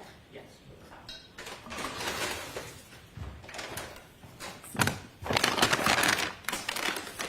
And you can keep the gloves on. I just want to be able to show the small. Oh, okay, separate that's fine. I'll just get in here. After it's marked. Sure. Exhibit 146.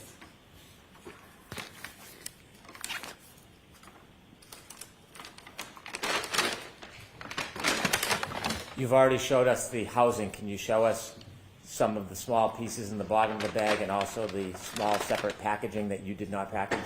Yes. Thank you.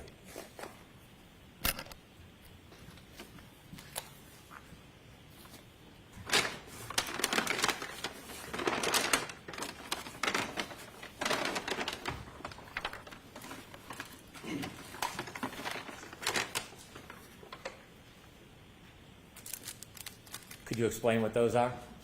These are 2 small glassine envelopes that were in the container. Any markings on those envelopes? Yes.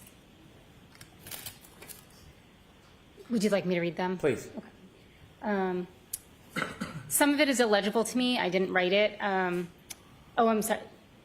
It appears to be at least the second half of the case number. It's possible that's the 2202184.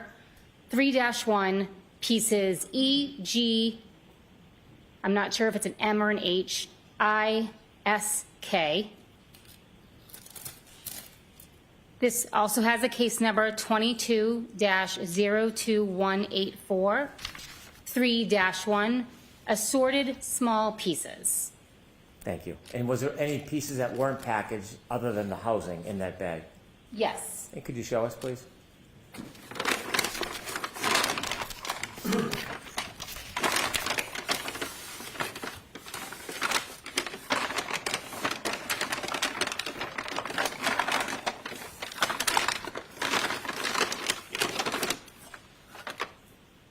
This item was also located in the bag.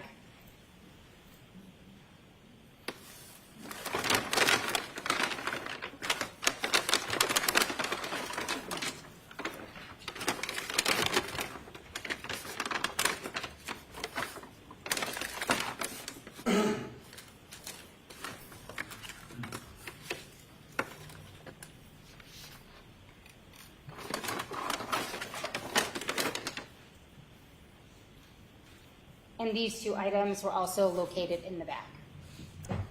Thank you very much.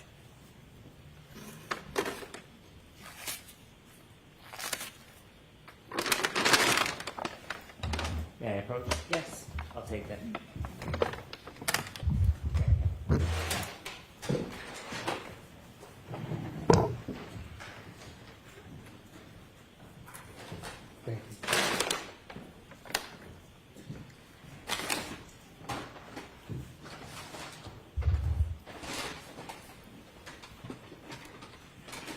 When you brought the taillight housing back to the lab, did you take it out of the bag and do anything with it?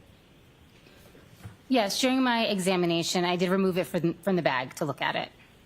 When after you looked at it or during your observations, did you take any samples from it? Yes, I did. Explain to us what you did. I took a polyester swab, I moistened it with sterile water, and then I applied that swab to the external front areas of the taillight. Why did you do that? My goal was to collect any potential biological material that was present on the exterior of the taillight. Did you engage in that procedure pursuant to your training and experience? Yes, I did.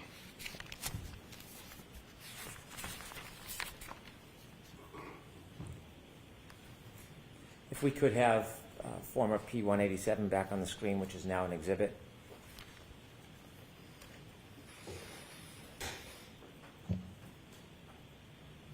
Could you use the pointer and the television to your right? Could you show us or show the jury where you took a swab, what areas? Yes. Thank you. So I took my collection from this upper right-hand corner, the red apparent plastic, as well from this area down here, another piece of red plastic, and then these clear apparent plastic here on the front of the taillight housing. Basically, any areas that would have been exposed when the taillight was intact. Why do you take the swab and go to multiple different parts of an item? The goal of this collection was just to determine if there's any biological material in that area, and there's no forensic relevance related to if it came from the upper right or the lower left. I took that collection as a whole, and in addition, there was a very small surface area to begin with. When you took the swab, did you run it along the breaks in the red part? Like the edges here? Yes, the edges. It's possible, yes, that I collected from those edges. Do you have a memory of what part you actually swabbed? I remember swabbing the external areas of the taillight, those that would have been on the outside prior to any damage being done. Okay, thank you. You can take that down, please. After you engage in the procedure of taking a swab, what do you do to preserve that swab? That swab is air dried. It's then repackaged in a small glassine envelope. A portion of the swab is also put in a clear plastic tube, which is sent forward to the DNA unit. Did you do that? Yes, I did. Why do you go through that type of procedure? Why do you take that many steps? I'm sorry, may I correct my answer Please. from the last question? Please. My apologies. So in this particular instance, the entire swab was cut up and put into plastic tubes for further testing. Why did you do it that way? This item was quantity limited. The swab itself was quantity limited, meaning that they'd have to use up the whole swab in order to run DNA analysis. Did you do DNA analysis on the swab? No, I did not. Why not? I don't work in the DNA unit, so that is the job of a different analyst. At some point, did you take that item that had been preserved and put it into evidence? Yes, I did.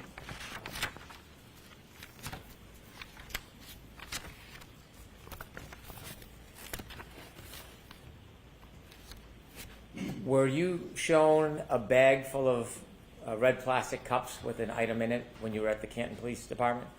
Yes, I was. Could we have Exhibit 56, please?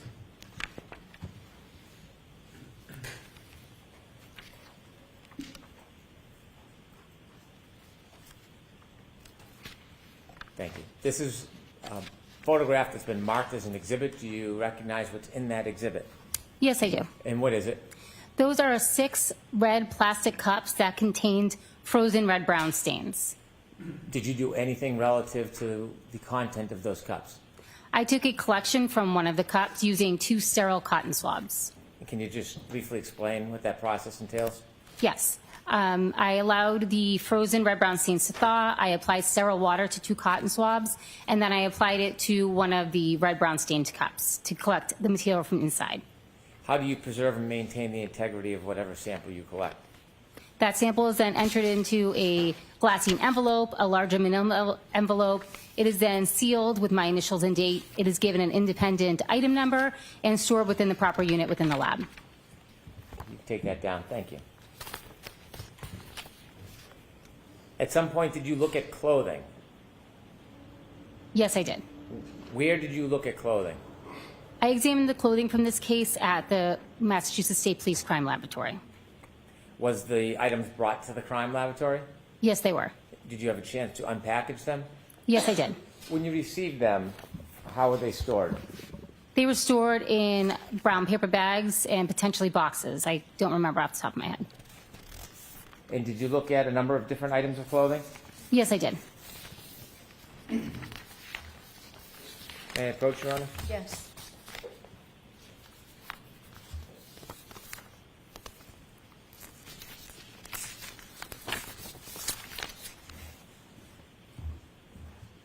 I'm going to show you a series of 4 photographs. I'm going to ask you about each one of them individually. Do you recognize the first photograph? Yes, I do. What is it? This is a photograph I took of a gray sweatshirt. Does that photograph accurately depict the sweatshirt as it appeared to you when you looked at it? Yes, it does. Can you look at the second photograph, please? Do you recognize what's in that photograph? Yes, I do. What is it? This is an additional photograph of the front of the gray sweatshirt where I had put some markings on the sweatshirt. Why did you put markings on the sweatshirt? These markings specifically are noting areas of damage. Third photograph, please. Do you recognize what's in that photograph? Yes, I do. And what's in that photograph? This is a close-up photo of the area of damage that I denoted as 1. And a fourth photograph, please. Do you recognize that photograph? Yes, I do. What is it? This is a close-up of area damage 1. Is that a fair and accurate depiction of what you saw that day when you examined this particular item? Yes. Can I move these 4 photographs into evidence? I could just see them quickly.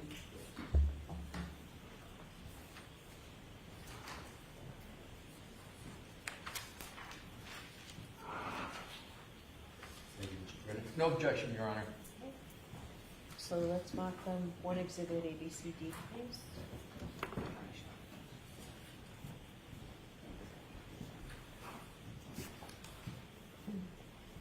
Exhibit 147, A, B, C, and D. Thank you.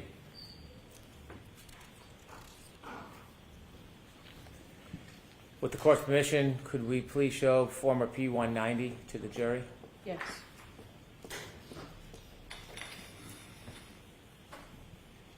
Is that one of the photographs you just recognized? Yes, it is. And could you explain to us what you see? This is the exterior front of the gray sweatshirt. There is linear damage between the top and bottom of the sweatshirt, as well as linear damage across each sleeve of the sweatshirt. Do you see the cut down the front of that sweatshirt? Yes. Did you distinguish that cut as any different than the damage on the arm? I did not do any damage analysis on that particular area of damage. Why not? Typically in these type of events, you'll see those types of damage associated with clothing being removed from emergency medical technicians, so they're not forensically relevant. Thank you. If we could turn now to former P-194.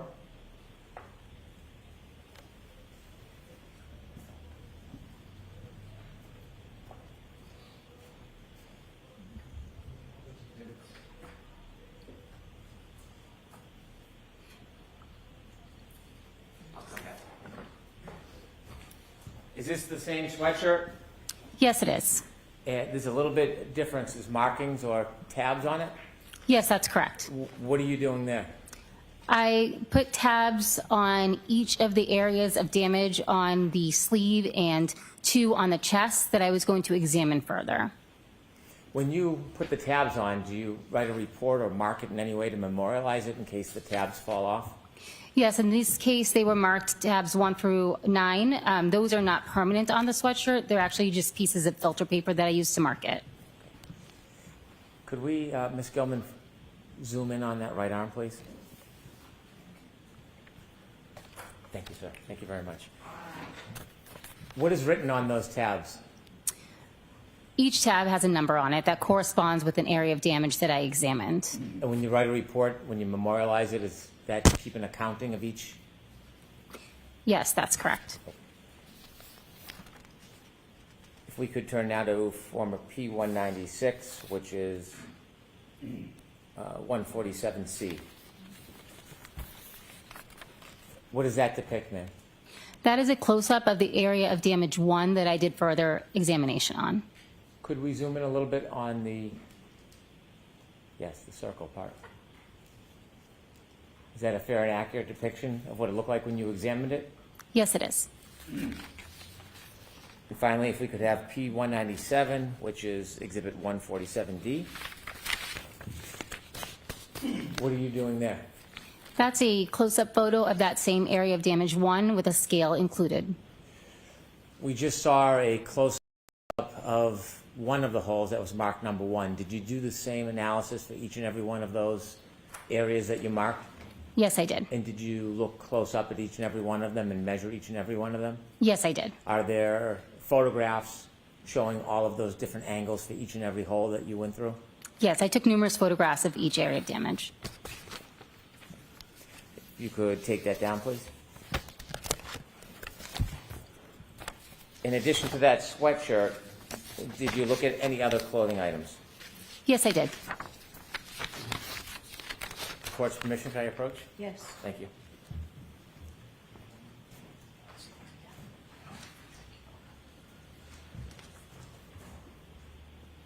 I'm showing you two photographs. If you could look at the first one, do you recognize what's in that photograph? Yes, I do. What is it? This is item 7-17. It's an orange T-shirt. Is it a fair? Should I write? Thank you. Is that a fair and accurate depiction of the T-shirt when you examined it? Yes, it is. And the second photograph, please, take a look. Yes. Do you recognize what's in that? Yes, I do. And what is it?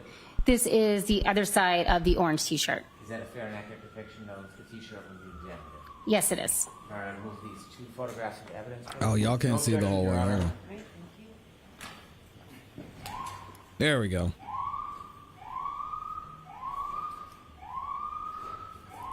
Sounds like they're being pump faked by the ambulance. So this 148 A and B.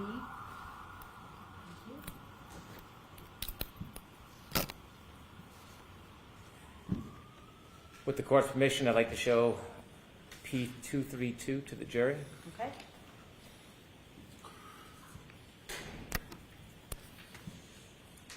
Could you tell us what you see?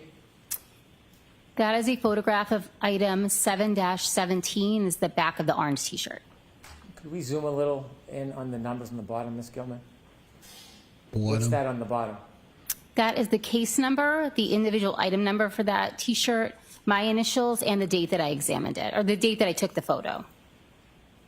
So you had obtained this item on that date, or this is when you examined it and already had it? That is the date that I opened it up, examined it, and took the photo. And on the left, what's that ruler used for? That's a scale just to show the size of the item. Could we zoom back out and get a full look at that? Thank you. You make If it could larger. Turn next to P233, Ms. Gilman. Make it larger. What is that a photograph of?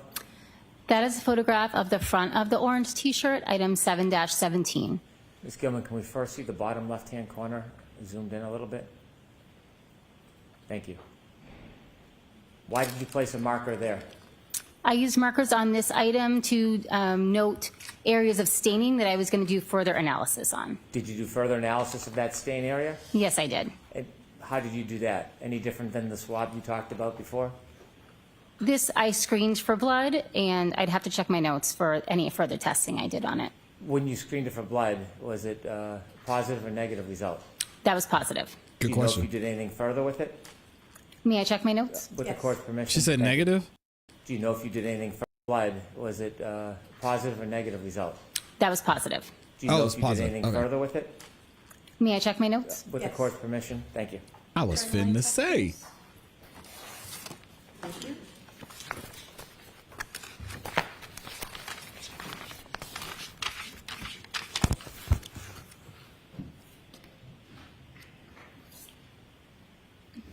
Please. Yes, I also performed a confirmatory test for blood on that stain. So what's the difference between a preliminary and a confirmatory test? A screening test, other types of materials may cause a positive reaction. For the confirmatory test, it is confirmatory for blood, as well as it indicates human blood, although you might get a positive reaction from primate blood or ferret blood. Could we now turn to the top right and zoom in, if you would?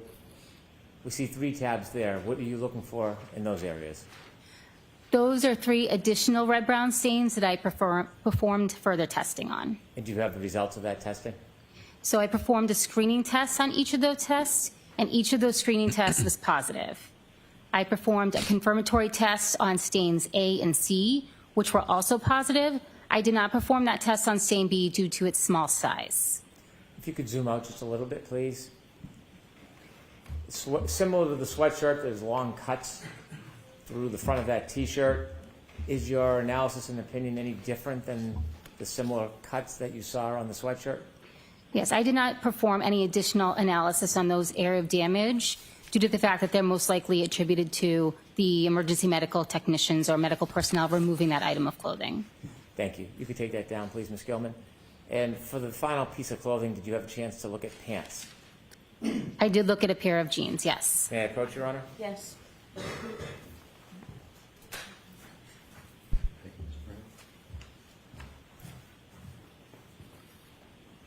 I've handed you 2 photographs. The first one, do you recognize it? Yes, I do. And what is it? This is a photograph of the front of the pair of jeans, item 7-1. Could you look at the second photograph, please? Jeans that looked like they were drugged through the Yes, I do. grass. What is it? This is a photograph of the back of the pair of jeans, item 7-1. Do both of those photographs fairly depict what you saw when you examined the clothing?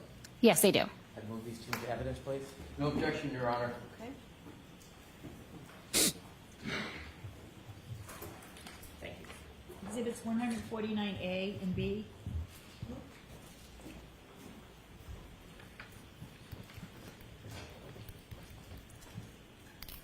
With the court's permission, I'd show P242, which is 149A, to the jury. Okay.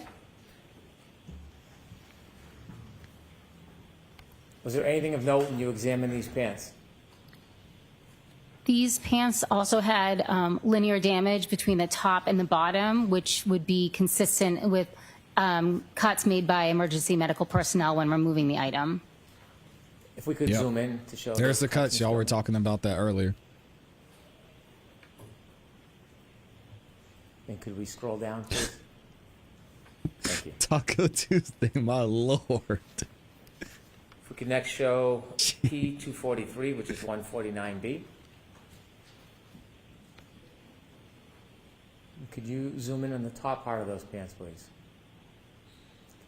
Do you make any observations or notes about the pants? May I look at my notes, please? With the court's permission, please. Thank you.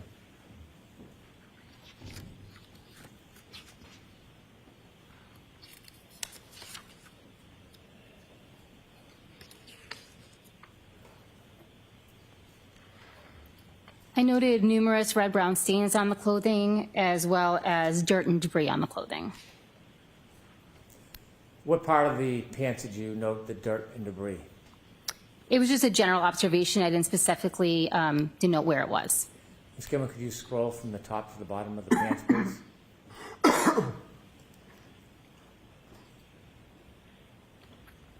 Thank you. You can take that down, please.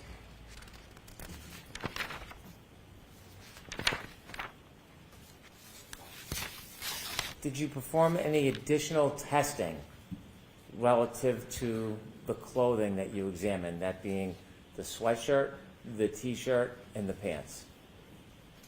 I performed numerous tests on each of the red-brown stains on the items that I marked.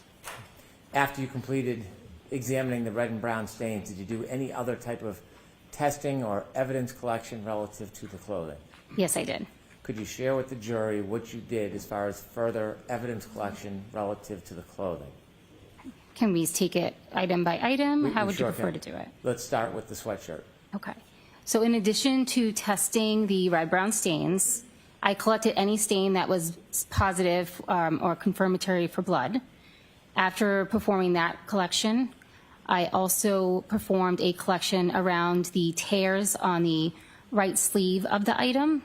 That's using 2 cotton swabs moistened with sterile water, which I vigorously rubbed around the areas of the teared areas on the sleeve. I also performed an additional scraping and swabbing of the unstained area of the sweatshirt for any potential skin cell recovery. In addition, I performed a debris collection from the sweatshirt. I want to stop you there. I want you to explain to us in some detail what is a debris collection and how do you undergo a debris collection? After I've completed all the testing that I'm going to do on the item, I remove any large items that may be present on the item, such as apparent hairs or fibers, anything that I can pick off I can visibly see with a pair of tweezers. Once that is done, I will do I did a general debris collection where I took a large metal spatula-shaped object and scraped the clothing, or in this particular case, the sweatshirt. And any debris that came off the sweatshirt was put into a glassine fold and preserved. Before you tried to scrape off any debris that was on the sweatshirt, could you, to your own eye, see any debris in the sweatshirt? May I check my notes? Yes.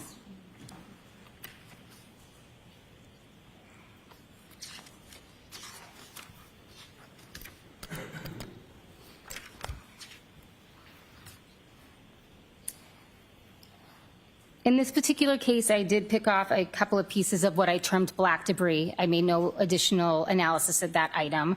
I packaged that separately, and then the scrapings themselves, I did not make any observations of anything contained in those scrapings. So there was nothing of note that I could have put in my notes to further classify them.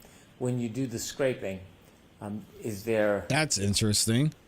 a table or a desk that you would see small pieces or difficult pieces? How do you contain what you're scraping from an item? I lay out a piece of glassine paper, which is approximately 6 inches by 6 inches, and I scrape the debris into that glassine, and then I fold it up and put it in an additional envelope to prevent anything from falling out. So if there's any debris, you would fold it in the glassine and then put that in a separate envelope? Yes, that's correct. And did you continue to study and scrape the other pieces of clothing? Yes, I performed that same type of scraping on the orange T-shirt. That scraping was combined with the scrapings from the sweatshirt. I performed the same scraping on the jeans as well as the boxer shorts. In that scraping process, did you acquire debris? Yes, there was some visible debris. How small were the pieces? I did not make any measurements of it. Why not? That's done by a different analysis unit, so I didn't do any type of analysis on that debris. How small or large were the pieces of debris that you scraped from the clothing? I did not take any measurements of them. How did you store the debris that you scraped from the clothing? It was put into a glassine fold, given a separate item number, and then put into a larger glassine fold so that it could be tracked throughout the laboratory. Do you have that item number? Yes, I do. So the debris from the sweatshirt and T-shirt was item 7-18.18. I'm going to ask you one more time for that number. 7-18.18. And that's the debris that you scraped from the shirt and the sweatshirt? Correct. Did you do any debris scrapings from the pants? Yes, I did. Was any debris produced from the pants? Yes. Was it similarly packaged? Yes, that's correct. Was there a different item number given for the pants? Yes. And what was that item number? May I check my notes? Yes. Thank you.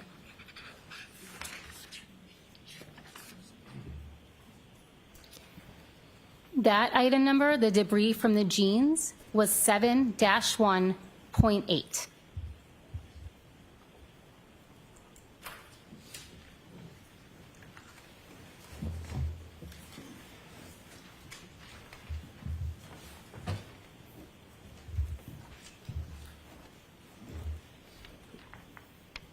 Those two items, the debris that you acquired from those clothing items, did you send them anywhere? I put those in our secured storage unit, and they were later forwarded on to the trace unit for analysis. They later went to the trace unit? Yes, that's correct. And then what? When you arrived, The chain of custody in these at investigations is absolute on garbage. February 1st, 2022, do you recall what the weather was like outside? I don't recall. I just know that it was winter. You said when you first get to a scene, you have a conversation about the investigator's information to help your assessment. And I don't want you to discuss what that conversation may have been, but did you have a similar conversation? Yes, I did.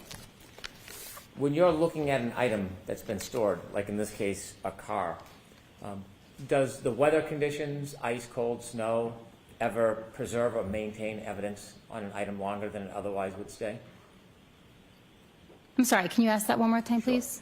Does ice or snow or the weather ever maintain evidence Awesome, longer Peter. than otherwise would stay? I don't have any data or information to that. Have you ever had an opportunity to view videos of the Lexus when it was first stored and the condition Appreciate of that, snow and Peter. ice on it? Thank you. And the firing process of that? I don't believe that's the part of the video I saw, no. You saw a video after the snow had already melted? I don't know if the snow had melted. When I saw the vehicle, it did not have snow on it. Okay. Thank you. I have no further questions. Okay. There's the expert.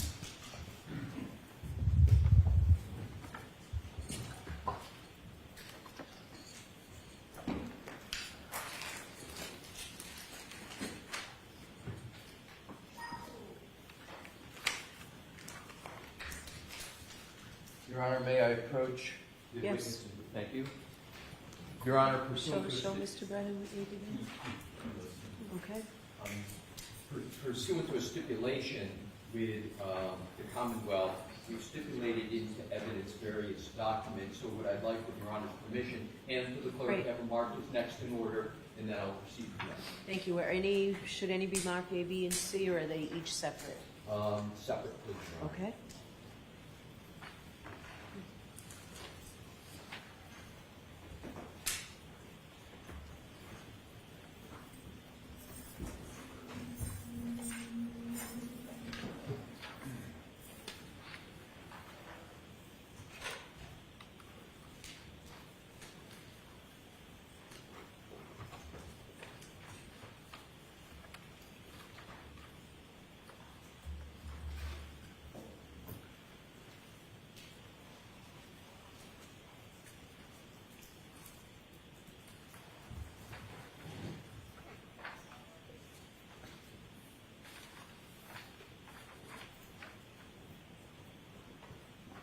Appreciate you being here, Georgia. Thank you.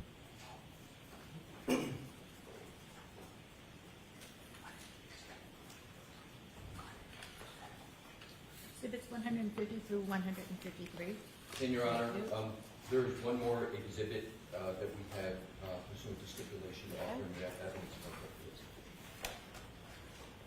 Next in order.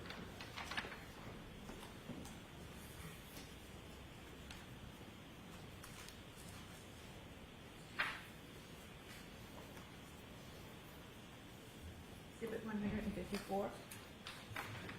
And Your Honor, if I could just show Mr. Wolf this to make this more efficient Okay. for the last one. Excuse me. Thank you, Your Honor.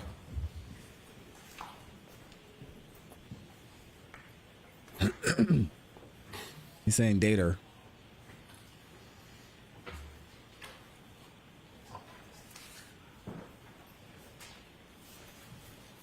Thank you for that opportunity, Your Honor. And if I could, please, I'll leave these here. These are all going to be published with Your Honor's permission, but obviously the witness is going to need them perhaps. So you can put them right on the witness. Thank you, Your Honor.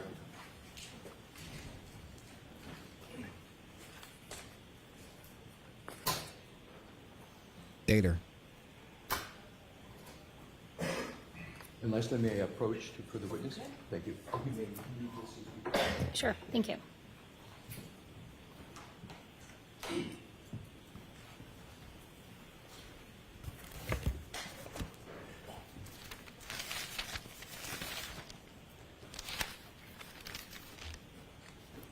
Good afternoon, Ms. Hartman.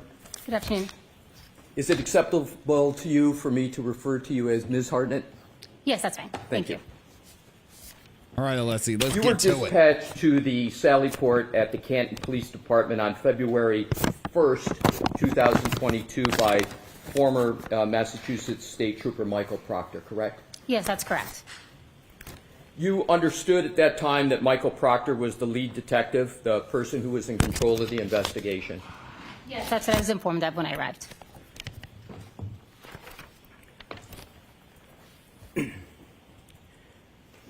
While you were there, one of the things that you did initially was to conduct an overview of the vehicle meaning the black Lexus SUV that you talked about extensively on direct, correct? Yes, that's correct. That was important to you, given the limited information that you had at the time about what was contended to be a potential motor vehicle pedestrian incident, correct? That is something that I would do in any type of exam where I'm looking at a vehicle. I look at the overall vehicle. So you were looking for anything possible that would rise to the level of investigative concern regarding that vehicle, correct? Yes, that's correct. And you're familiar with the parlance investigative concern, right? Yes, that's correct. And that's why you noted various items, for example, scratches on the vehicle? Yes. You didn't draw any conclusions as to where those scratches came from, though, did you? No, I did not. The dent that you noted and photographed that you discussed on your direct examination, you likewise made no conclusion as to the source or cause of that dent, correct? That's correct. And you did therefore not make any or draw any conclusions as to whether that dent was caused by any motor vehicle or pedestrian accident, correct? Correct.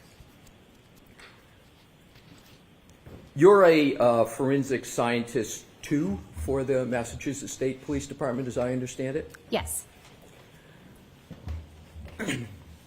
With regard to the taillight that you spoke about rather extensively on your direct examination, you likewise were not able to, and you make no conclusions as to the cause of that broken taillight, correct?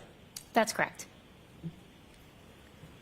And you draw, therefore, no conclusions with regard to whether that taillight We got to talk about chain of custody. became in the condition that was discussed on direct examination pursuant to any alleged motor vehicle pedestrian incident, correct? Correct. The dent, the scratches, the broken taillight on the Lexus, to your knowledge, as you sit here today, could have existed before February 1st, 2022, when you went to Sallyport, correct? Yes, that's correct. And to your knowledge, the dent, the scratches, the broken taillight could have existed before January 29th of 2022, correct? Yes, that's correct. You also looked for, as you stated, tissue, blood, biological material, and things of that nature on the vehicle, correct? Yes, I did. In that inspection of the vehicle, you didn't see any visible stains or tissue on the vehicle, did you? No, I did not. You were told, Ms. Hartnett, that there were wounds on the right arm of Mr. O'Keefe, correct? Yes, that's correct.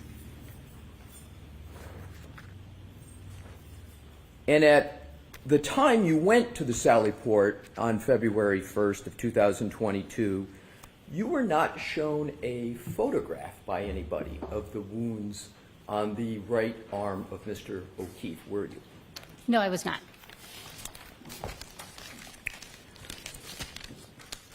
However, you've seen since then a photograph of the right arm of Mr. O'Keefe and the wounds on that right arm, correct? Yes, I have. With your Honor's permission, if I could publish Exhibit 1 in evidence? Okay. Thank you. Mr. Wolf?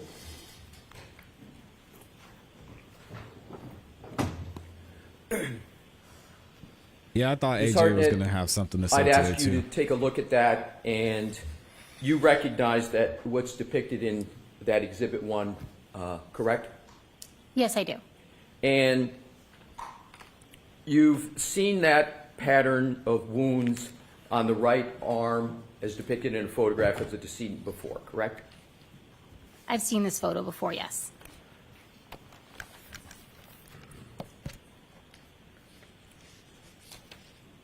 You cannot state whether the wounds on the right arm as depicted in Exhibit 1 are from a motor vehicle, can you? That would be on the scope of my expertise. I don't make any conclusions on injuries on a person. So man. The Dang. answer is you cannot. When are we gonna get to and the do ME? not make any conclusions with regard to the source of the wounds on the right arm as Mr. O'Keefe as depicted in that Exhibit 1, correct? I'm ready for the medical examiner, y'all. And you're also not able to state whether you observed anything on the vehicle. Mr. Leslie, can we put are you done with this? I'm not yet, Okay. Your Honor, but I will let the court know. It'll be shortly. Thank you. And you cannot state that you observed anything on the SUV that would cause the wounds on the right arm of Mr. O'Keefe as depicted in Exhibit 1, correct? That is not a type of analysis I would perform. So the answer to that question is no, you cannot state that you observed anything on the vehicle that would cause those wounds to the right arm of Mr. O'Keefe? Yes. Sustain.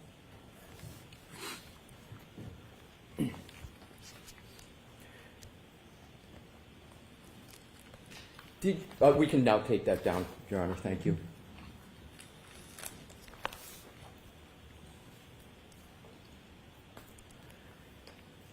Did you look toward the top of the lift gate of the Lexus vehicle when you were at the Sallyport Canton Police Department on February 1st of 2022? Are you referring to the exterior or the interior? Exterior.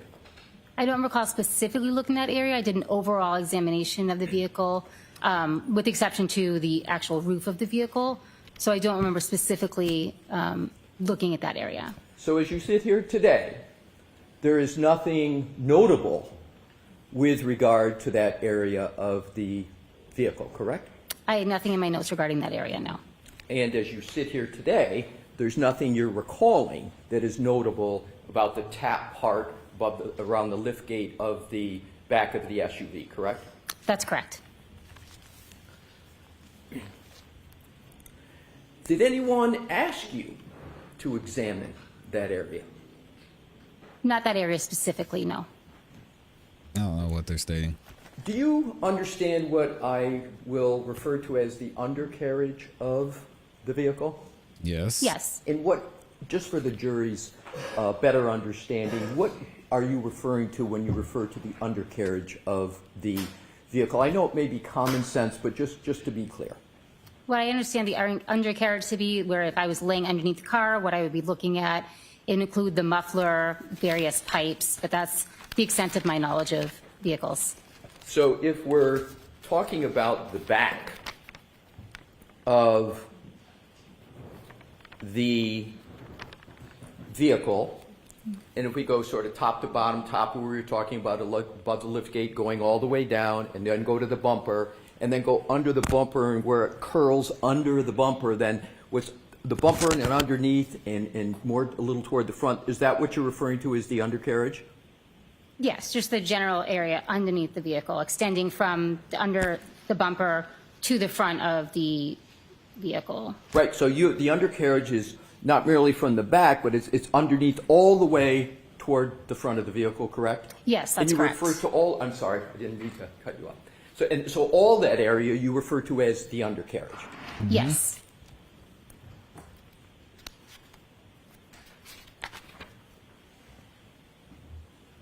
All right, let's see what we getting at. Did you notice anything of note in the undercarriage, as you just described it, of the vehicle? No, I did not.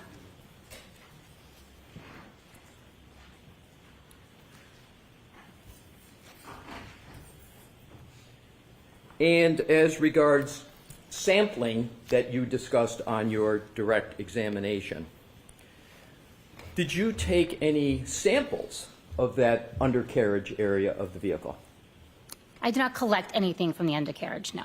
And is the reason you didn't collect anything because you didn't see anything of note that was worthy of collection? In addition to that, I also performed some testing of that area. In what testing of that area did you perform? I performed screening tests on some of the lower lying areas of the undercarriage, on the tire flaps, the edge of the this is bumper, Alessi. the muffler pipe. And what were the results of that testing, that screening testing? Those results were negative. And negative for what? It was a screening test for the possible presence of blood. So on the entire undercarriage, from where we started in the very back, just to be clear, all the way underneath, all the way up to the front, the screening test came back negative. Correct. For any blood or other biological material or anything else of note that would be part of that screening test. So I did not perform a screening test on the entire undercarriage. I just performed the screening test on the lower lying areas, and those were all negative. And there was also no visible staining in that area, so that is correct. Interesting. What I'd like to do now is to talk about sort of overall what we just discussed. So you discussed certain damage to the vehicle. You had no way on February 1st, and you have no way today of knowing whether any or all of that damage was pre-existing before January 29th of 2022, correct? That's correct. So it's possible that all the damage that you've discussed could have existed before January 29 of 2022. Yes, that's possible. Are you aware of the odometer reading of the Lexus when it was in the Sallyport garage? No, I'm not. I'm not either. If we showed you a document in evidence that would have that on the mileage on the odometer, might that refresh your recollection as to what the mileage was? That's not something I made a note of or even observed on the day that I was looking at the vehicle. Okay, so you were there with Trooper Clark on February 1st, correct? Yes, that's correct. Are you aware of whether Trooper Clark observed and took a picture of the odometer? Are you aware if that happened? I'm not aware of that specific picture.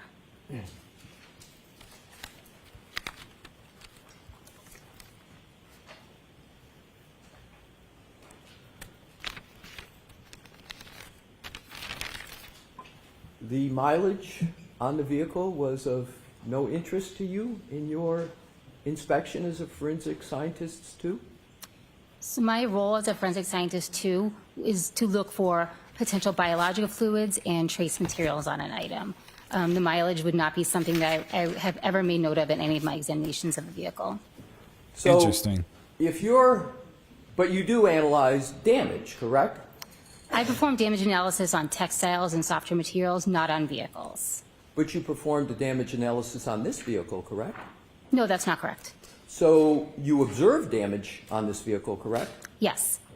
But although you observed damage for your role, your position is that the mileage is of not of interest regarding your role. If I got that correct? Correct. Thank you.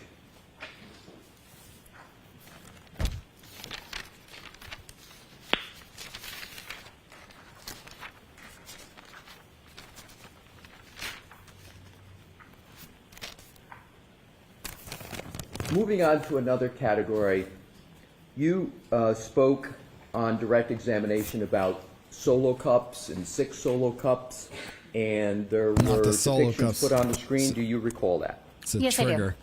So on February 1st, in addition to taking some swabs from the vehicle, you also mentioned that you took swabs of, as I recall it, frozen red-brown stains located inside the red solo cups? Yes, that's correct. Other than in this case, did you ever have to take swabs of red stain material from Solo cups that people usually use for other purposes? For drinking, just I've say never it, man. performed a collection like For that. beer pong. He wanted to say beer pong. So this is the first time you ever performed a collection like that, correct? I mean, the collection process itself is standard, the applying the sterile water to the swabs and putting it in a potential stain of interest. However, no, I've never collected a sample from a red Solo cup before. Have you ever taken a sample from a red Solo cup since that February 1st? No, I've not. I'm glad. I mean, this needs to be discussed. How many swabs did you take with regard to the red Solo cups? I took 2 swabs. Red Solo cup. How did you choose which of the 6 Solo cups that you were going to take? And I understand you took 2. Did you take 2 swabs? 2 swabs, but they were considered the same sample. They were taken from the same cup, same stain. That was what I wanted to get at. Is you took 2 swabs, but they were from the same Solo cup. That's correct. Do you recall how you chose which Solo cup you were going to take the swab from? I don't recall. Could that be of significance, which one you chose and why?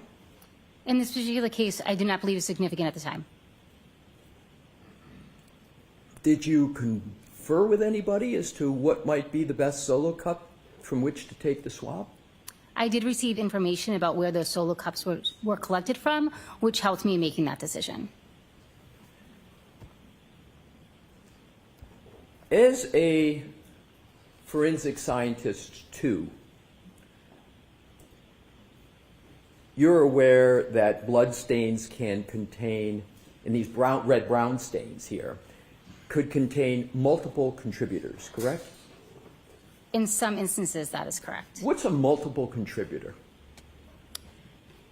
A multiple contributor, I believe the term more used in the DNA unit. However, having many contributors to a particular stain just mean there may be multiple sources of that biological material. Do you know which red-brown stains that are contended to be found at the scene relate to which Solo cup in the bag that these Solo cups were in? The information I had at the time were that these were collected from a single stained area from beneath the victim. But you don't have personal knowledge of that, correct? No, that's correct. I was not present at the scene at 34 Verrier.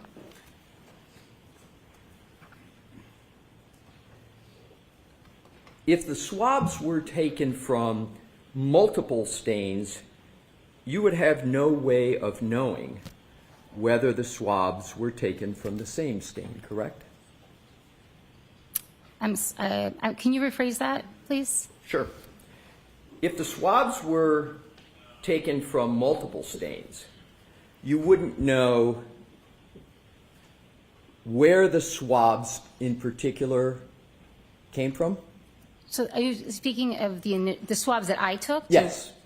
So the swabs that I took, I know came from one of those 6 cups.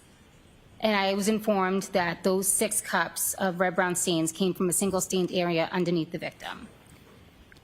That information you just spoke about, was it put in any note that you read? It was something that I had in my notes. Did anybody else convey that information to you at the Sallyport? I got that from an officer on scene at the Sallyport, but I do not recall which officer relayed that to me. So it was verbal information you got from That is correct. person. Did that person show you any note or chain of custody or other document to support his or her statement in that regard? No, they did not.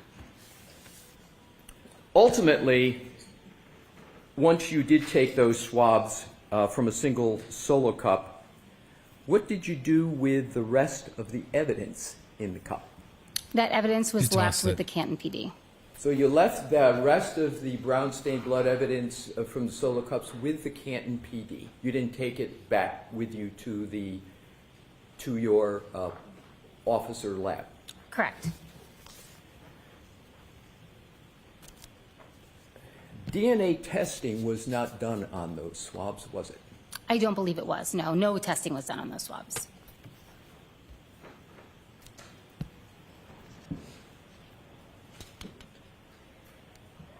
So as we all sit here today,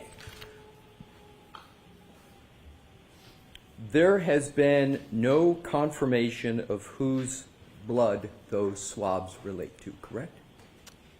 At this time, those were not tested for blood at all, so I couldn't confirm that they're blood, and no additional testing was done. That is correct. So therefore, we don't know any person or persons they might relate to. That is correct.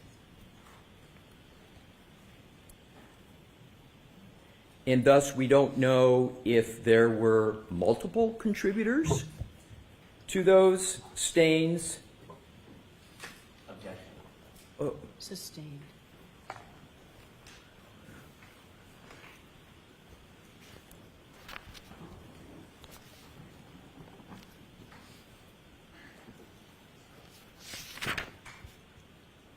You testified that the remainder of the contents of the Solo cup that you took you swabbed from, as well as the other 5 Solo cups, were retained at the Canton Police Department, as you know, before you left. And that investigation, as you said at the time, was being headed up by former Trooper Proctor, correct? That is correct. Michael Proctor was at the Canton Police Department Sallyport location at the time you were performing your work on February 1st, correct? Yes, that's correct. Microdots. Did Michael Proctor take control of those Solo cups? I do not know who took control of the Solo cups. I know that I turned them over to a Canton police officer. I handed them to a Canton police officer. Might Michael Proctor have taken control of those Solo cups? To my knowledge, it was recall. a Canton police officer at that time. I don't know what happened to them after they were turned over to the Canton PD. Why is it that you believe a Canton police officer had control over those cups rather than former Trooper Proctor? Just from my actual memory, I remember turning them over. They had collected the frozen red brown stains in the cups, so it was technically their evidence. I took the sample I needed from them, so I just returned it to the officer who had presented them to me. So therefore, after you presented them, you don't know who took control of those cups. Is that a fair conclusion? Yes, that's correct. Sorry, I didn't mean to cut you off. That's okay. My question probably wasn't all that clear. Ultimately, during your work and inspection of the vehicle, the SUV, the right rear taillight housing was removed, as you testified to on direct examination, correct? Yes, that's correct. And you testified that a Canton police officer sort of helped you with the last stage of the removal of that taillight?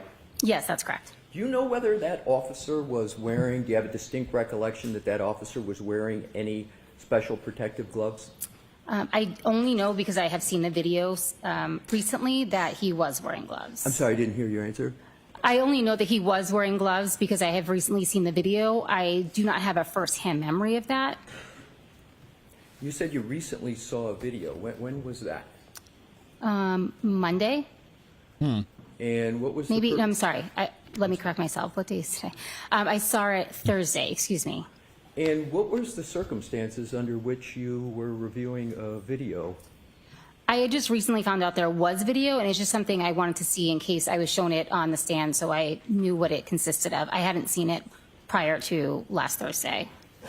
Did you testify to that on your direct and I missed it, or did it not come up? It didn't come up. Reviewing a video. I'm sorry, yes. I believe I was asked if I had seen the video, and yes, I had. Okay, thank you. Now back to I missed it. Nobody's surprised by that, though. Mr. Woke, if we could have Exhibit 145 published. That's interesting. With your Honor's permission. Thank you. We have up on the screens, and I know you went through this on direct, so I'm going to shortcut it. This is the tail light at the lab that you were talking about on direct, correct? Yes, that's correct. And that's the taillight housing that you submitted to the lab that you had obtained from the Sallyport garage, right? Yes, And correct. just to cover quickly some basics, there was one swab taken that you mentioned on direct of that taillight. Yes. And you testified, if I remember correctly, on direct that you, well, it's better for you just, if you could with a pointer, is just show the areas you covered with that one swab. So I collected the swab from any of the, what would have been exposed areas of the taillight when the taillight was intact. And if you could please, just give like a perimeter full, I know it's not a circle, but whatever it is, just full perimeter so the jury can see the entire area that you swabbed. Sure. It was this upper right-hand red area, this portion down here, I believe it's red, and then there's also a portion of clear area in the front here that was swabbed, and that was all contained on a single swab. Thank you very much. So I want to keep this up if I could, Your Honor, but we can have the lights back on if that's acceptable. Just, so, thank you.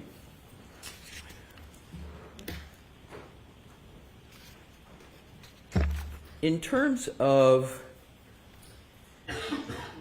the swabbing, you did not swab, therefore, any other area of that taillight, correct? Including the area to the left of where you just drew the circle, if you will, around, correct? I would just say it's difficult from this picture to see if there's what would have been exposed when the may I finish? I'm sorry. I don't know specifically on the left from this picture if there's anything that would have been there prior to the damage. If there was an external area, it would have been included in my collection.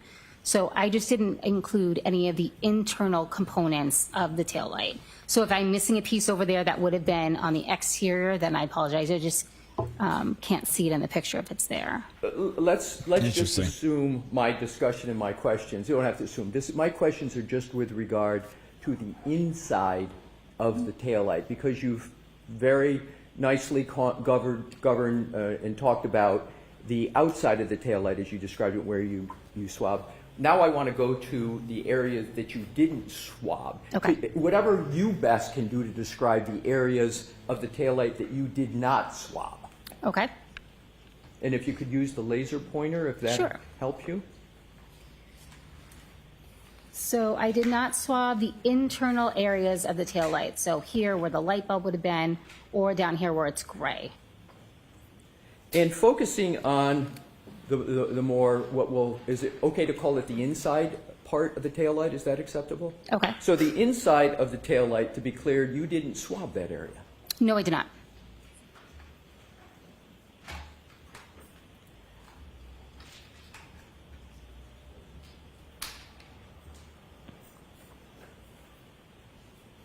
In terms of where you did swab, given that you swabbed with one swab the entire area, yeah, y'all want to know you about are the not able to reconstructed say taillight? precisely where any DNA might have come from? Just that it would have been present, if there was DNA present on that swab, it would have come from the external exposed area of the taillight, should the taillight have been intact. But again, on the inside, because you didn't swab the inside, you had no evidence of DNA on the inside of the taillight, correct? Correct. I did not swab the inside. With regard to the, what we'll call the outside, where you did swab, as opposed to the inside where you didn't, you cannot define whether the DNA was to the upper right, to the outside of the taillight lens, or some other place in that area, correct? No, I wouldn't be able to narrow down where on the external portion, external front. I mean, I didn't swab anything in the back that was attached to the vehicle. So anything in the external front, I would not be able to narrow down any further where, if any biological material was present, where it was recovered from, specifically on the external area.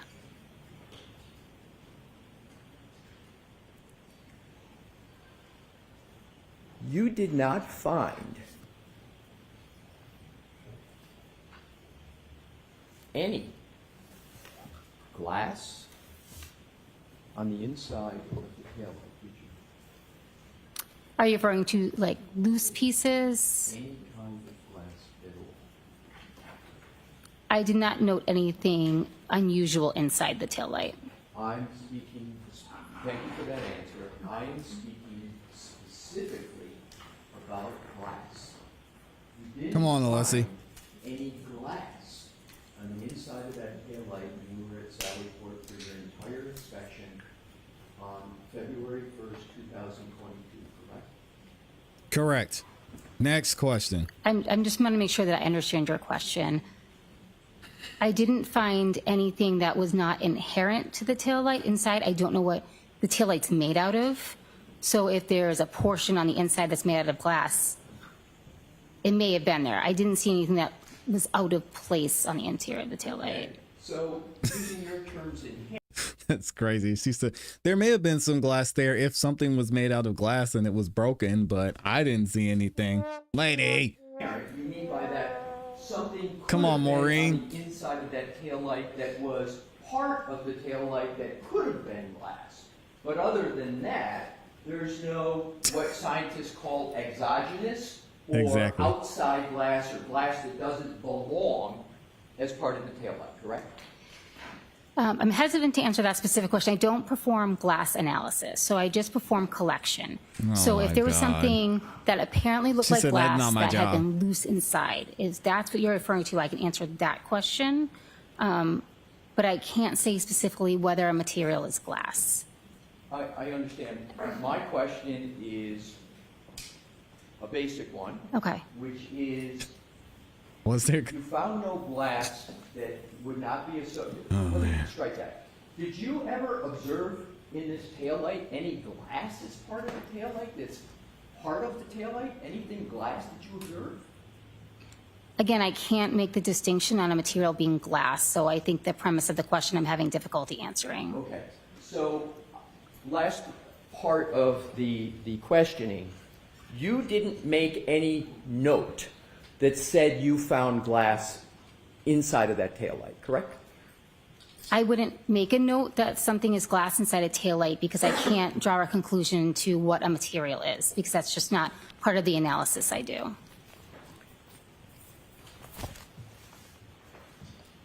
And to wrap this part up, and then we can move on from this item, you didn't find any DNA on the inside of that taillight. My analysis would not include DNA analysis because that is a different unit, so I can't answer that question. To your knowledge, as you sit here today, is there any information from anybody that says that there's any DNA in that taillight? I have no information of that. Thank you. So what I want to do now is, if we can take that down, Mr. Wolk, I want to move on to what is sometimes referred to as touch DNA. I know you're familiar with that concept, right, Ms. Hartnett? Yes, that's correct. And what is, for the jurors' understanding, what is touch DNA? When skin comes into contact with an item, potentially skin cells can be left behind, which is commonly referred to as touch DNA, when in essence it's these skin cells from the person being transferred to another object or item. So is this a fair example that if I walk by the podium and brush my hand against it like that, I could very well leave touch DNA on that podium for what I just did? Okay. So standard got more of a foundation from this witness. Thank you, Your Honor. Interesting.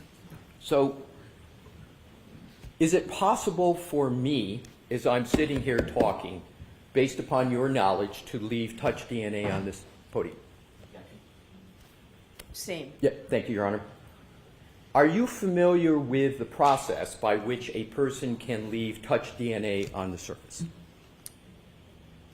Yes, I commonly defer to biological material because that is what my expertise is in. Skin cells can be transferred to an item, and skin cells can potentially provide DNA. So, do No hands, kidding. palms of hands, produce skin cells? Yes, they are made of skin cells, And correct. if a hand is on, for example, a podium, can there be a transfer of skin cells to the podium?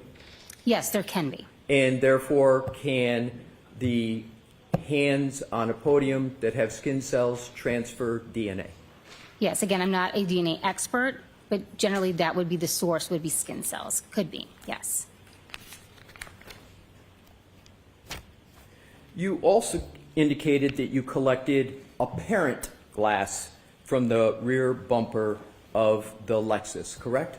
Yes, that's correct. And you use the term apparent glass, as I understand forensic science, because at the time you're not really sure what it is, right? So you use the word apparent glass, and you can't take away the apparent until there's a confirmation that it is glass, correct? Yes, that's correct.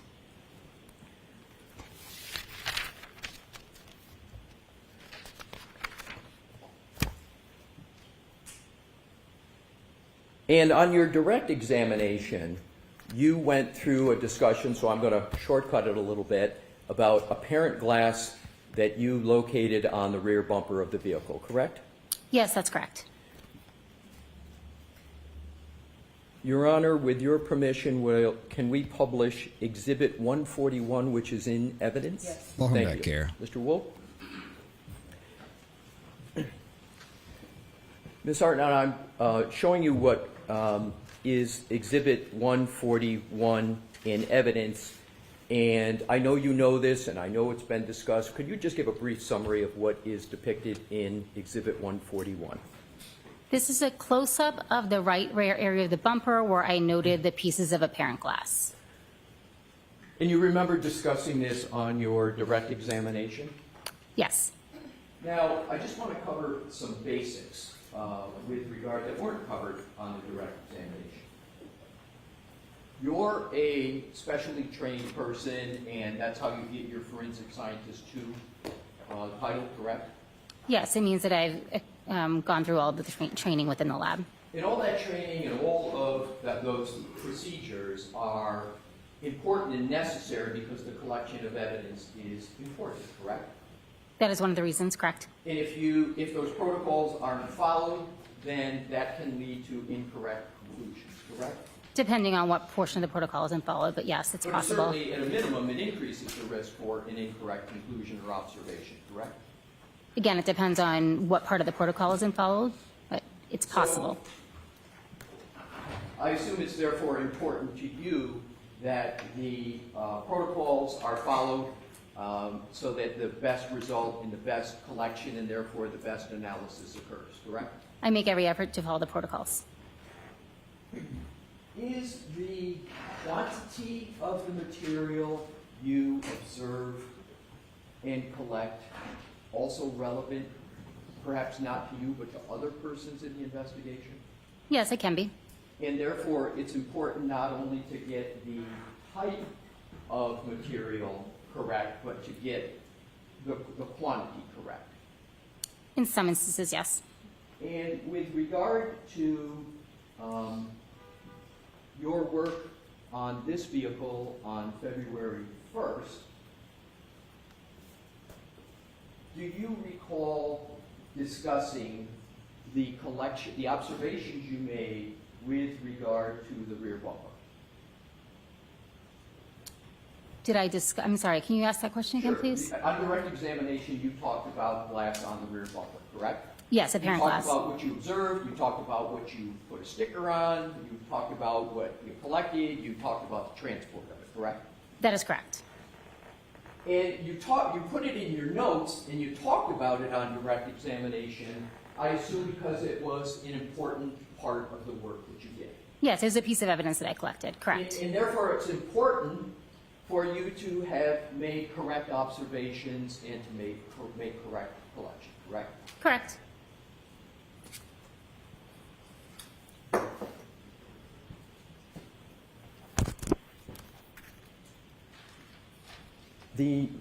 With Your Honor's permission, if we could publish Exhibit 133.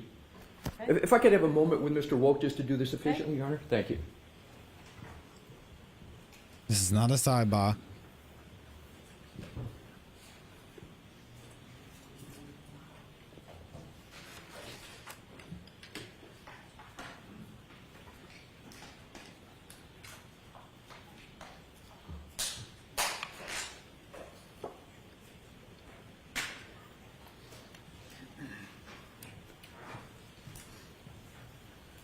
With Your Honor's permission, if Mr. Wolk, you could zoom in on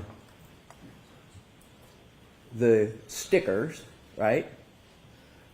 So, Ms. Hartnett, on your direct examination, you stated that there were 2 stickers and that there were therefore glass associated with each sticker, correct? Yes, that's correct. So 2 stickers and glass associated with each sticker, correct? Yes, correct. In fact, there's only 1 sticker, and the second sticker is merely a reflection of the first sticker, and therefore you have doubled the stickers and you've doubled the amount of glass on the bumper. Can you see that? Can you determine that from the photo? No, can I see the other photo, please? Yes. Okay. So if we could, Your Honor, He with your said yes permission, go to so Exhibit 133. enthusiastically.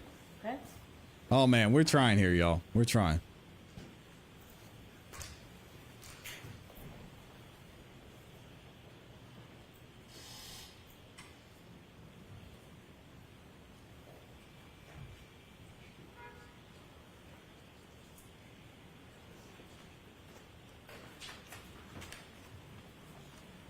You asked to see this one.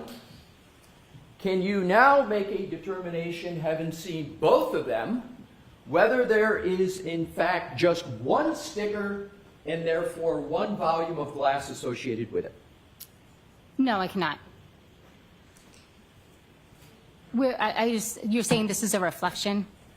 I can't testify, Okay. so I'm asking you.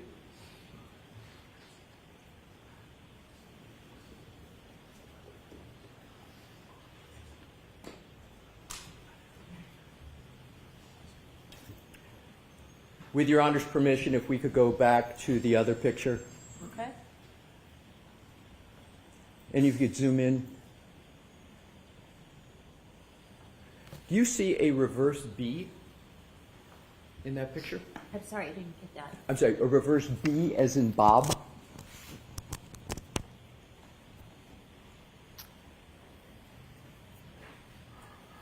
No, could you zoom in on each of the stickers for me, please? We'll do whatever you would like to do to answer the question. So Sure. Interesting. And then if I could just see the other sticker, please. Absolutely.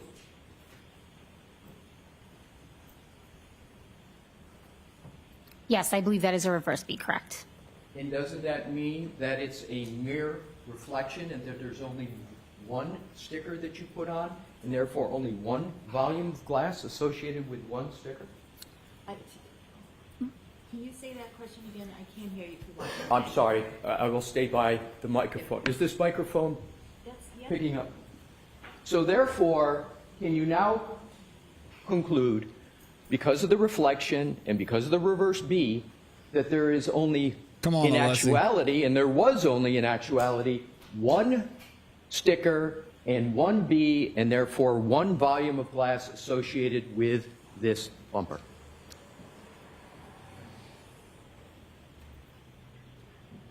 I don't know specifically that it's a reflection. It's not unusual for me to use the same letter on a sticker if I'm going to collect do you the mean items it's of not a evidence reflection? together. So if I had written it, on top or on the bottom of the scale on one of them and on the top of the scale on the other one, that is a possibility. It's difficult for me to tell by this picture. What I can tell you is that all the items of glass or apparent glass that were present on the bumper were collected together. So I can't say specifically by looking at this photo whether I just label 2 separate areas to make the photo show the pieces better or if it is a reflection. I can't say. So from what we just went through, you're not able to tell that that is a reflection and therefore a duplication, is that correct? I'm Sustained. Do you have any doubt whether there is a reflection on the photo that Why is he asking is on the questions screen in at this slow moment? motion? Do you have any doubt? Oh, I would say it could be a possibility, yes. Right. So you have doubt. Asking questions. So you believe it's a possibility? In Yes, correct. slow Is it more than a possibility? motion. And You would agree that it's I don't. important to have No. the accurate answer to that question, correct?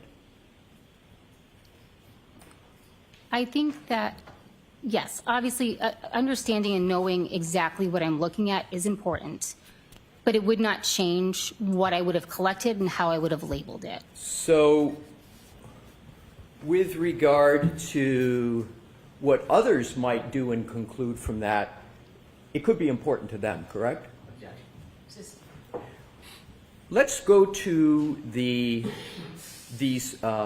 we can go back to the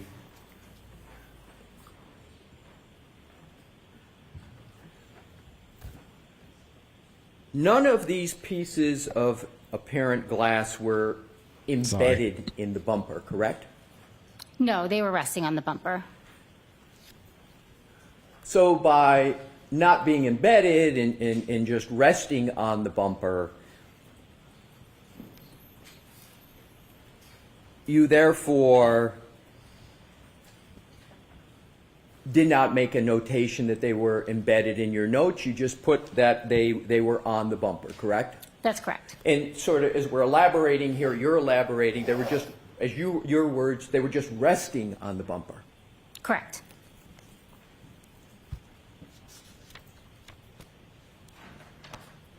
oh my goodness. If we could, if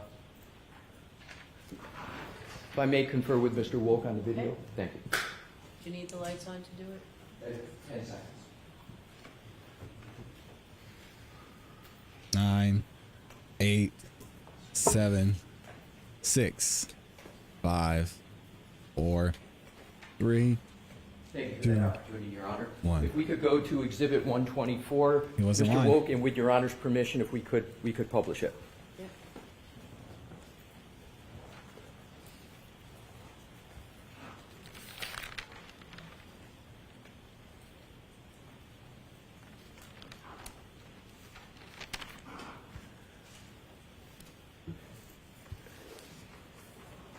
Ms. Hartnett, there had been various weather before February 1st in the area. Is that correct? You testified to that somewhat on direct examination. Yes, that's correct.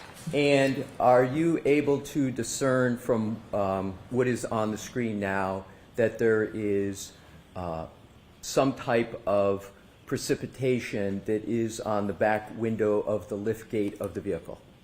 Yes. And is that consistent with what you observed when you were in the Sally Port on February 1st? I don't believe I observed the precipitation on the back of the vehicle by the time I arrived. But does this refresh your recollection as to whether there was, in fact, that precipitation on the vehicle at that time? Can you ask it differently so you need it clearer? Yes. Do you recall when you were at the Sally Port on February 1st any precipitation on the rear window of the liftgate of the SUV? No, I do not recall. And does this depiction refresh your recollection on that point? I'll allow that. Does it? No, I don't recall seeing any precipitation on the vehicle, and I don't know when that photo was taken, so that does not refresh my memory of that instance. Is there a date of January 29th, 2022 on that photo? And we can enlarge it if that would help. And again, this is in evidence. Do you see what is at the bottom of the photo? I do. Now if we could play, with Your Honor's permission, this video. And if we could stop it at certain points, Mr. Wolk, that would be helpful. May we, Your Honor? Okay. This is brutal. Thank you.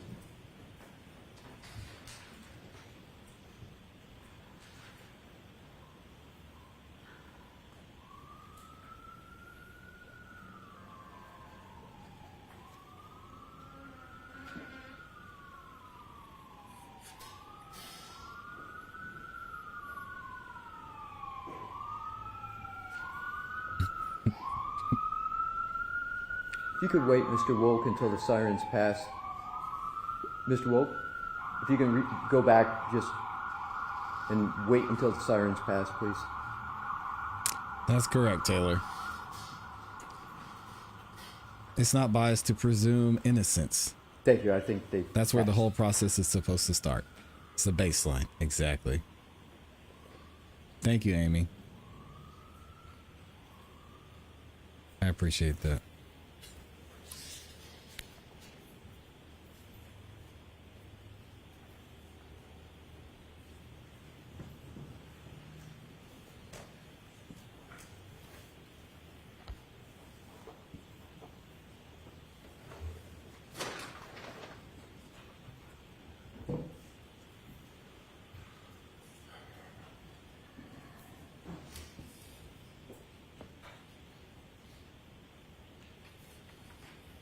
If you could accelerate it just a little bit, Mr. Wolk, without overly accelerating all that's happening.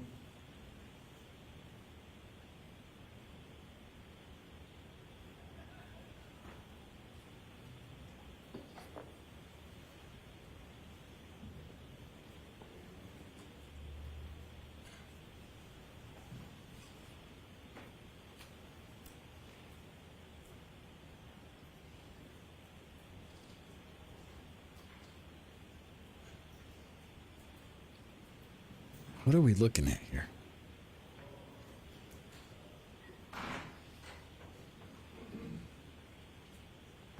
And accelerate it a little bit more. And that's good. And if you could bring, yes, thank you. We could have the lights on and take that down, please.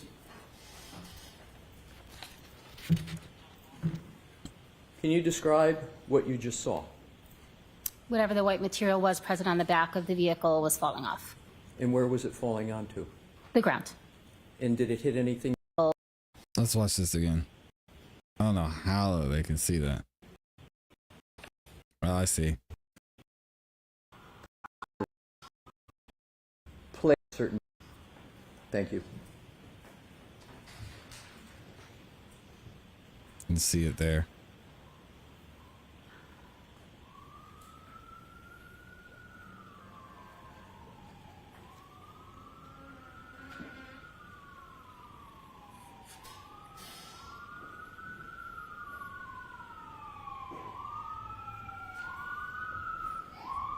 Snow. If you could wait, Mr. Wolk, until the sirens pass. Mr. Wolk, if you can go back just and wait until the sirens pass, please.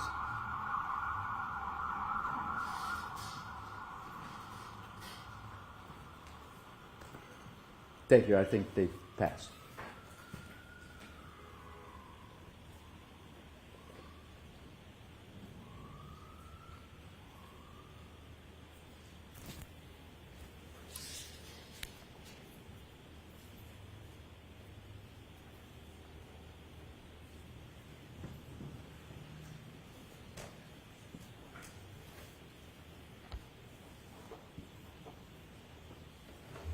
Y'all said Mr. Wolk is asleep. He might be. He might be over there nodding off. Wouldn't blame him. If you could accelerate it just a little bit, Mr. Wolk, without overly accelerating all that's happening.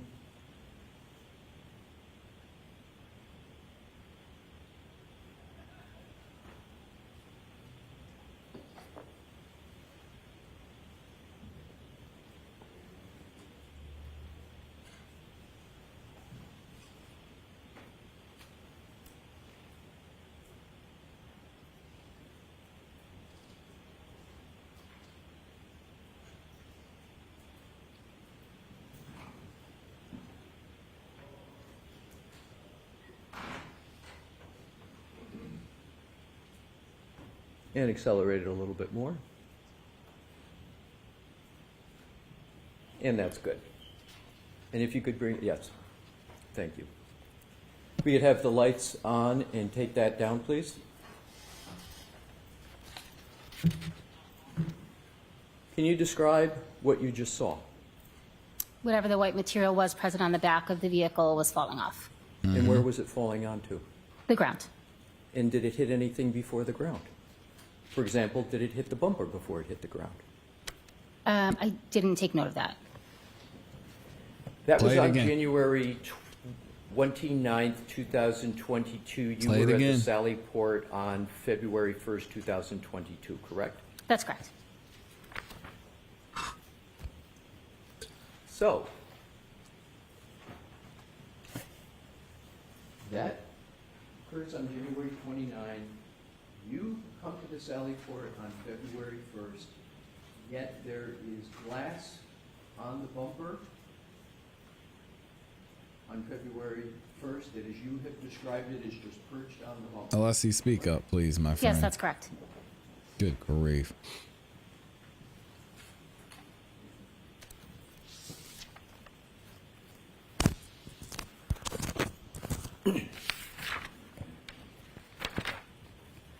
Do you know generally where Dighton, Massachusetts is? Yes. Do you know where, and you obviously know where Canton is? Yes. How far away would you say Dighton is from Canton? Time-wise, maybe 30 to 45 minutes. And therefore, roughly, if someone were to go the speed limit, around 30 minutes away? Sure. Not holding you to any exact time, just generally. Your notes indicate that the vehicle was recovered from Dighton, the one we've been talking about, the Lexus, and towed back to Canton and placed in the Sally Port garage at the Canton PD before you started your examination, correct? That's correct. And you were made aware before your inspection or examination on February 1st of 2022 that the alleged incident in this case took place in Canton, correct? Yes, that's correct. So you knew you were looking at this vehicle, when you were looking at this vehicle and doing your examination, that the vehicle, by definition as to what we had just covered, went from Canton to Dighton and then towed back from Dighton back to Canton, correct? Yes, that's correct.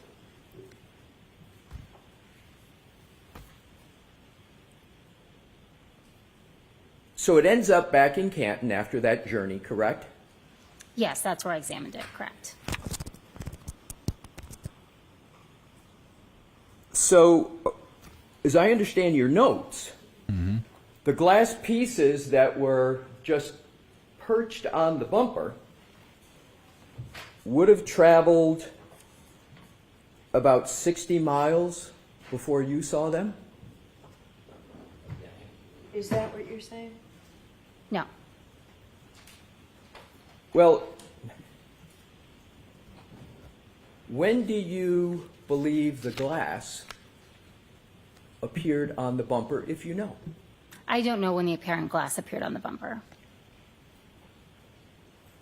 So you believe it's possible that the apparent glass appeared on the bumper after January 29, 2022? Yes. Sustained. Do you know the weather conditions that were in the area? We talked about it earlier, you talked about it on direct. In the general time of January 29th of 2022? Yes, I do.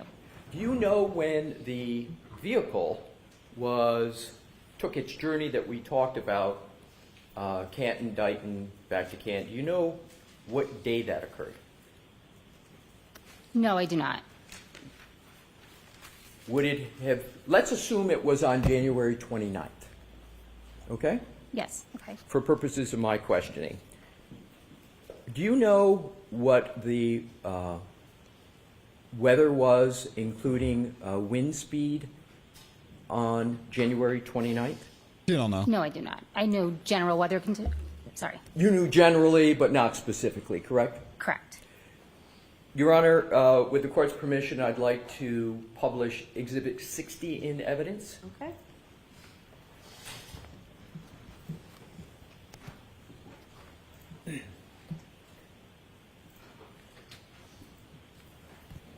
And if you could go through to the top, Mr. Woke, of the title first. If you could go before that to the very, very top title in the center, as to, so Ms. Hartnett can see what the, okay. And then if you could now go down to the part of the document that would show the date, and then go from left to right for Ms. Hartnett, please, and the jury.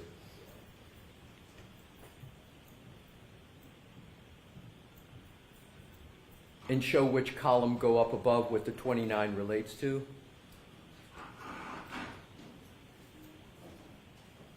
And if you now then can proceed to the yellow line and go over to and hit the relevant categories. Thank you.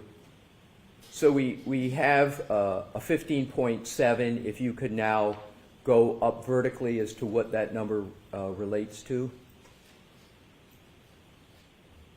And can you highlight what it relates to? And if you could now go down to the, and go up above 1, just above the average, is to yellow highlight what's above the column up above average speed. Yes. Okay, if you now can go down to the respective columns at the bottom for January 29th.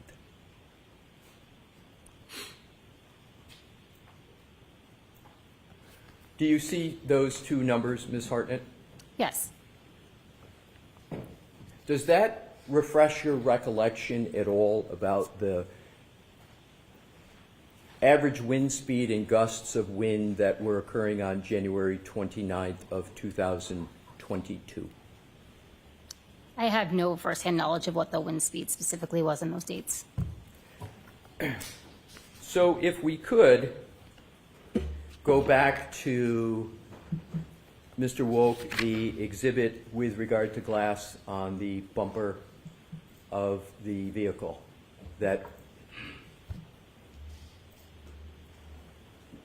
So this is these are your observations on February 1st. And we've talked about the journey that the vehicle went on. You talked generally about the weather. So, You said it's cross. try and ask a question without too much. I understand. Understood, Your Honor. Thank you.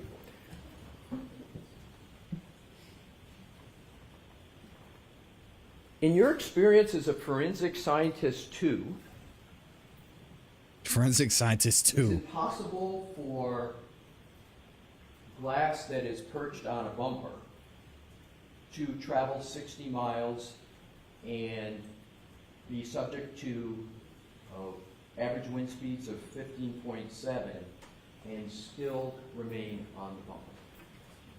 Objection. So it's sustained without a proper foundation. Understood. Have you ever had experience with analyzing glass on any surface, an outdoor surface, and correlating that glass to weather conditions to make a determination as to the likelihood that glass could be or not be in a certain place on a certain date and time? Have you ever done that? No.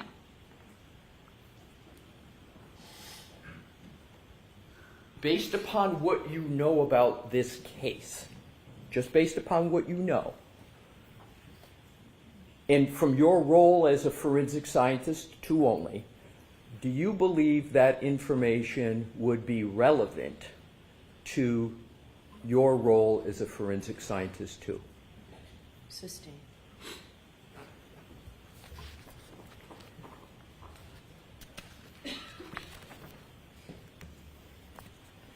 How did you recover the glass? What tool did you use to recover the glass on the bumper?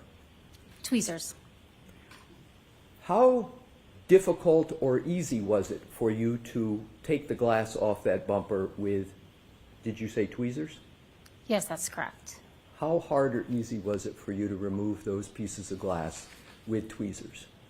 It was not difficult. So it was easy. Yes, correct.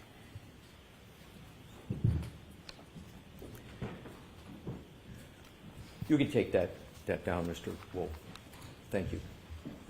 Moving on to another category, Ms. Hartnett. You testified on direct examination that you located an apparent hair on the rear right quarter panel of the vehicle, correct? Yes, that's correct. And again, we say apparent hair for the reasons we've discussed. You didn't know at the time, so you use the word apparent, and you don't take away the apparent until testing confirms it's hair, correct? Correct. So the apparent hair was not sitting on the horizontal bumper, but it was on a vertical portion of the panel. Is that correct? Yes, that's correct. And that's the quarter panel, right? Yes. And that's a smooth surface, right? Yes.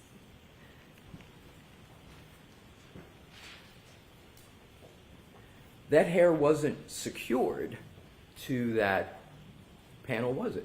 That's true. The jury's going to be thinking about it. It, in fact, wasn't secured in any way on that quarter panel, correct? Oh, Just Bev is Correct. definitely clocking him right now. It wasn't taped? No. It wasn't glued? It wasn't stapled? No. It was not affixed in any way whatsoever? No, it was not.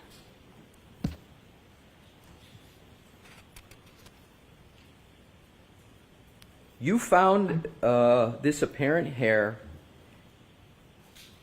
at the same time you found the glass pieces on the bumper, correct? In the same general time, yes, that's correct. When you say same general time, it was just one day you were there, correct? Yes. The range of time wasn't that broad, was it, correct? No, it was not correct. What was the range of time between finding one versus the other? I don't know specifically. I was there for approximately 2 hours, so within that time period. So within just 2 hours, you found the pieces of glass and the apparent hair, and within that time, you did your examination, you made your notes, all of that done within just 2 hours. Yes, that's correct.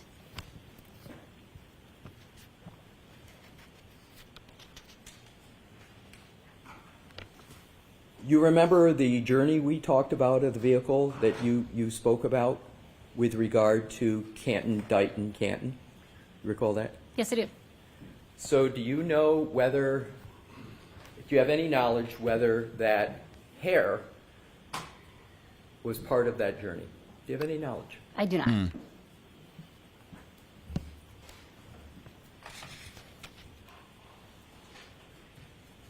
you know when the hair was deposited on the vehicle? No. Was it easy or hard to take off the apparent hair from that quarter panel? It was easy. Again, I picked it up with a pair of tweezers. Didn't give you any resistance? No.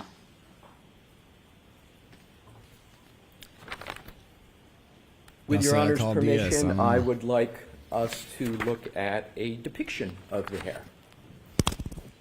May I, Your Honor? What exhibit number? It is, I believe we're going to start with 144B. Okay.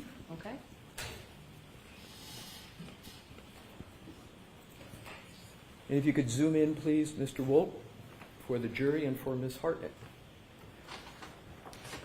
Do you still have a laser pointer, Ms. Hartnett? Yes, sir. Could you kindly use that and draw a circle around the apparent hair? Yes. Thank you. I'm going to refer to that as a J shape. Is that a fair description of it, or do you have a better description of it? I see two ends of the hair and an arch, so I'm going to say more of like a C-shaped. Okay, so you would refer to that as a C shape? Correct. And would that be a reverse C?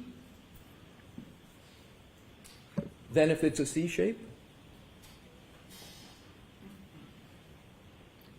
In that picture, it's difficult to tell if the ends are making contact or if they're coming off the vehicle, so I'm not sure. Whatever way you would describe it, a letter or shape, because then what I'm going to do, just, it's not a trick here, but Yeah. I'm just going to show you another picture of it, of that hair that might be in a different location or different shape. So I want to give a contrast. So whatever term you want to use that's fair to you. So I think it looks like a C. I can't say, I don't, it could also be like a U. I'm not sure which way the ends are facing from this perspective. Can you once again, just so we're clear and the jury's clear, just draw a circle around it again, what Sure. you're talking about, and we won't give it a name, Okay. right? We'll just do the contrast. Right. Okay. So if I were to just say there looks like there might be a little hook at the top and then there's a vertical line, is that a fair description? Yes. Okay, so can we go with that? A little hook at the top and then a straight, or a line, that vertical line that comes down? Sure. And yes. that hook is orienting left, correct? Of the vertical line? It's to the left of the vertical line? Yes, I do see it from this perspective to the left. That's Okay, correct. very good. And that's the apparent hair? Yes. And you only saw or found one apparent hair, correct?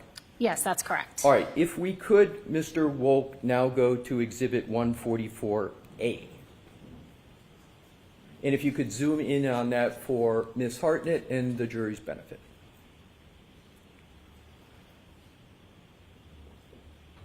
Could you draw a circle now around the apparent hair? Amy, I was not ready for that. Thank you. And isn't that apparent hair now Excuse me a second. oriented almost 180 degrees, the opposite, with the hook orienting right?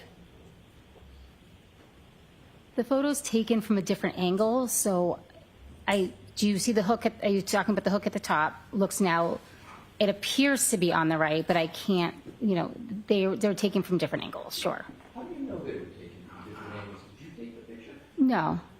Are you speculating that it's taken from a different angle?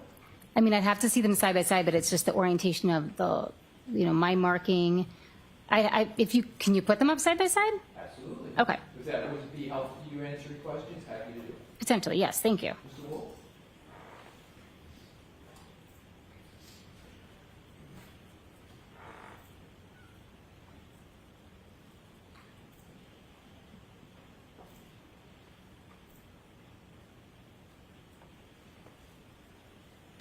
Maybe we could zoom in if possible for each one so we get it. Would that be helpful? We zoom and get a side by side of the zoom? I mean, even from the overalls, I can tell that they're Let's taken. let's start with the overall Okay. first, that you would like, and then we can, okay. Is that where you wanted to start? Yes, just by looking at those, to me, it looks like one is from slightly to the side of the vehicle and one is more directly head on. Right, so one's slightly to the side and the other's a little bit more head-on, but that's the only difference, correct? It's Yes. still the same from top to bottom, it's still the same from side to side, it's the same orientation, correct? The vehicle didn't move, but the camera angle is different in both pictures. That's what I was saying in the other one. So the camera angle is different. One is the one camera angle appears for who's ever taken the photo to be standing off to the right of the vehicle. The second photo looks like it's more directly head on. The 570 is oriented the same way in both pictures, correct? You see the 570? Yes. Yes. On the left, and you see the 570 on the right, correct? Yes, I do. They're same orientation, right? They're in the same location on the vehicle, but I don't think they're at the same orientation. I think one looks. If you could, I've just. So it I moved? want to make sure you finish, but if you could just. My questions are rather Is that what narrow. we're saying? Okay. And then if you need more time to answer them, I'm happy to do that. So let's just ask a question. Yes, thank you, Your Honor. So, isn't the 570 in each picture oriented the exact same way? If you could just explain what you mean by oriented, I think that's where I'm confused. They're the same, you can read the 570 horizontally. It's the same horizontal plane, correct? It's the same straight across, like one doesn't have the 570 upside down. You can read it from left to right, a 5, a 7, and a 0, correct? Correct. Thank you.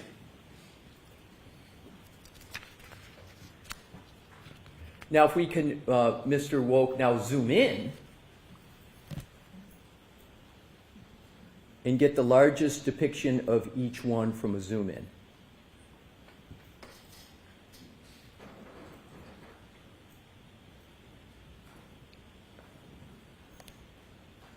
Are you saying the difference in how that hair appears is from a different camera angle?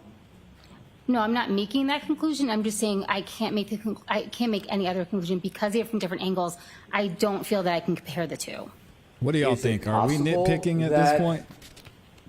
Yeah, it's tough, Kristen. Hair moved when someone took a photograph? Can you answer that question? We're nitpicking Again, a little I don't bit. think I just can't make that conclusion because I didn't take the photo and the photos look like they're from different angles. In your experience, you've taken samples many times of apparent hair, correct? Have I taken samples Yes. such as that? Yes, that's correct. Has it ever happened that when you're taking a sample, the photographer or someone breathes on it and the apparent hair moves? Does that ever happen? I'll allow that.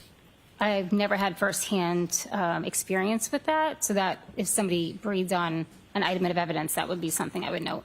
Other than, and is it correct that you're speculating as to what could be causing this difference? Are you speculating? Sustained. I'd like to see counsel at sidebar for a couple of minutes, please. Here's another sidebar. Just Cannoli said, hey, man, you know how we do. We're going to finish this witness up tomorrow. I guarantee. It looks like my risk didn't pay off. I said I was team 13 to 16 today. Looks like team 1 to 6 is going to win. When I asked y'all how many sidebars we're going to have today, 8% of you said 17 plus. 14% of you said 13 to 16. I was one of those. 22% of you said 1 to 6. Looks like y'all are going to win. And then 7 to 12 of you said, or I'm sorry, 55% of you said 7 to 12. I think I baited y'all into that kind of though, because I said most of you were going to pick it. Either way, we got some super chats up in here. Shout out. Oh, hold on. Here we go. You know what? I don't know where I stopped at. Either way, Peter Ortiz gifted 5 memberships. If you got a membership from Peter, please make sure you say thank you, along with Slim Life in here as well, gifting, 1 membership. We've got Melissa Jane. She became a new member. Welcome to the member side, Melissa Jane. Make sure you go over to the community tab and also the videos tab and make sure you check out the members only content we have there. We've got Kara Hampton in here with the 10 bomb. She says, welcome to all the new members and subscribers. We are family. Yeah, we respect everyone, no matter the views or opinions. Have fun here on purpose. And as always, stay classy. You know what time it is. Shout out to Kara. We've got Taylor in here as well. Good to see you, Taylor. With the 2 bomb says, can D, or the defense, ask the witness about proper police procedure? Yep, I think we've gotten into that. Peter Ortiz with the 2 bomb as well says, we all know AJ did it. So he can be with Karen. Man, Peter, if you don't get up out of here. AJ didn't even know who she was when this happened. Stop it. Appreciate you. We've also got Sin B in here with the 4 bomb, gifting me some coffee. Thank you for the support, Sin B. Sin B was in here on Monday as well, Monday night, sponsoring some of the artists on the Song of the Night Live. And then, of course, we've got Amy saying with the 5 bomb, keep it up. Amy, for you, I'll keep it up. All right, I appreciate you. Thank you to Amy, and you keep it up too. You're doing amazing things over there. I appreciate you. Libby said, am I still mad at y'all? No, y'all better leave Allie alone. The court's permission. Sure, you can put it back up on the screen. Thank you. Y'all better leave Allie alone and we're good. Shout out to Amy. Oh, man. Had me shook over here. Good Lord.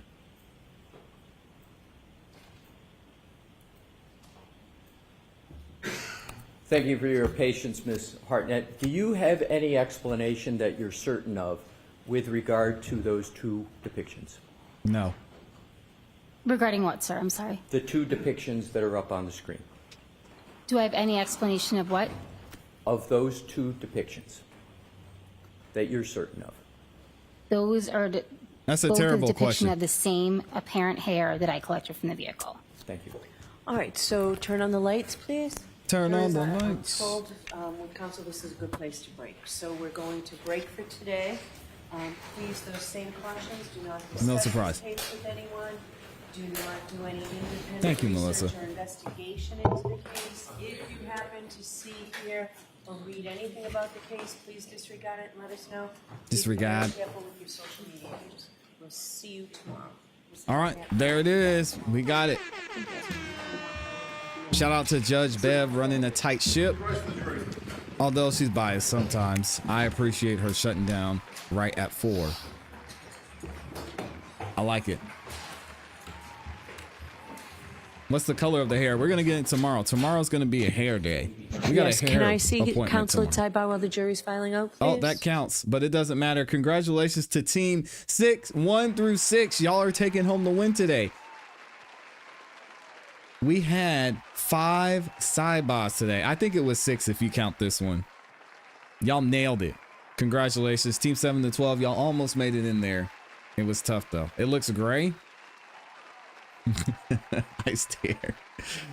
Oh man, I want to wait and see. Actually, we have a little bit of delay, so Judge Bev might come back in here. Nope, I think you're done. So we'll double check and see if anything happens. Otherwise, we're gonna get up out of here. Amy voted 1 to 6. Stop the cap. I'm not buying it. She said, but she is winning in a lot of other ways. But if she says it, I'll believe her. Shout out to y'all. Thank you again to everybody that supported. Major shout out to all 1,200 of y'all that liked the video too. My Lord. And again, to everyone who supported: Les Cleaver, my guy, Virginia Wiley, Libby22SC Girl, Slim Life, CPE, the awesome, amazing Amy, Nay, Kara Hampton, Peter Ortiz, my guy, Mr. Brown in the building as well. Tangi Davis, appreciate you. Melissa Jane, the new member. Taylor up in here, as well as Sin B. I appreciate y'all and the support. Also, shout out to Sarah Daniels over on the PayPal. We are going to get out of here, and we will be back tomorrow. As always, y'all know we do not miss. So make sure, if you haven't yet, subscribe, hit the notification bell so you don't miss any time that we go live. We got day 16 starting tomorrow. We got a hair appointment tomorrow. Make sure y'all are in the building. Thank you again to everybody who's in here. I see y'all in the building. Taco Tuesday up in here. Amy says, every day you're in my life is a win. Oh my gosh. Right back at you, Amy.